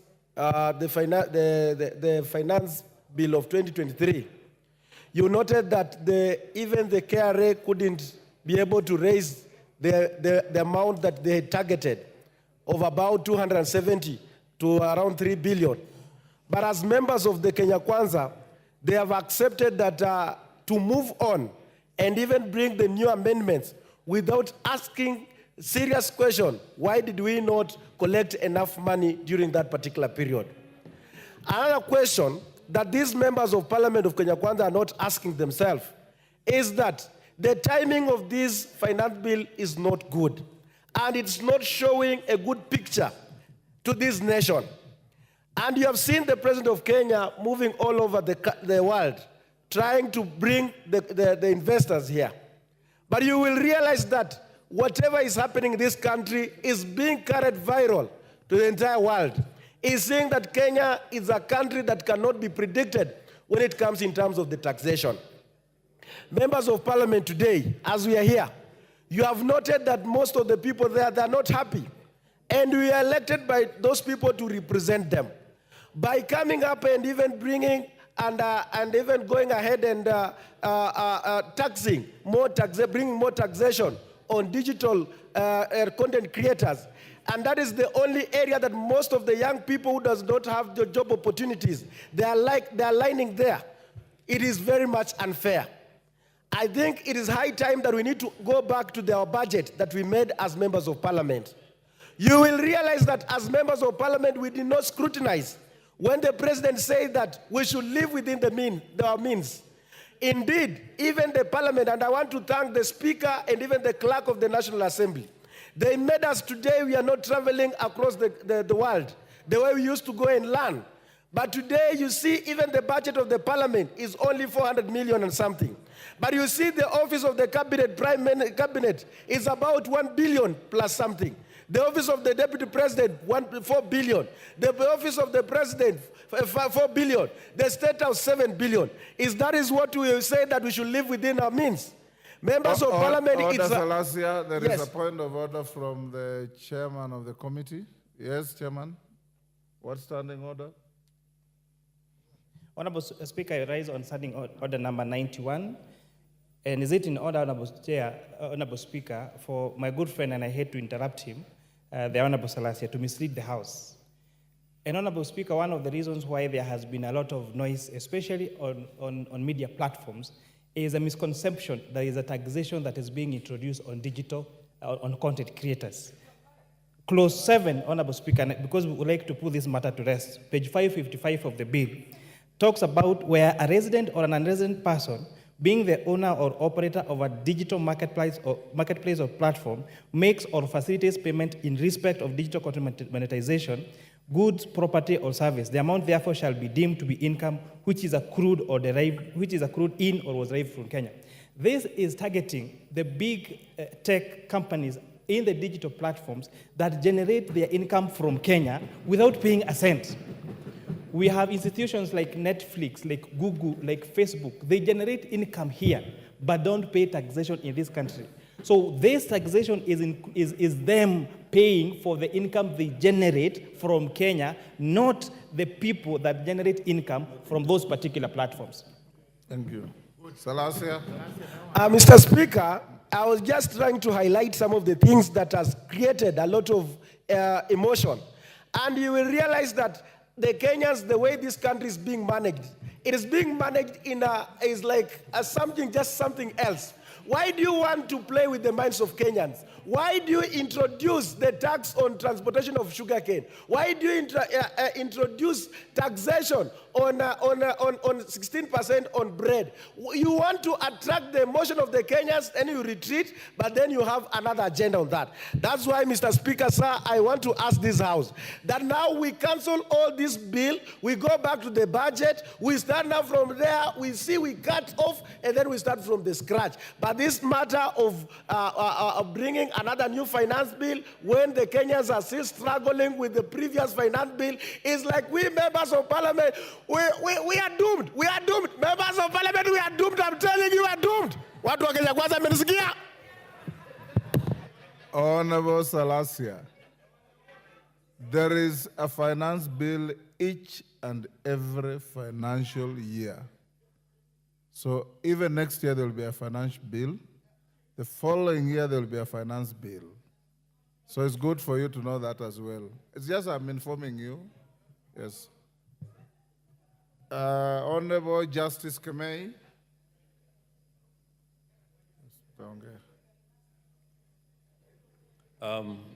Thank you, Honorable Speaker, for giving me the opportunity to be able to add my voice on the finance bill. Honorable Speaker, my patience was being tested. Speak with a little life, Justice. Yeah. Honorable Speaker, I was saying my patience was being tested, but at least I've gotten the opportunity. I've been here, Honorable Speaker, from 9:30, and it reminded Justice, me... Stop complaining. I've been sitting here from 9:30 as well. Thank you, Mr. Speaker. On the onset, Mr. Speaker, I want to say I support the finance bill. And I do so, Mr. Speaker, without fear or favor. Ever since the finance bill was published, Mr. Speaker, the people of Sigawetsoen constituency have engaged me. I have responded to all their concerns, and I'm happy, Mr. Speaker, that the recommendations of the Finance Committee do indeed address many of the concerns raised by the people of Sigawetsoen constituency. In particular, Honorable Speaker, they were against the 16% VAT on bread. They were against 2.5% on motor vehicles. They were against 18% on edible oil. They also told me, Mr. Speaker, to oppose the 18% duty on 18% tax on financial services.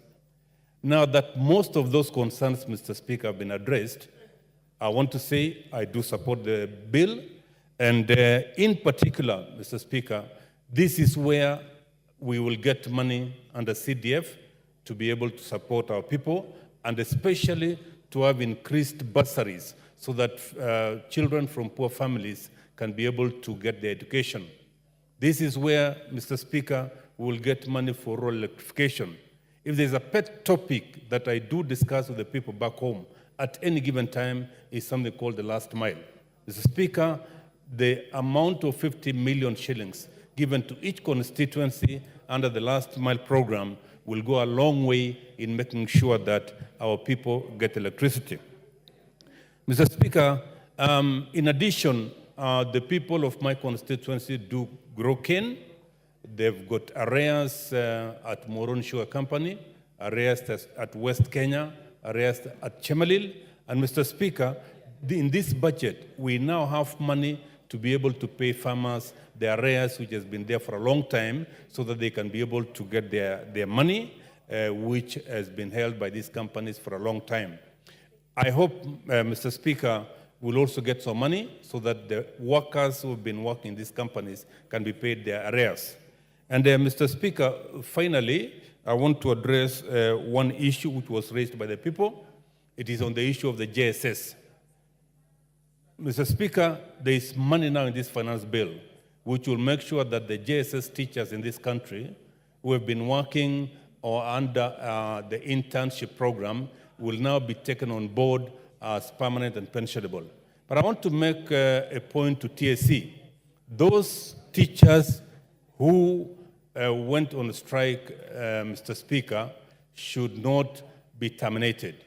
They were asking for their rights, and TSC should be considerate enough to withdraw the show cause letters that have been given to our teachers. In Sigawetsoen constituency, 28 teachers have been given show cause letters. So I want to make a special plea to TSC. Please do not sack these people. They were asking for their rights, and within the Constitution, they had a right to do that. With those remarks, Mr. Speaker, I beg to support. Thank you. Member for Turukana South.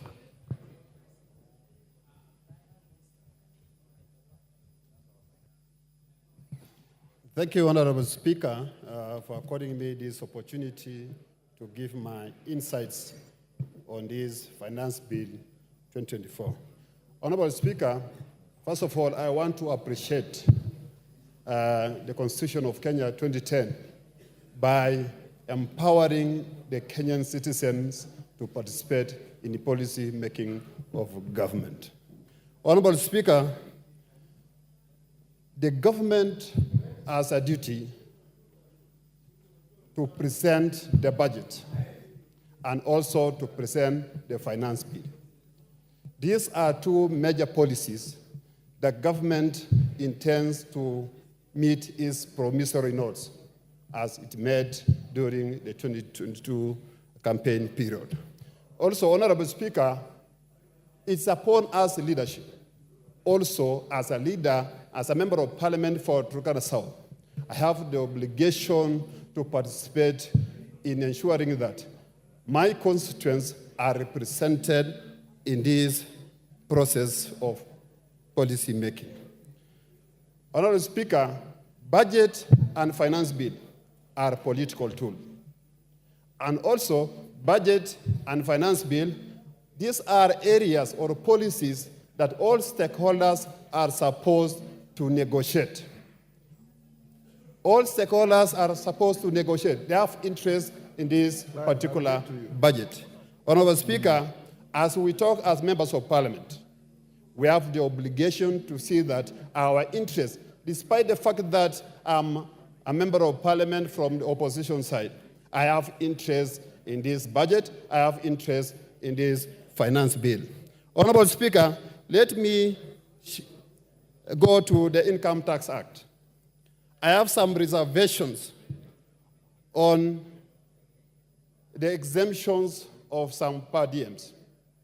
Honorable Speaker, that aspect of exempting some employees on 5% is discriminatory in the sense that if you look at job groups, a member of parliament or anybody earning more than 50,000, 100,000 will be exempted completely from paying tax on their per diem.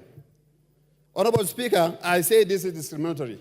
I gave an example of somebody who is in job group J who earns 58,000. Exemption will be 2,900. The per diem is 6,300.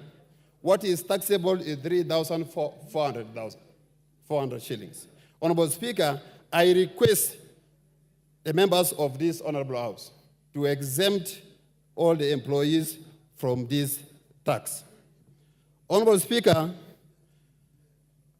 this country has failed on fiscal consolidation. All the policies have not addressed the fiscal deficit for a number of years. So there's need for the government to have plans or policies that are always consistent instead of changing every time the taxation measures. Honorable Speaker, there is something on repeal of digital services tax and replace it with significant economic presence tax at the rate of 30 on 20% deemed profit. What is the standard of measuring the so-called deemed profit? This is what needs to be highlighted, need to be addressed so that we don't just say 20% is deemed profit, 30% is deemed profit. We need to have a standard. Honorable Speaker, something on the value-added tax. When I transfer property or assets at a certain price, there is valuation for that particular business or asset. So the difference between the transfer price and the valuation has to be on capital gains, not you are exempting that from taxation. Honorable Speaker, last year we had a finance bill. Thank you. Your time is up. Member for Sirisia.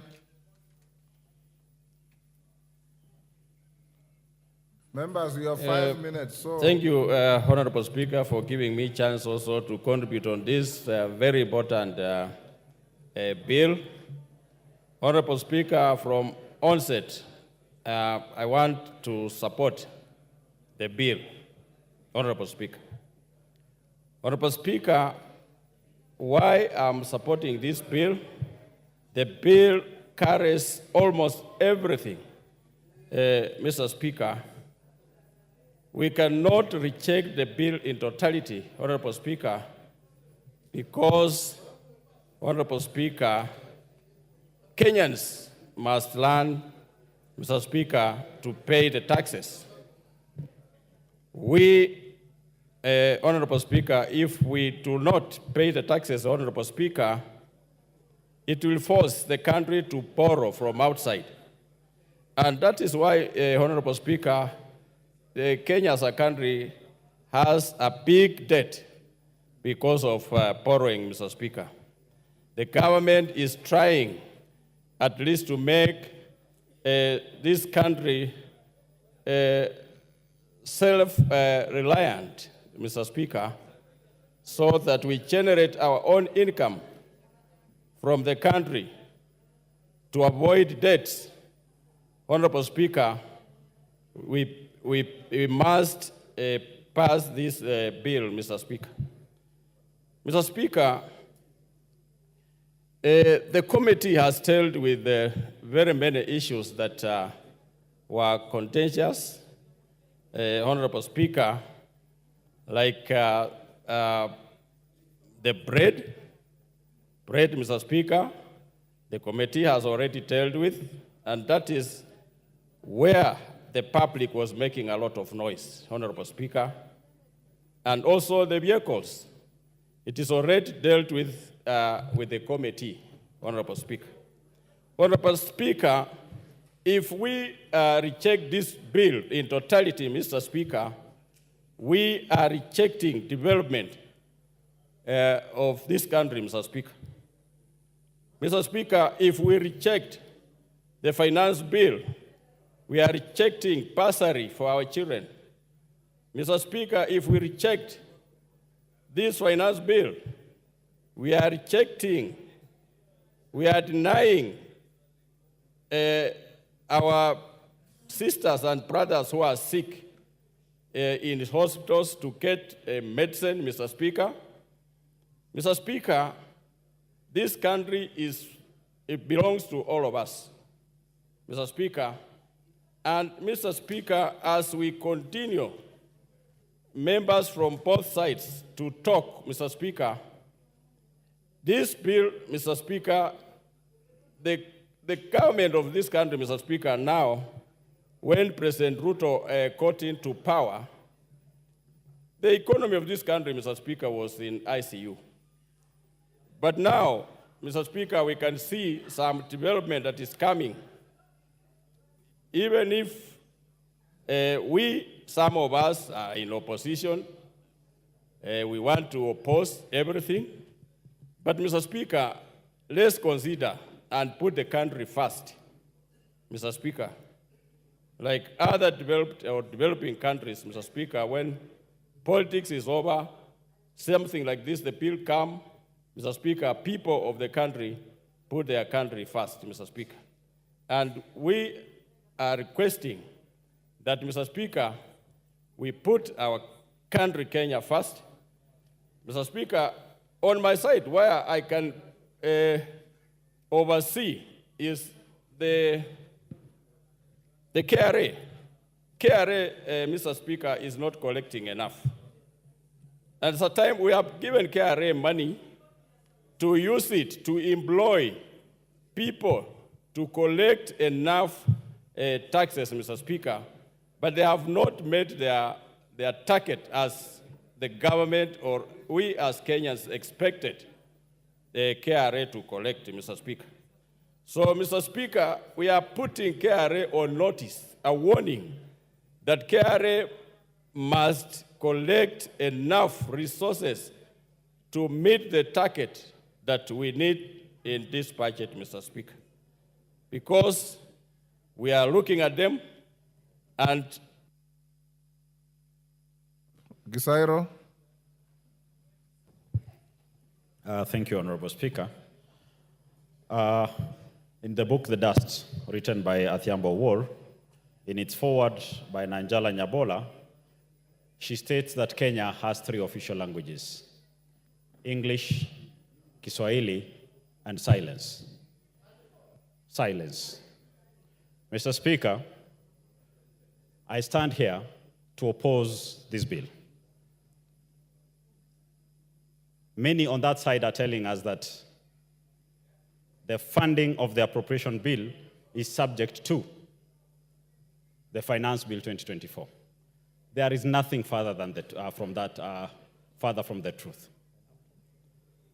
We have a Finance Act, so whether this finance bill flops or not, the country goes on. Mr. Speaker, this Finance Act has some draconian measures. This allows KRA to access people's M-Pesa accounts without going to the courts. Mr. Speaker, we are going to make every Kenyan to move to cash transactions. Mr. Speaker, while we are saying we need to support local industries, the eco levy is not the way to go. Mr. Speaker, my little daughter Iranzi needs Pampers. I can afford. But sadly, Kerubo in Kitutu Masaba, whose husband is mining sand in the quarry, cannot afford. The cheapest option they can get is what they need for the cleanliness of their child. Mr. Speaker, sanitary towels. Millions of girls do not have sanitary towels. The cheapest they can get is what we should afford them, whether imported or local. We should not make it any further expensive. Competition brings costs down. So if our local manufacturers cannot up their game, it is not our business to try and protect some few individuals for selfish interests. Mr. Speaker, while the whip of majority spoke in the morning, he correctly stated that I'm a chicken farmer and I do produce eggs. Very true. But saying that you are going to increase, to put a duty, an import duty on table eggs, that is where we get it wrong. By the fact that we've decided to split eggs into two, table and fertilized, we get it wrong. If I give you 2 eggs, you can never know which is table and which is fertilized. What you're doing, you're protecting a few people who will purport to import fertilized eggs, but actually are importing table eggs. The duty should be on all. Let the one who is doing hatching claim a refund after proving and showing the chicks. Mr. Speaker, while the committee went around, collected the views of the silent millions of Kenyans, they came with a very bulky document, which deleted or proposes to amend most of their own mess. But with one stroke, they tell Kenyans, we've saved you billions, but again, they get into the pocket and take even more. Mr. Speaker, by introducing the maintenance, the levy on fuel for road maintenance by 7 shilling, the motor vehicle 2.5% that they had charged initially in the main bill of 5,000 minimum with a cap of 100,000, that changes because now you'll be paying 7 shillings for every liter. The cheapest of jalopy of cars will at minimum use an equivalent of 5,800 shillings in a month, in a year, while charged.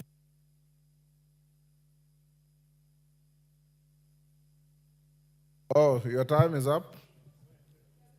Your time is up. Maklap.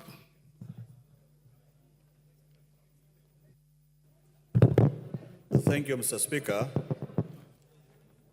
First of all, I want to declare that I'm a member of Finance, National Planning. And Mr. Speaker, I rise to put the record straight. Mr. Speaker, finance bill as proposed, putting the record straight, the original document, Mr. Speaker, is a creation of the National Executive. Where does these proposals come from the National Executive? Most likely, National Treasury and KRA. When it is committed to this House, Mr. Speaker, it is the honors of members of Parliament as representatives of the people of Kenya to now interrogate, and that is why there is existence of executive and Parliament, because Parliament represents the people of Kenya. Mr. Speaker, when a law is passed in this House, it does not affect people who voted for Azimio or who voted for Kenya Kwanza. It affects the people of Kenya across board, Mr. Speaker. Mr. Speaker, I have moved from the original bill, Mr. Speaker, because if we were to vote on this original bill, Mr. Speaker, all of us in this House, including members of Finance, could have voted to draw away this bill, Mr. Speaker.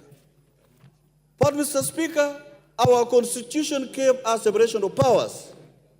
Separation of powers, Mr. Speaker, here, Parliament will now be able to sort out and protect the people of Kenya from the excesses of the executive, Mr. Speaker.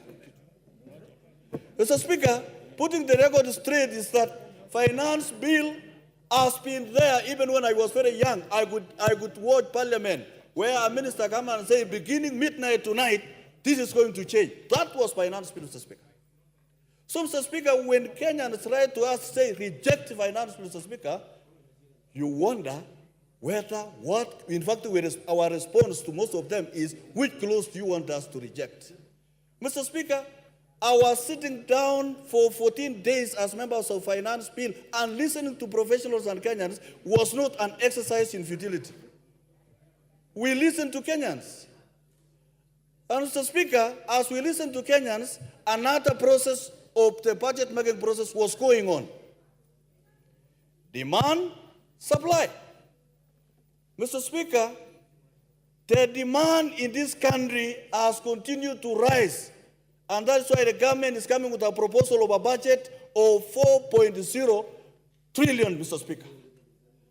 When these proposals were brought to this House, Mr. Speaker, just using the words of Junaid Mohammed, most of the members across board in this particular House, Mr. Speaker, rose to say, this is the best budget because it adds us money to constituencies, because it pays for the JSS teachers' confirmation. They actually gave rise in this House to support all the budgetary proposals in this House, Mr. Speaker. When it came to the supply, Mr. Speaker, where do we get the money to supply the demand? We get through ordinary revenues, Mr. Speaker.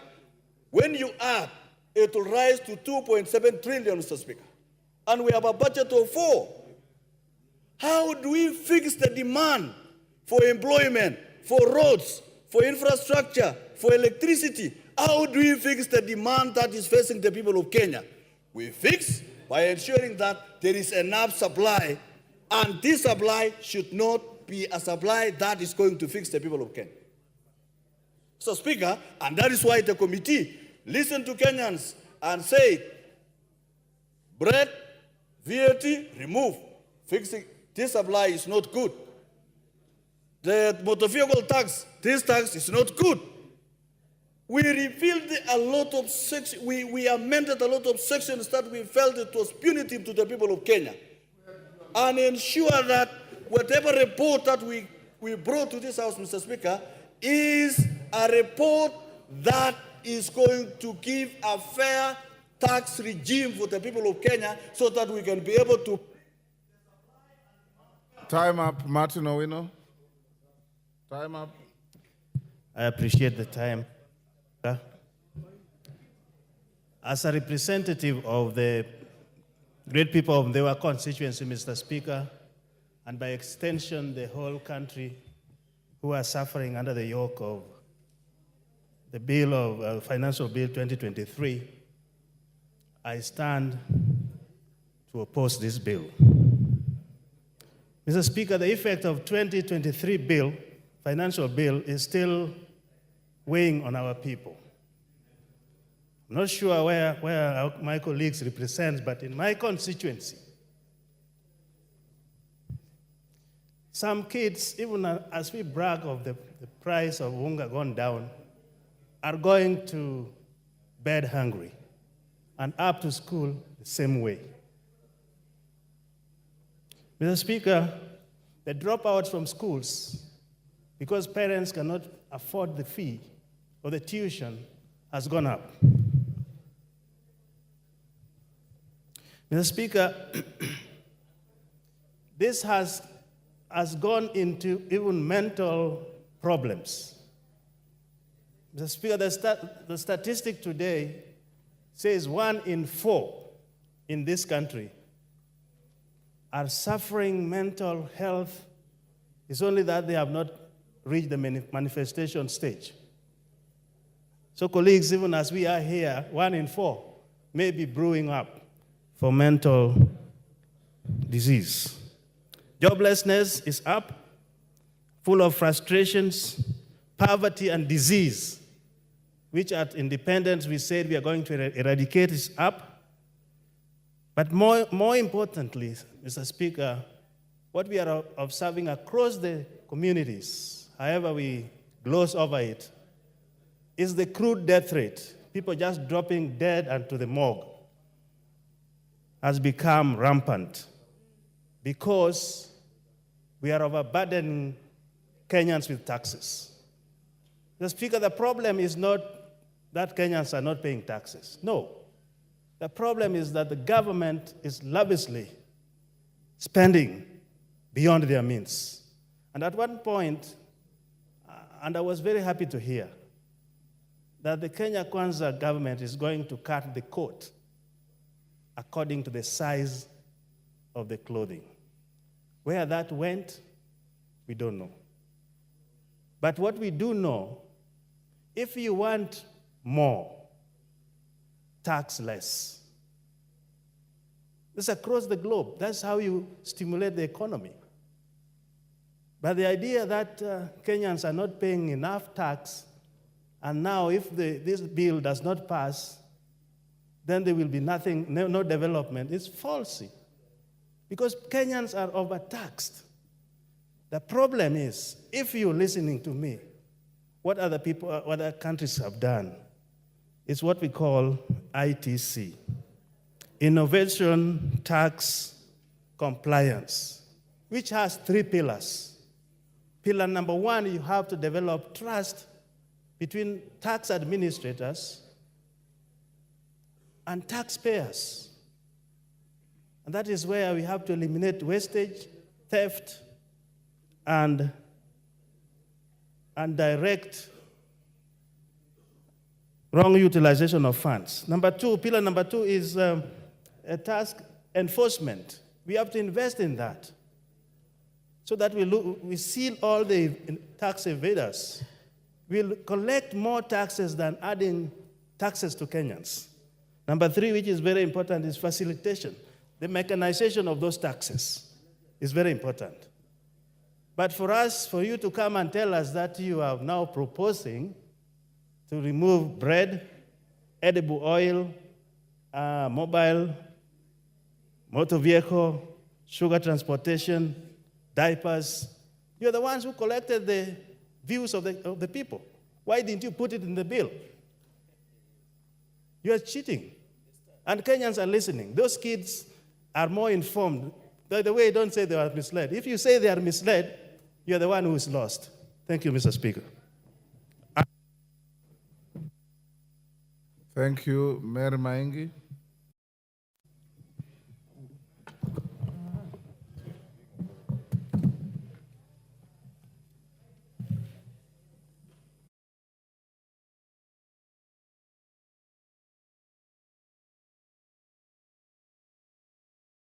Me this chance to contribute to this very important bill.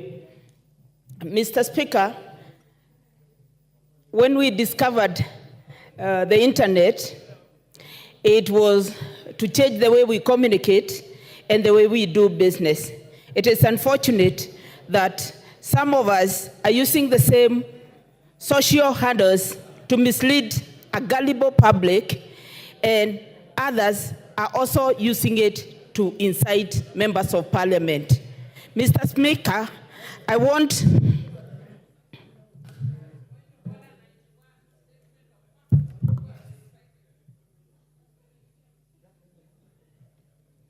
Are you stuck? Thank you, Mr. Speaker. Allow me to inform my colleagues, those might not have read the Committee on Finance report and the Bill of Finance. Mr. Speaker, I want to laud the Committee on Finance for listening to Kenyans and agreeing to drop the contentious issues, and I want to read them one by one. Number one, 16% VAT on bread will be removed. Number two, excise duty on vegetable oil will be removed. VAT on transportation of sugar removed. 2.5% on motor vehicle tax removed. No increase on taxation on mobile money transfer. VAT on financial services and foreign exchange transactions has also been removed. Eco levy on locally manufactured products like sanitary towels, diapers, phones, computers, tires, and motorcycles is also removed. VAT registration threshold increased from 5 million to 8 million, reducing the need for small businesses to register. Responsibility of electronic invoicing, e-teams, by KRA removed for farmers and small-scale businesses with a turnover of below 1 million shillings. Excise duty on alcoholic beverages will be based on alcohol content, not volume. Higher alcohol content will attract more duty. Pension schemes exemption increased from 20,000 shillings to 30,000 shillings per month. Excise duty imposed only on imported finished products. Mr. Speaker, I want to take this chance to speak to three issues. I want to speak to the issue of pensions and the issue of excise duty levied on finished products and the issue of VAT on bread. Mr. Speaker, with pensions tax relief from 20,000 to 30,000, we are encouraging a savings culture in this country. We are going to encourage those that are employed to save, and that they are not going to be a burden to others when they retire, because they'll be having more money, which is tax-free. Mr. Speaker, there's no country that grows from imports. When we say that we are imposing a tariff on all the imported finished goods, we are protecting our local manufacturers. Mr. Speaker, by protecting our local manufacturers, we are saying yes to more jobs in this country, and more jobs are going to support hundreds of livelihoods in this country. Mr. Speaker, with the local manufacturers being supported, we are also going to be reviving some of those industries that collapsed because of demand in this country. I am saying yes because I know with locally manufactured diapers, with locally manufactured sanitary pads, we are going to have, this country will see the revival of many gineries, including Moya Ginery, Mr. Speaker. Time is up. Mule.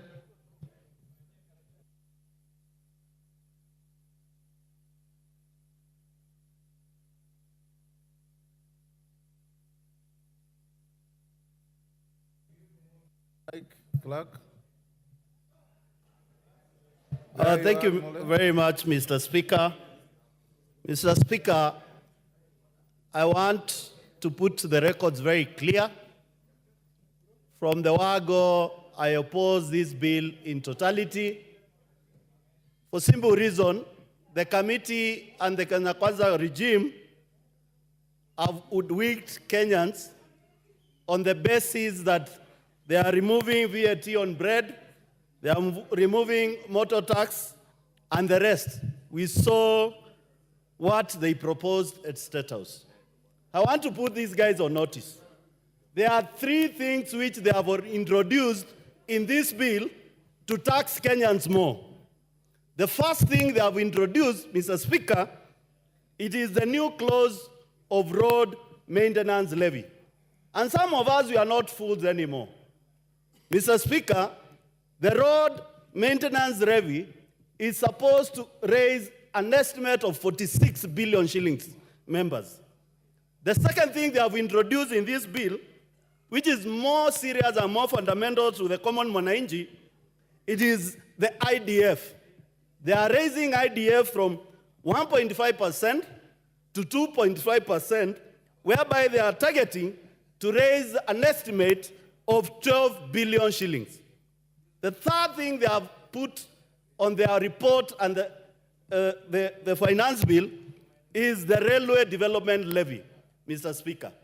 Mr. Speaker, on those three fundamentals, they should be raising a total whooping of 88.8 billion shillings compared to what they are telling Kenyans they have removed, which is 76 billion shillings. So, the question is, when you are telling Kenyans you have removed the 16% VAT, are you not aware the wheat we use in this country to produce bread is 80% imported?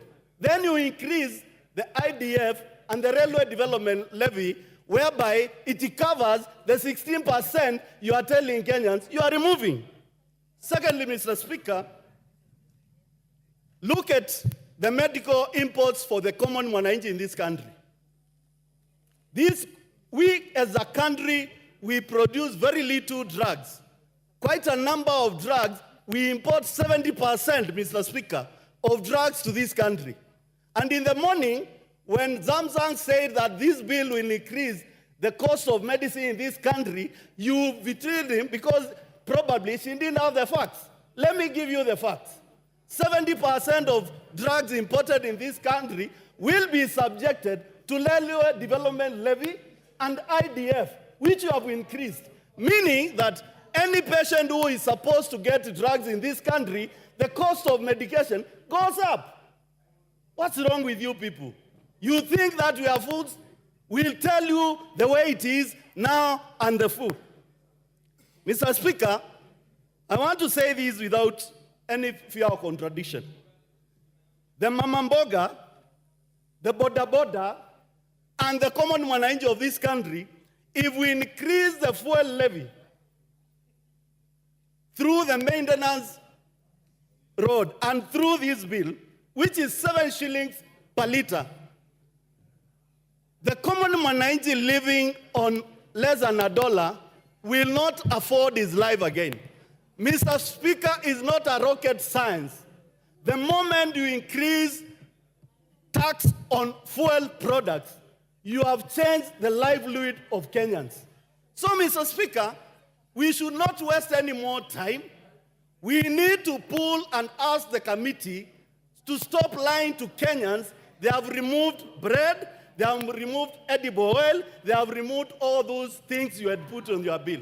For simple reason, Mr. Speaker, we want to call upon all Kenyans tomorrow to wake up and say no to draconia's budget, draconia's finance bill, which is being proposed, and giving Kenyans an hope and bringing that up in another hand called railway development levy, IDF, and the 7 shillings on fuel. Please, don't fool Kenyans anymore. We'll stand with the 52 million Kenyans from tomorrow until sense comes to your mind. You cannot tax Kenyans anymore. I oppose, Mr. Speaker. KJ. Member for Dagoretti South.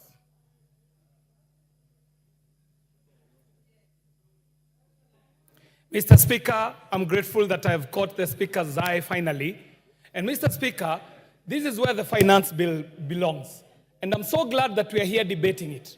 Because, Mr. Speaker, we've got a lot of work to do in clearing and disabusing the misinformation that has been peddled about this finance bill, Mr. Speaker.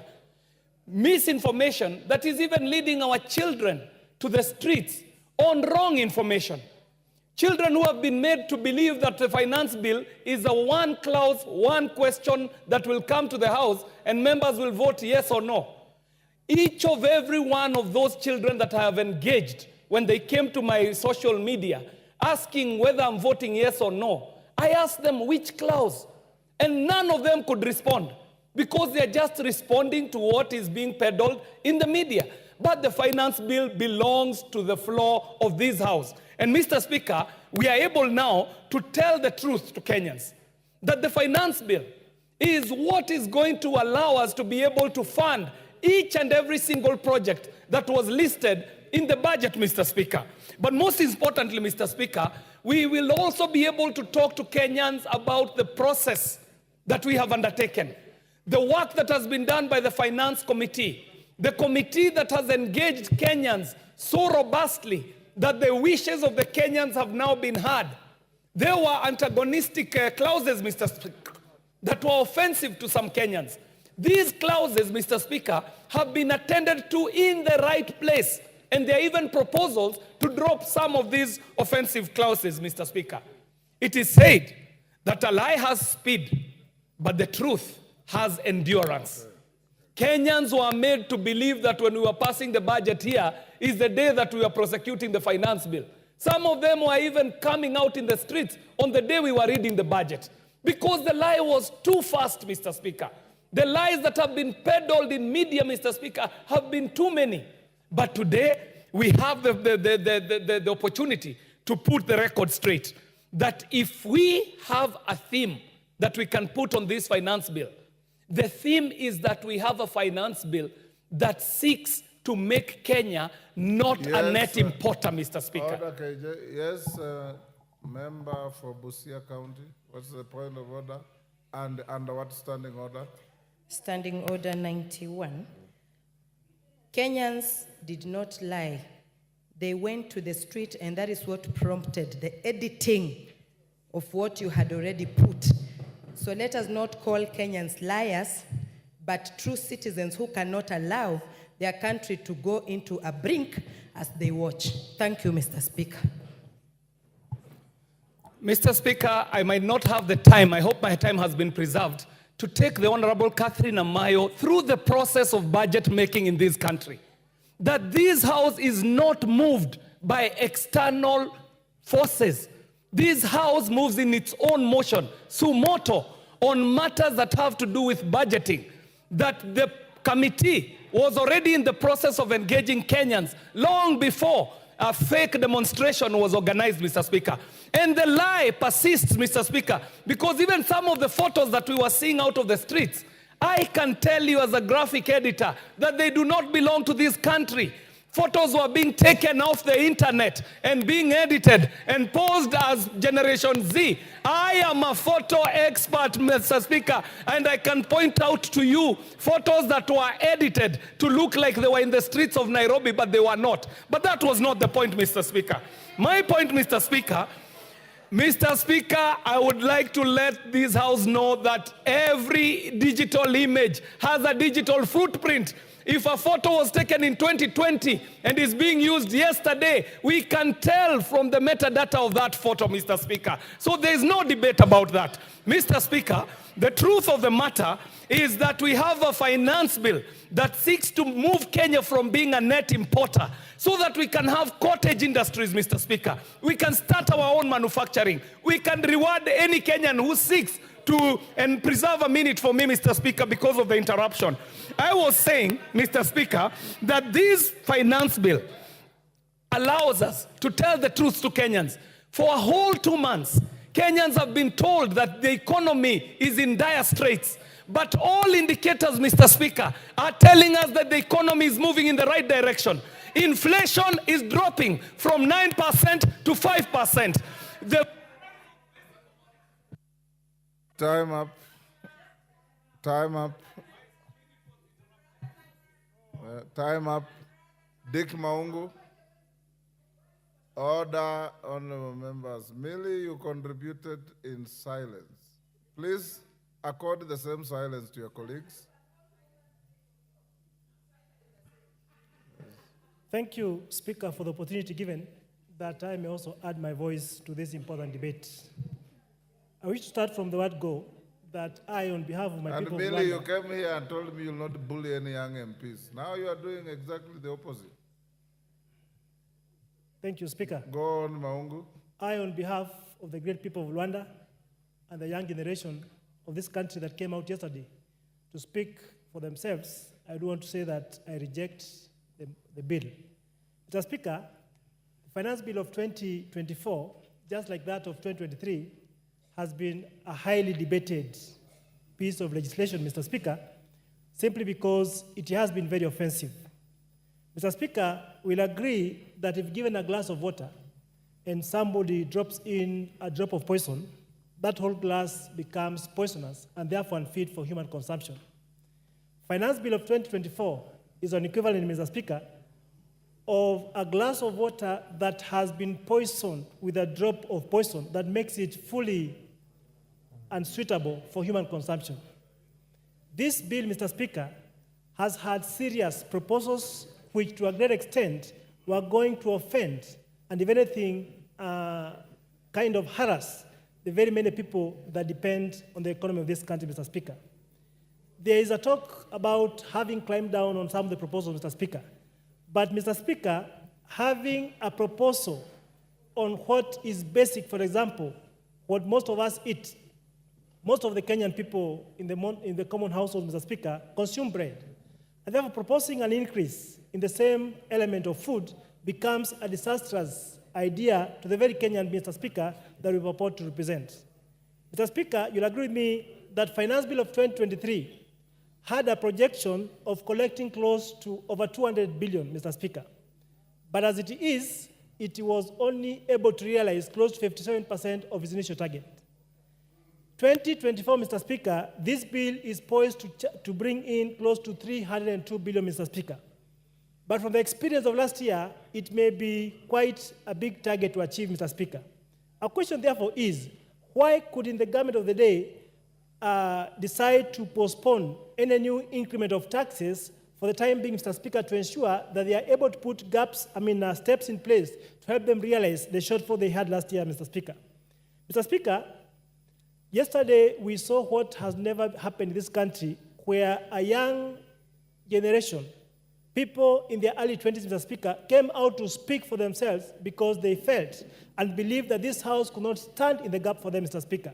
It is embarrassing, Mr. Speaker, to see our young people, Mr. Speaker, sacrificing themselves to go out on the streets because they have lost confidence, they have lost trust, and they have no hope in the institution of Parliament, Mr. Speaker. Mr. Speaker, let it be known that should Kenyans suffer, the person to ask those hard questions is none other than members seated here this evening, who will be able to pass this bill, Mr. Speaker, which will add unnecessary burden, unnecessary heavy weight to our people, Mr. Speaker. And therefore, as Kenyans are watching this evening, I want every Kenyan to take charge. I want every Kenyan, Mr. Speaker, take note of what his member of Parliament will be speaking this evening with regard to this bill, Mr. Speaker. A member who goes on to support this bill, Mr. Speaker, is a member who desires that these people should not have life tomorrow. A member who goes on to support this draconian bill, Mr. Speaker, is a member that does not think good for his people. And therefore, I want to urge this great House, Mr. Speaker, that as we are standing today, let us say no to this bill so that we may have an opportunity to give hope to our people. Mr. Speaker, as it has been pointed out, there's a proposal, yes, to bring down fuel levy, to bring down motor vehicle circulation tax. But at the same report, Mr. Speaker, there's a new clause that indicates that fuel is supposed to increase by a whooping Kenya shillings, 7 shillings, Mr. Speaker. I want somebody to tell me, Mr. Speaker, how on earth can we therefore go on burdening that mama mboga, that hustler with an extra shilling at the pump, Mr. Speaker. This will be finishing our people, this will be shrinking our people, Mr. Speaker, and if anything, trying to freeze or to shrink the disposable income within their pocket. I therefore stand to oppose. Thank you. Titus Lotte. Give him the mic. Thank you, Mr. Speaker, and thank you for giving me this opportunity to contribute to the Finance Bill 2024. Mr. Speaker, I would have rejected and voted no for this bill if I had rented my brain and my mind to the people that will misuse it. I would have voted no, but I have not rented my mind. Mr. Speaker, I would have voted no and rejected this bill if I was a tabula rasa with no brains to read, reason, and analyze. But I am not a tabula rasa. Mr. Speaker, the reason why I say that is I have looked at the document, the bill and the proposal therein, and realized that everything that the people of Kachaliba sent me to represent them, all the punitive taxes have been removed. And so I will actually be mad to come here and start saying we reject this bill in totality. Mr. Speaker, I will not, because everything that affects Wanjiko, everything that affects the people that I represent have been removed. Mr. Speaker, the white man say that if you want to hide an information from a black person, put it in writing. And I have attested it today, Mr. Speaker, that everything that has been written here, nobody has read, but all insinuation that is coming from the members of the public that have been incited, and also some members of this parliament, are actually hearsays. They are innuendos. They are assumptions. So, Mr. Speaker, that is the reason why I say we probably need to unback this thing and get it out of writing to start even educating these people by saying, because if writing hides information from them, then let us talk to them so that they also see that the things they talk about, they are talking about 16% on bread, something that has been proposed for removal. They are talking about 25% for edible oil, something that has been proposed for removal. They are talking about mobile charges, something that has been proposed for removal. It is because it is written and they have not seen it. The last one, Mr. Speaker, why I support this is because of 5 things. One, because for the first time we employed 46,000 intern teachers, and we intend to confirm them. This country has suffered cases of unemployment. And if the bill is bringing 46,000 people onto our jobs, do we just want to throw it away? I believe let us also sympathize with those people that are unemployed that want to get a job.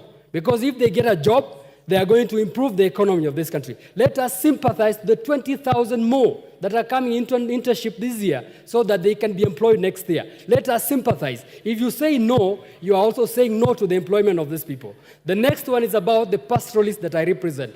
For the first time, pastoralists are supposed to be compensated for the losses of their livestock. For me, that's a big thing. Mr. Speaker, I support because of that. I also support again, Mr. Speaker, because of the fact that local manufacturing is supposed to be improved in this bill, Mr. Speaker. I know when I used to work as the CEO of women groups that were trying to form cottage industries that will manufacture the sanitary towels. They were killed because they were cheap imports of sanitary towels from China. Mr. Speaker, if you want to grow our economy, we will need to improve our manufacturing. And manufacturing, we do not need high quality at this point. Every country that has developed started with a low quality, and then with time they improve it. But at the end of it all, we will have employment in this country. So, Mr. Speaker, how do we improve our industries if we say that because they are cheap, they are low quality, we are not going to start? We have to start from somewhere. And finally, Mr. Speaker, as I sit down, I will support, because I'm not a tabula rasa, I will support because I have not been brainwashed. Mr. Speaker, I will support this bill as amended, because everything that is punitive has been removed. Thank you so much, Mr. Speaker. I support. Thank you, Dr. Ochanda.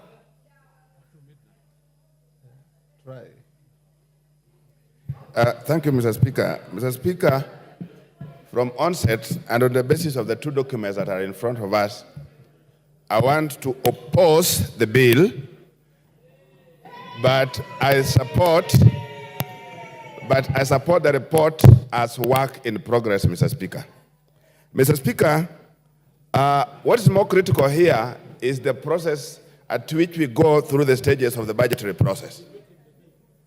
Now, what there is, Mr. Speaker, if you look at these stages from February when we have the BPS, we get to April and May when we are doing the estimates, you get the stage where we are doing the treasury statement, the budget statement, and you get at the stage where we are discussing the revenue raising process. Mr. Speaker, these stages need to be tied. And as a House, because we have not tied them properly, that's where there are missing dots. There are dots along the stages. Mr. Speaker, if you look at now the BPS in relation to the budget, there are definitely different figures, which sometimes go beyond what the BPS expects. If you look at the estimates, Mr. Speaker, you realize that there are figures and there are proposals in terms of projects and activities that members are doing sometimes without the knowledge in terms of where are we going to raise the money. Mr. Speaker, what I'm trying to suggest, what I'm trying to say is that if we are able, for example, at the estimate stage, be able to be talking about the activities, talking about projects, and talking about what is to be funded, if at that time we have indicative sources of revenue, we have indicative figures, I think will be more useful to this country than where we are deliberately saying that the budget is fine because there were very many good things in it, but then after a week, we are saying, no, we are not too sure where the money is going to come from, so it is bad. So, Mr. Speaker, this is exactly where I'm still insisting that those stages, we must get away with how to tie them up. There must be a string that ties them from the level 1 up to the stage when we are raising revenue. Beyond that, Mr. Speaker, we also need to look at when we are, this uproar. Why is it there's a lot of uproar in the last 2 years? We need to look at it in terms of if the traditional sources of revenue were working before and there were no issues, what is it that we need to do to work around the traditional sources of revenue such that we don't go creative ways which are bring a lot of issues, bring a lot of things that people don't understand, particularly when you get into this communication industry. There are a lot of new things. And when you move in to look for revenue across it, then there are definitely many things that you must tie you to be in war with the young people, Mr. Speaker. So I think these are things that we really need to look at. The issue of, when we are looking at the issue of budget or no, the revenue, there are things that you can avoid. You can avoid taxes. I think the nation needs to be told also. But you can't evade. What is it that you can avoid? For example, not everybody else pays for taxes on beer. It is up to those who consume it. You can avoid that if we get into other avenues where there are things that are brought that are not conducive, are not good for you. You have the space not to get into them. Mr. Speaker, that's exactly what I'm saying. I support the report, but I don't support the bill because the report is still work in progress, and in the next number of hours, we are still working on how to improve on it, Mr. Speaker. Thank you. Thank you. That is his position, Maungu. You don't have to prod anybody. Member for Aldai. Thank you, Mr. Speaker. I rise to support the finance bill. Member for Nakuru Town East. What is out of order? Kaitani, take your seat. Thank you, Honorable Speaker. I know everybody thinks that I'm moving under Standing Order number 95. Honorable Speaker, I beg to Standing Order number 30, hours of meeting, and specifically Section 3, 4, and Section 6. Honorable Speaker, Section 3 of Standing Order number 30 says, notwithstanding paragraph 1 and 2, the House may resolve A, to extend its sitting time. B, I don't want to go to B because it's another time and date, and C. 4, it says, a motion under paragraph 3A shall be moved at least 30 minutes before the time appointed for adjournment. And Honorable Speaker, now it's around 55 minutes to the time.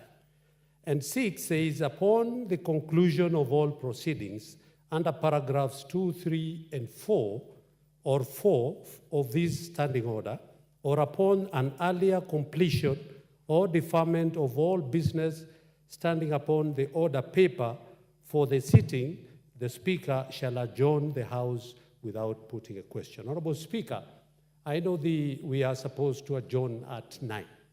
And under the standing order, we can be able, if we agree, to proceed. Honorable Speaker, 55 minutes only means 11 members of Parliament who have at 5 minutes. So if we can move to midnight, then it will give us more time for us to be able to debate. Thank you, Honorable Speaker.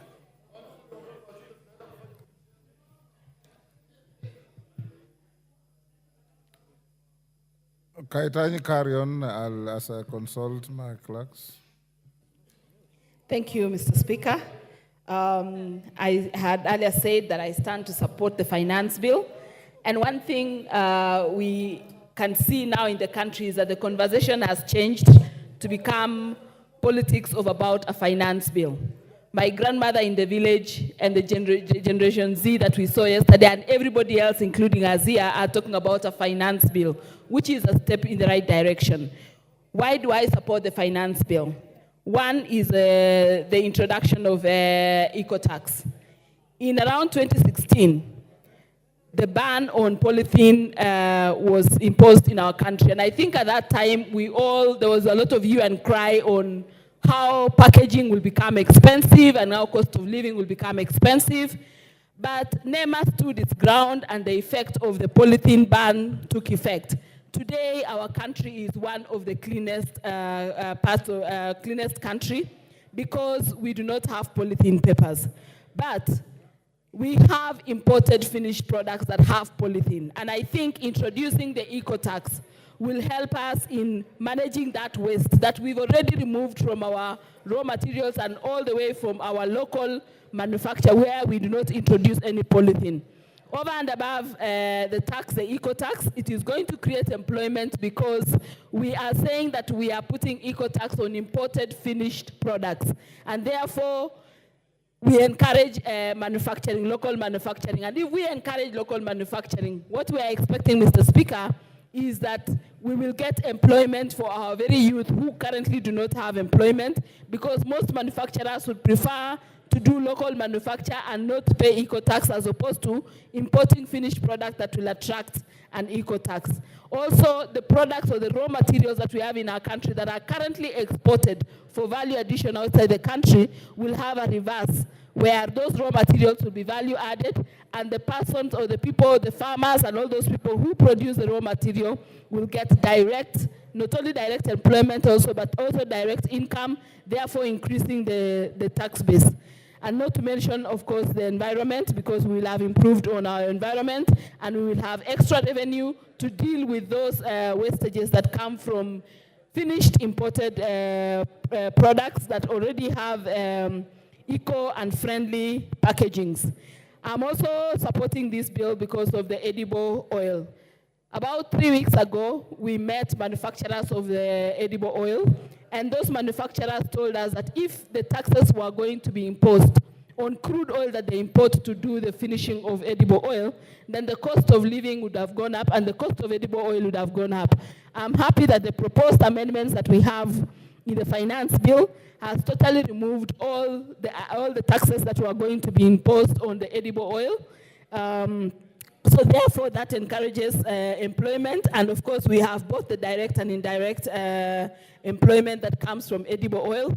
The only thing I want to encourage is that these manufacturers look local and ensure that our farmers who are currently growing sunflower and canola are also considered in terms of production of crude vegetable oil, is in the conversion of edible oil, so that we don't just export labor or export revenue to countries that produce crude oil, yet we can grow it in our country.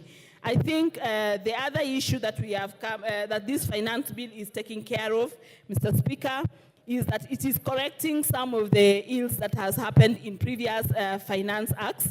One of them being that the cost of money, for example, the taxes on per diems for employees has now been increased from 2,000 shillings to 5% of gross salary.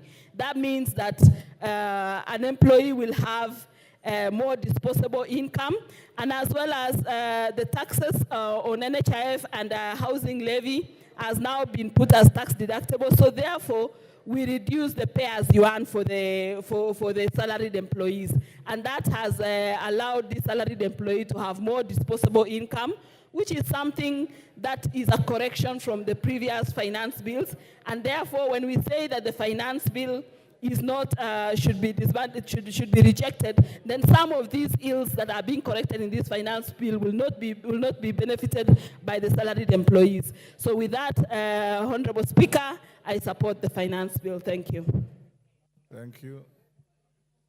Before I give the next speaker, Honorable Kikaria, I have looked at your proposal. I had already given direction on the timings and the manner of debate of this bill. In fact, I had said we'll go up to 9:30, but the clerks advised me that today the House rises at 9. So we'll rise at 9. This is not the last day of debate. We are starting again tomorrow at 9:30. And we'll go on up to 1. Then we'll start at 2:30. And in the course of the afternoon, I can also note, sitting where I'm sitting, that other than the desire and the need, and justifiably so, for every member to speak to the bill, there is a lot of tedious repetitions. But I will still indulge every member who will get a chance to speak. Tomorrow afternoon, all things being equal, we will vote on the bill. Those of you with amendments, make sure you file them before 1 and tomorrow. And we'll give you direction on when, after voting in the afternoon, depending on how you vote, when we'll go to committee of the whole. I'll now give the floor to Lillian Kogo.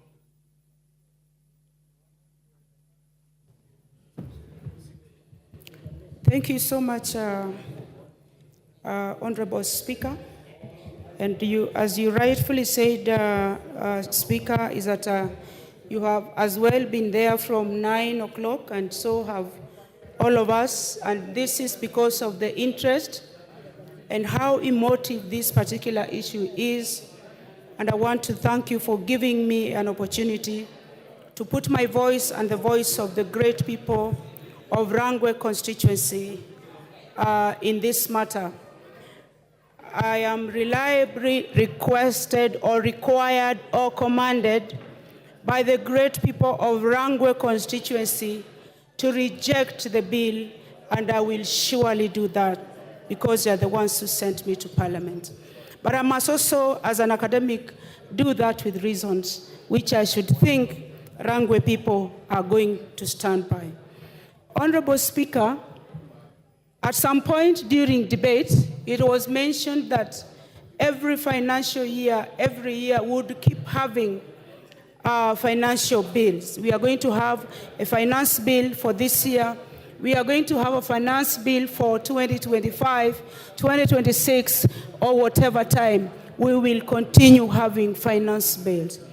But I want to say, Honorable Speaker, that as much as we want to have finance bills every year, it would be prudent, Honorable Speaker, that if we have an act, that act should be allowed or should be given time to operationalize. We run it for a time, Honorable Speaker, so that we are able to critically analyze or critically make observations on its goodness and on its badness. And even in the course of debate, Honorable Speaker, it was mentioned that probably the young people we are seeing rise up out there may not know really about this finance bill. But I can assure my colleague and my friend that these young people are well informed, Honorable KJ. At times they're even ahead of us with information. And these are people who know how to comb and dig information from wherever they are able to get it. So we should not undermine their capacity to be informed on matters that happen in Parliament. And in any case, Honorable Speaker, these are the next cohort of parliamentarians. So I think they're in the exercise of practicing, but they are also exercising their democratic right. They have the right to picketing. So if they do so as young people, we should give them room, Honorable Speaker. Honorable Speaker, having said that, I also want to appreciate what the committee has done. The committee listened, and the committee made amendments. So we have on one hand the committee report, but also we have on one hand, the committee did proposals for amendments, and on another hand, we have the bill in itself. So that gives room for hope. And from the point where I stand, I may not be very good, Honorable Speaker, at estimating the age of the substantive chairperson of the Finance Committee. But I can literally guess, Honorable Speaker, that he's a young person. So I want to tell the chair of Finance Committee, my brother and the Honorable Member of Parliament, you are a young person, and the young people are looking at your capability and your capacity to run a major docket like that. Let us not take things for granted. It is a career you are building. And I want to say that there are many issues to reject this bill on. When we talk about not bringing taxation or not making gluten-free bread taxable, what exactly do we mean? What is the science behind it? What is the issue on allergies about this? Was it medically informed? So if we start tearing and scrutinizing this bill, Honorable Speaker, to the extent that we tear it apart, all of it will be rejected. But for me and Rangwe people, Honorable Speaker, on the bill, I stand to reject. No. Thank you, Lillian. Taitumu? Thank you, Mr. Speaker, for the opportunity. Taitumu and others, those who want to speak, stop menacing the Speaker with hand gestures. I can see you, and I'll give you a chance to speak. Okay, thank you, Mr. Speaker, for the opportunity. I arise to support the bill. Mr. Speaker, I want to thank the committee. First of all, when I went through the document, I saw 203 entities were given an opportunity to present their views in connection or in relation to the bill. The committee listened to their views objectively and made various adjustments to the clauses that were punitive to the Kenyans and mainly the Mamboga and other citizens of this country. Mr. Speaker, I have heard you make several pronouncements that those who have amendments, they tender their amendments before 1 tomorrow. This is to say that the bill is tendered or the bill is brought to the Parliament so that the members can get an opportunity to make an amendment and not to reject that are meant for the posterity of this country. Mr. Speaker, this government inherited and disjointed education structure that requires massive and colossal amounts of money to make it raw. One, Mr. Speaker, 46,000 teachers are about to transition from the interns to JSS to permanent and personal basis. Mr. Speaker, the clauses that were unbarred were dropped, others were amended, to make sure that this bill benefits the citizens of this country. Young Kenyans have jammed our phones with the messages of reject. But when you engage them by asking them to expound on the reasons as to why we should reject, some go mute. Majority of them go mute. The reason is that they have been confused. They have been poisoned because the truth is being laced with poison. But the truth of the matter, Mr. Speaker, is that this bill is progressive. It is progressive in the sense that punitive clauses that would have affected these Kenyans were removed. For instance, the motor circulation tax was removed. This one would have drastically affected the Mamba Boga, anybody who uses the vehicle, those who transport the cabbages, the tomatoes and the rest, or those who use even provox and other modes of transportation to make sure that their merchandise reach the market. Mr. Speaker, this is the first time when the salaried people will have pay as you earn deducted after the statutory deductions have removed. This one will have a positive index on their net pay. And for this reason, it shows that this bill is good. Taxes on mobile phones transfers, they have remained as they were, and they have not been handled as it is seriously exaggerated.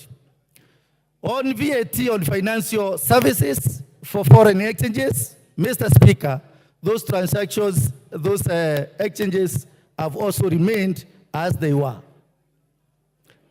VAT on bread, Mr. Speaker, it was very contentious. But in the wisdom of committee, through the advice and the democratic space that it gave the stakeholders of this country, the experts, the professionals, and even faith-based organizations, they saw it worthy to have it removed.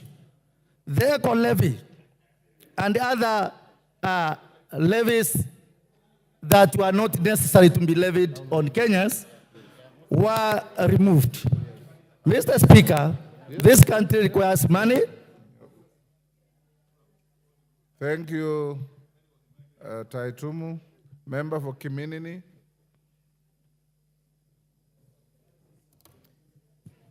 Thank you, Mr. Speaker, sir. Representing the good people of Kiminini, we know that this finance bill is supposed to be a mechanism to raise funds for the government programs. However, if the government widens the taxation mechanism that affects the people, then I have a right to represent my people and indicate where it's not right. Secondly, Mr. Speaker, we must reduce and rationalize our expenditure. We must live within our means. Looking at this particular bill, Mr. Speaker, we completely left out the principle of a sovereign state whereby the Bretton Woods are the ones dictating what we have to put in our budget. Someone sitting in Washington and the IMF does not really understand the pain that the local Kenyan goes through by inflicting a specific taxation on bread, things like sanitary pads, an example. And I would like to say, Mr. Speaker, it is also important that the templates that have been provided by the World Bank, which have worked in other countries like Croatia or wherever, using those templates in Kenya, it cannot work.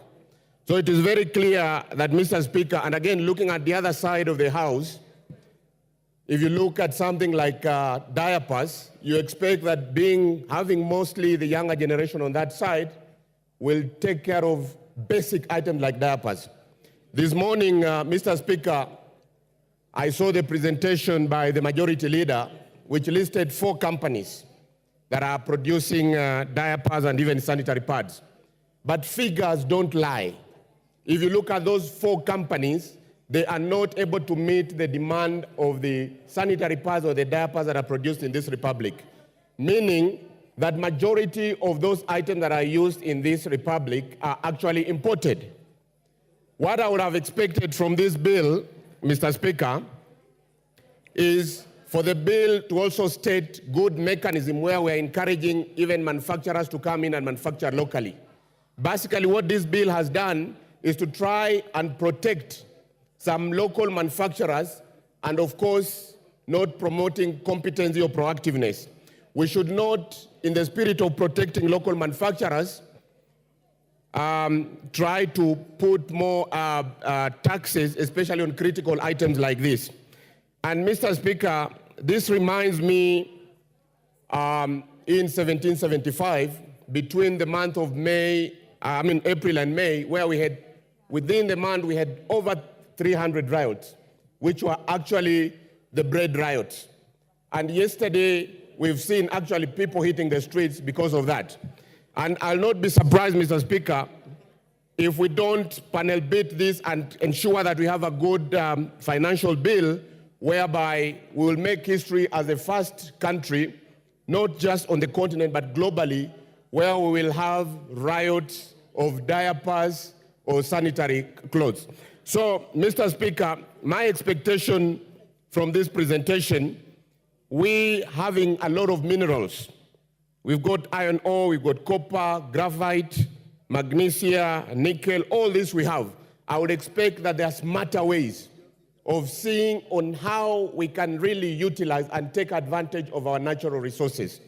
An example, Mr. Speaker, I'd also expect that on items that are causing some social disorder like alcohol, an example, we focus on such items where we put even 100% taxes.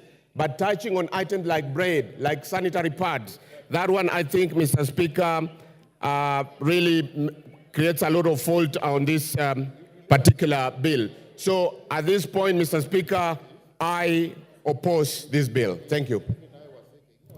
Timothy Toroitich, member for Marakwet West. To support the letter, the spirit, and the intent of this particular piece of proposed legislation. Honorable Speaker, but with a rider, I support the same, Honorable Speaker, as proposed by the committee. Honorable Speaker, the reason why I say I support the bill with the amendments by the committee is for the reason that, Honorable Speaker, the bill as it was brought to this House is a bill that was in the mind of the executive. Honorable Speaker, the reason why this House is given time to interrogate a bill is so that we can get the input of the members of parliament here and also get the input of the members of the public through public participation. Honorable Speaker, when the Committee of Finance went to collect the views of the public, Honorable Speaker, they never went to collect the views of Kenya Kwanza public. They never went to collect the views of Azimio supporters. They never went to collect the views of individuals. They went to collect the views of collective Kenyans. Honorable Speaker, if this bill, if there was no amendment to this bill, personally, I would have opposed this bill. But because of the amendments that has been reflected in the report of the committee, I will support the bill purely based on the proposed amendments by the committee. Honorable Speaker, there were acrimonious, there were contentious clauses in that particular bill. But Honorable Speaker, courtesy of the amendment, the members of the public were told about the 2.5%. Honorable Speaker, that proposed amendment by the committee is the one I support. Honorable Speaker, I have read the report in its entirety, the voluminous report. Honorable Speaker, the 2.5% on the issue of tax on motor vehicle has been deleted pursuant to the opinion of the public. Honorable Speaker, I commend the committee led by Kimani Kuria. Honorable Speaker, they said that the 2.5% was based on the Income Tax Act. Honorable Speaker, they said the Income Tax Act only deals with income and not assets as the motor vehicle. Honorable Speaker, that is the reason why I support. Honorable Speaker, second reason. This year, the Committee on Budget proposed certain fundamental amendments, and they brought a budget for this House. One of the issues led by Ndindi Nyoro was the issue of equality in terms of allocation of resources insofar as electricity is concerned. Honorable Speaker, every constituency was given 50 million. I saw my friends from the other aisle supporting that proposal. But Honorable Speaker, the question is this: how do we fund? How do we get the 50 million if you don't pass this finance bill? Honorable Speaker, the issue of CDF, all of us from this aisle, from the opposition, supported the increment in CDF. Honorable Speaker, if we don't have enough money to support that increment, how shall we, as a country or as members of parliament, get that particular funding? Honorable Speaker, on the issue of JS internships, Honorable Speaker, there has been demonstration outside there. The internship teachers have been saying they want to be confirmed. Honorable Speaker, I sit in the Committee of Education and Research of this House. Honorable Speaker, Honorable Speaker, in this budget, we have allocated... Yes, what is the point of order from your neighbor? Mr. Speaker, I rise on standing order number 91. Is it in order for the honorable member to mislead the House that the budget proposed an increment on CDF, yet we know CDF is a percentage of the collection? Honorable Speaker, it is not rocket science that the constituencies are receiving depending on the number of wards, but this time round we have an increment of 30 million per constituency. Honorable Speaker, that is not rocket science. It is an increment that has been reflected in the budget, and therefore it must be funded. Finally, Honorable Speaker, even though I support this bill, there has been hue and cry outside there. Honorable Speaker, it is incumbent upon the executive to ensure that money collected in this year's financial bill, Honorable Speaker. Thank you, Timothy. Wanjala Raphael.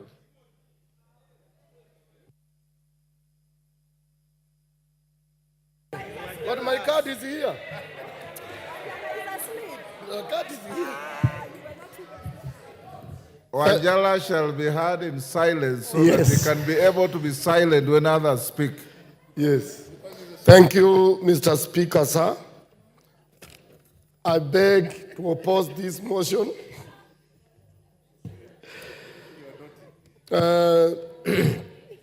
Speaker, sir, this finance bill of 2024, National Assembly Bill number 30 of 2024, Mr. Speaker, I am also cognizant to the fact that this bill went through the first reading on 13th May 2024 and was committed to the Departmental Committee on Finance and National Planning for Consideration Committee and reporting to the House under the provision of Standing Order number 127. Mr. Speaker, sir, I'm also cognizant of the fact that this bill has 65 clauses and seeks to amend laws on matters such as the Income Tax Act, Cap 47, 1, the Value Added Tax, Cap 476, the Excise Duty Act, the Tax Procedures Act, Cap 469, among others. And Mr. Speaker, you have heard some members saying that if we oppose this bill and it collapses, they say then we will not be able to collect taxes. I want to inform the members that if this bill collapses, we already still have a bill in force of 2023 that will continue. What we are only doing is that we are amending. It's not that there is no another bill. We are just amending the previous bill. Therefore, when this one collapses, members, there is nothing that has gone wrong. We will still continue. And that is what some of us are praying for. Because, Mr. Speaker, you are also aware that last financial year, 2023, we have a bill that was supposed to collect over 350 billion. Now, in this one, 2024, we are proposing, 2024-2025, to get additional revenue of 302 point something billion. But even the other 352, Mr. Speaker, we were not able to collect. So I don't know why this government of Kenya Kwanza, they are too over-ambitious to do what they may not be able to attain. Mr. Speaker, sir, even though these measures might be part of the general effort to enhance domestic resources, mobilization and reducing dependence on foreign aid, as they have always said, and loans, and yet, to us, we know very well that this is the government that within less than 2 years, they have borrowed more than any other government, although they claim not to have been borrowing. It should be done with the sensitivity required and the necessary understanding of the economic situation that Kenyans, situation of the common mwananchi is already shouldering a heavy cost of living in this country.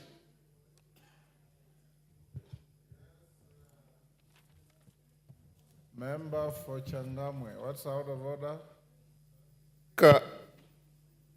Is it in order for the Honorable MP, who is actually a member who has been here for quite a long time, he's actually reading instead of debating?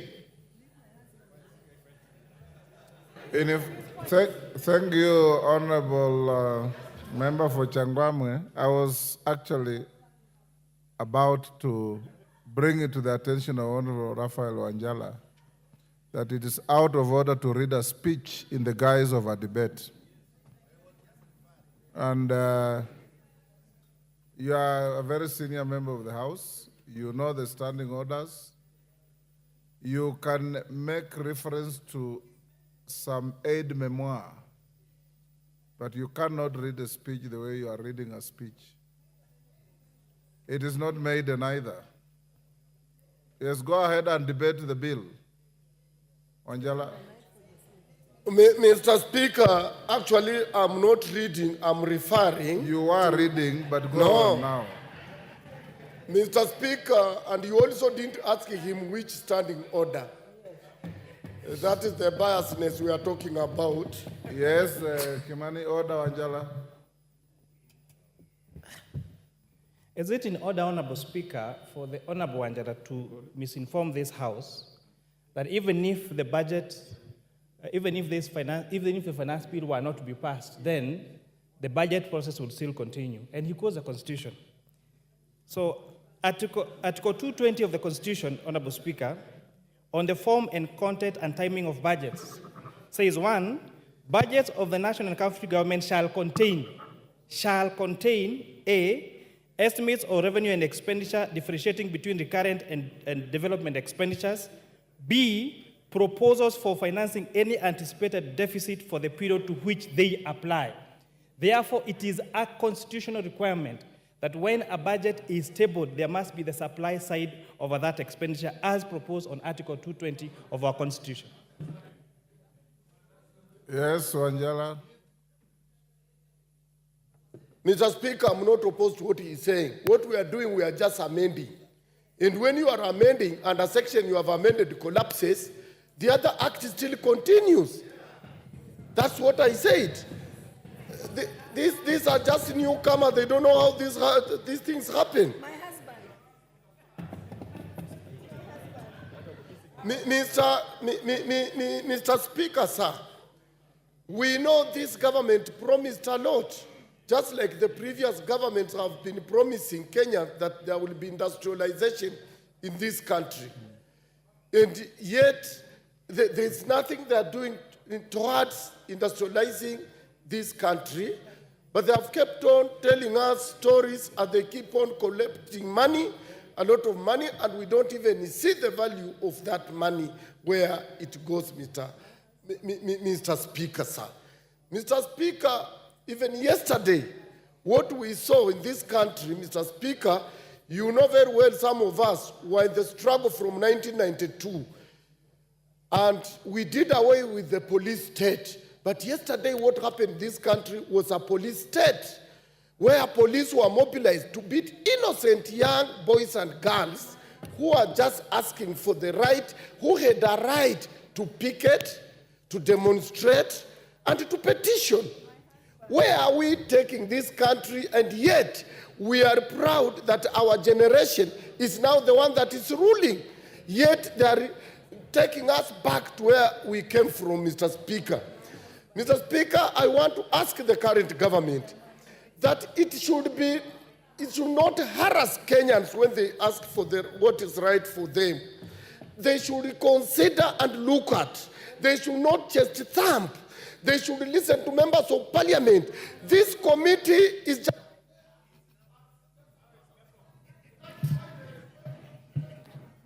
Thank you, Honorable Anjala. And the lesson you learned today is you can see how nice it is to speak without anybody heckling at you. You have enjoyed speaking today, so give that enjoyment to others when they speak. Member for Nyeri Town.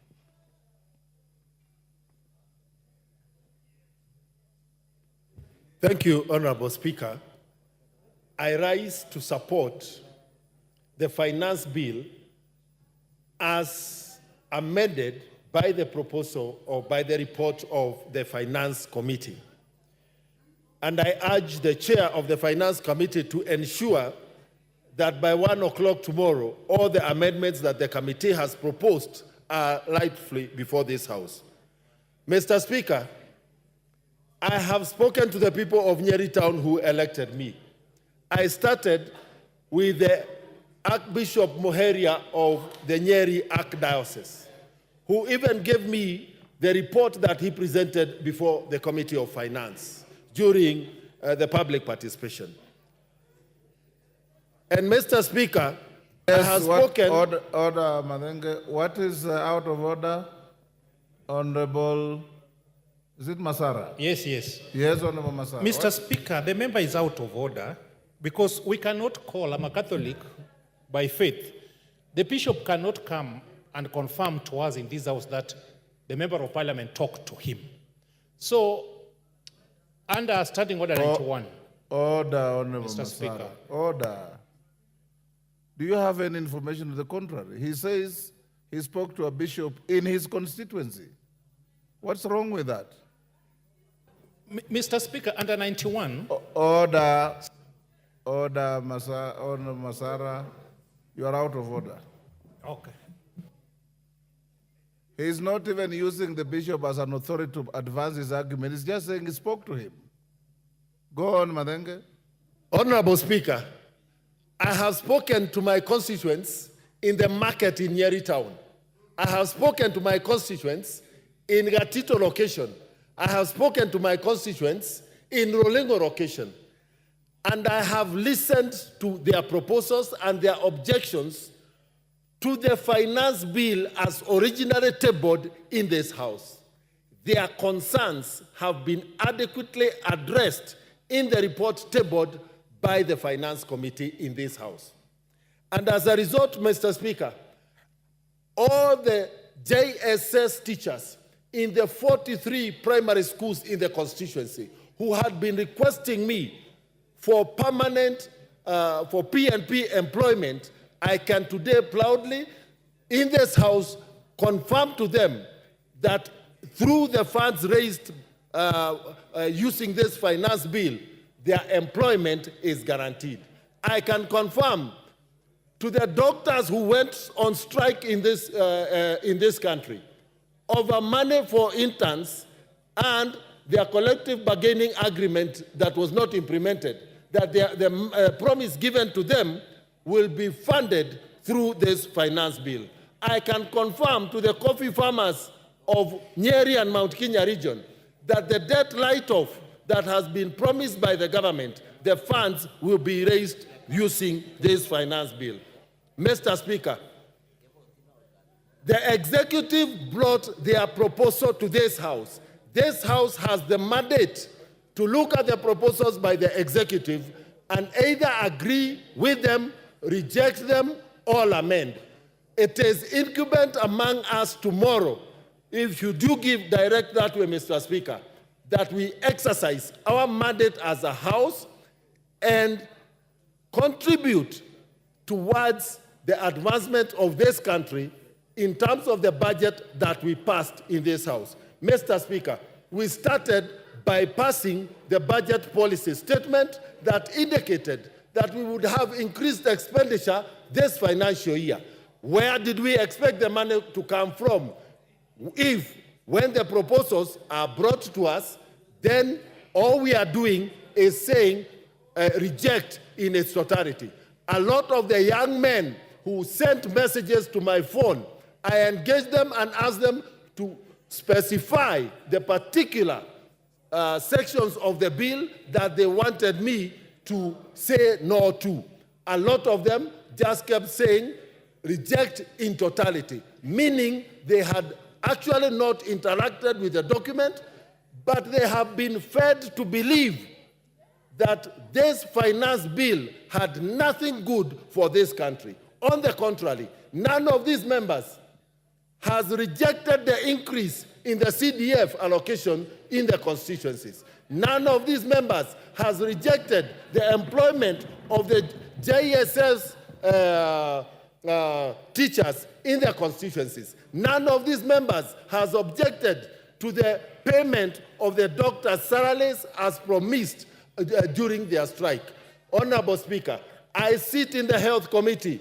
We have proposed to implement UHC. None of these members have opposed the provision of improved health services for our people. Honorable Speaker, I support. Yes, Mwang, what is the problem? Thank you, Mr. Speaker, sir. I want to seek your clarity on whether we are discussing the budget or the finance bill.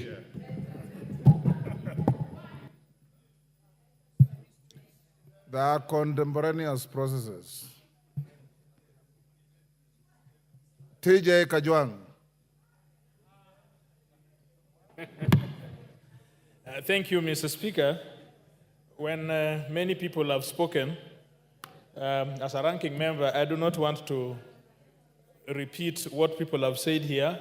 So you surrender the... Nor do I want to, not surrender, I will not surrender at the time, but nor do I want to bore you with a lot of unnecessary information. But Mr. Speaker, sir... yes, Honorable Zambia. On a point of What order. is out of order? Hold your horses. Give Honorable Zambia the mic.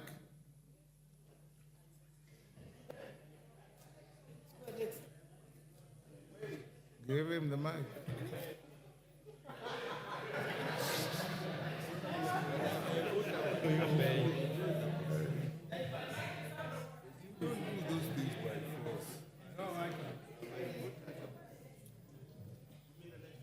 Give him the mic.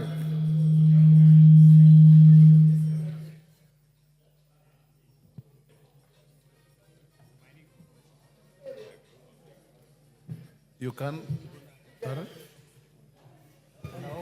There you are. Thank you, Honorable Speaker.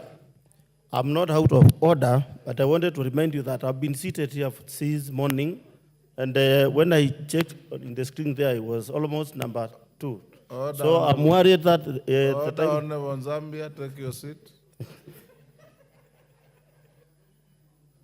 I have also been sitting here since morning, Honorable Zambia. So have all these members. This system has been malfunctioning. It brings your names, then it erases them. So I have also been exercising discretion, sometimes to balance the house, gender, youth, and so on. You will speak.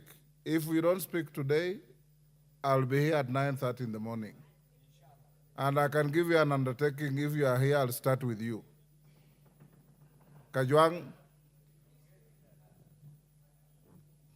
No idea. Mr. Speaker, Article 221 that was quoted by the chair of the Finance Committee is very clear that the financial documents must be before the House 2 months before the time that they relate. When you look at 221, in fact, starting from 220, 221, and 223, you get the impression that the Constitution anticipated that these documents would have to be considered in one set. Now, there was a BPS which was presented to this House, in which the minister expressed the fundamentals upon which this budget was drawn, and therefore the Finance Act or the Finance Bill. Now, when you see that Finance Bill was predicated upon the BPS, when now we see the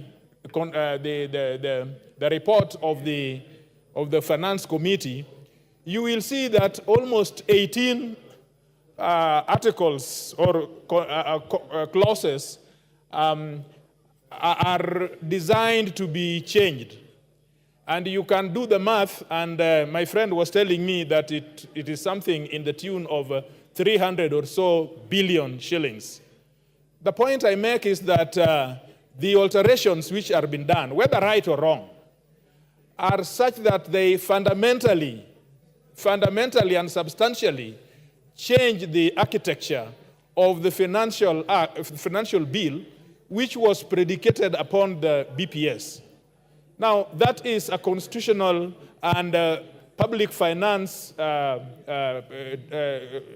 construct that we have to call the minister and even we as National Assembly, because this is our process, the budgeting process. That is the first point I want to put. And so when we say that the details are good, or we are changing things and so on, then think of, if anything else, a constitutional construct which must guide the budgeting process.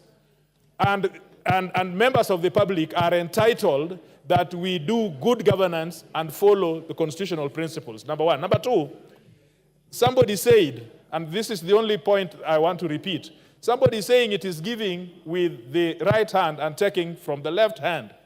You can still work the maths and see the amount that is said to be given out, in this bread tax and so on, which is being made right by the committee.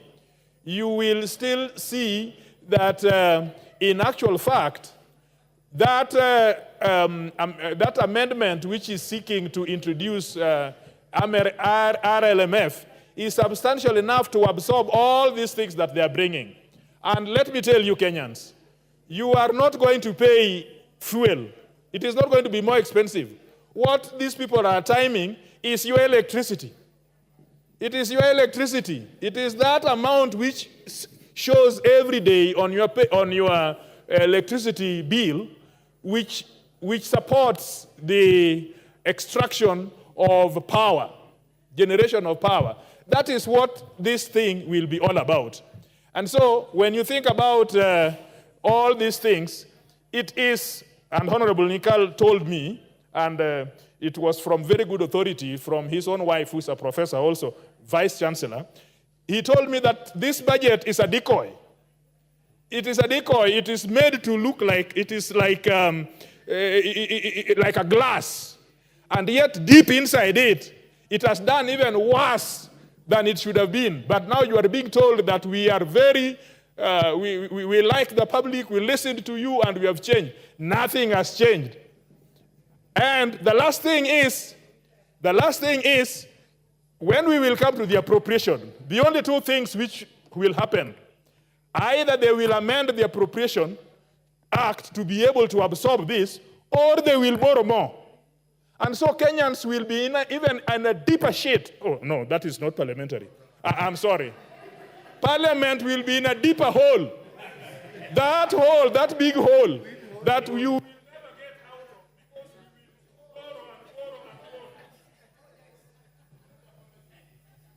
borrow. Thank you. Munyori.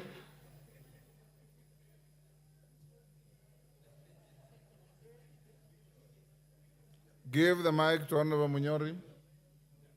Munyoro. Thank you, Honorable Speaker. I appreciate the honor of getting this opportunity to speak. First, Honorable Speaker, let me say I'm a member of the Finance and National Planning Committee, and we did a lot of work to come up with these amended proposals for the finance bill. And I would also like to appreciate our secretariat because they do a lot of work. They've had sleepless nights. We have one of them here who's he's been here since morning. And I rise to support these amended proposals for the finance bill. One of the reasons is very simple. I've listened to a lot of people, even members of parliament, who do not seem to understand that the bill comes from Treasury to Parliament. So it's not our bill.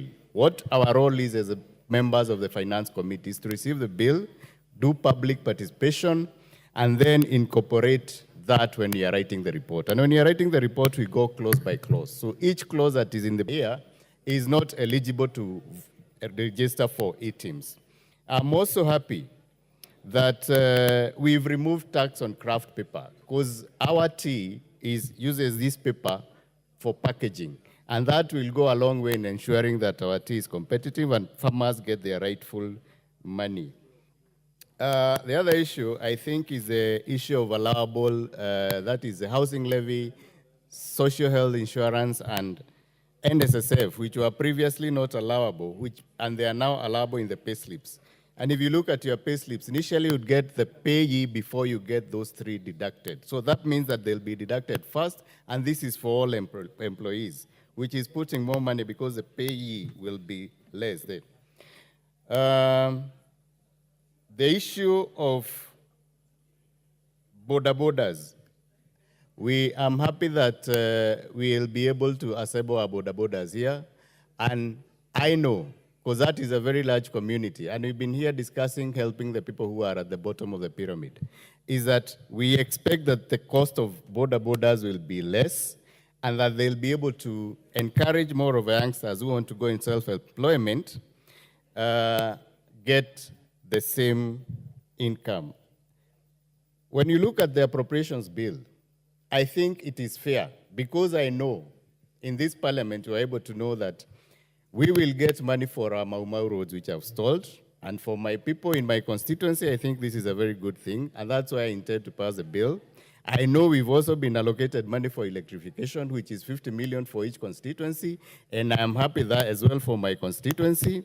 I know we are also getting more money for the coffee cherry fund, and I think for all coffee farmers, this is a plus, because we need to support our farmers, and this is coming as a result of the finance bill. So without the finance bill, I think we cannot be able to do what we are planning to do. Lastly, Honorable Speaker, the issue of KRA, there was a proposal by KRA, and I've had it mentioned here. We've proposed that the KRA cannot be able to access data, and this is our report. So there is a member of parliament who said something about the same, and I would like to say that in the proposal, we rejected that, where they wanted to access all our data, all our information, our electricity bills. They wanted to access everything. And I say, we need to go through this report. Lastly, I had a very good proposal from a member of parliament who is proposing that because you are trying also, when you are doing the report, to know how you can be able to differentiate between hatching eggs and table eggs, That proposal, you need to bring that amendment. Bring it to the House so that you know if the people who are using the hatched eggs, they are able to show that they use the eggs for hatching and for chicks. So I wish you bring it, and I know as members who are reasonable, we'll be able to adopt it. Thank you, Honorable Speaker. Zambia.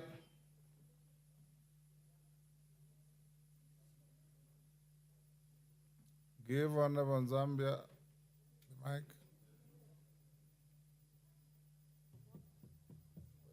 Give me the mic.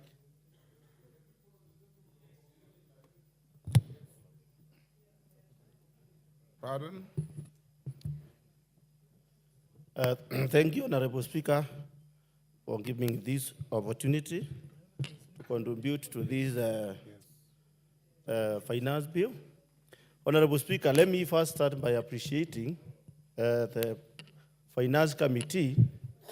Though I may not be a good economist, but I'm a good mathematician. Honorable Speaker, the essence of this bill is to make the life of Kenyans bearable.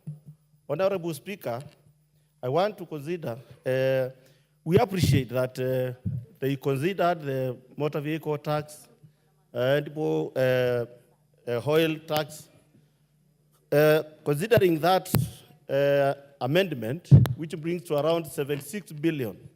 Honorable Speaker, as I've told you, I'm not bad in mathematics.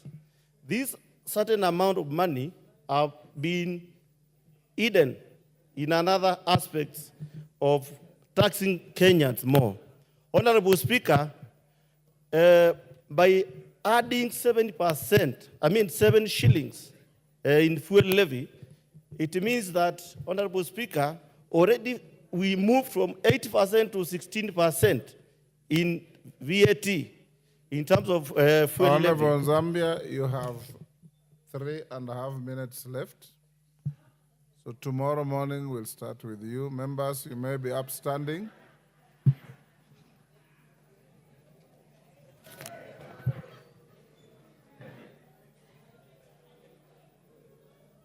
Honorable members, order.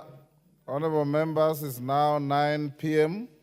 The House stands adjourned until tomorrow, Thursday, 20th June 2024, at 9:30 a.m.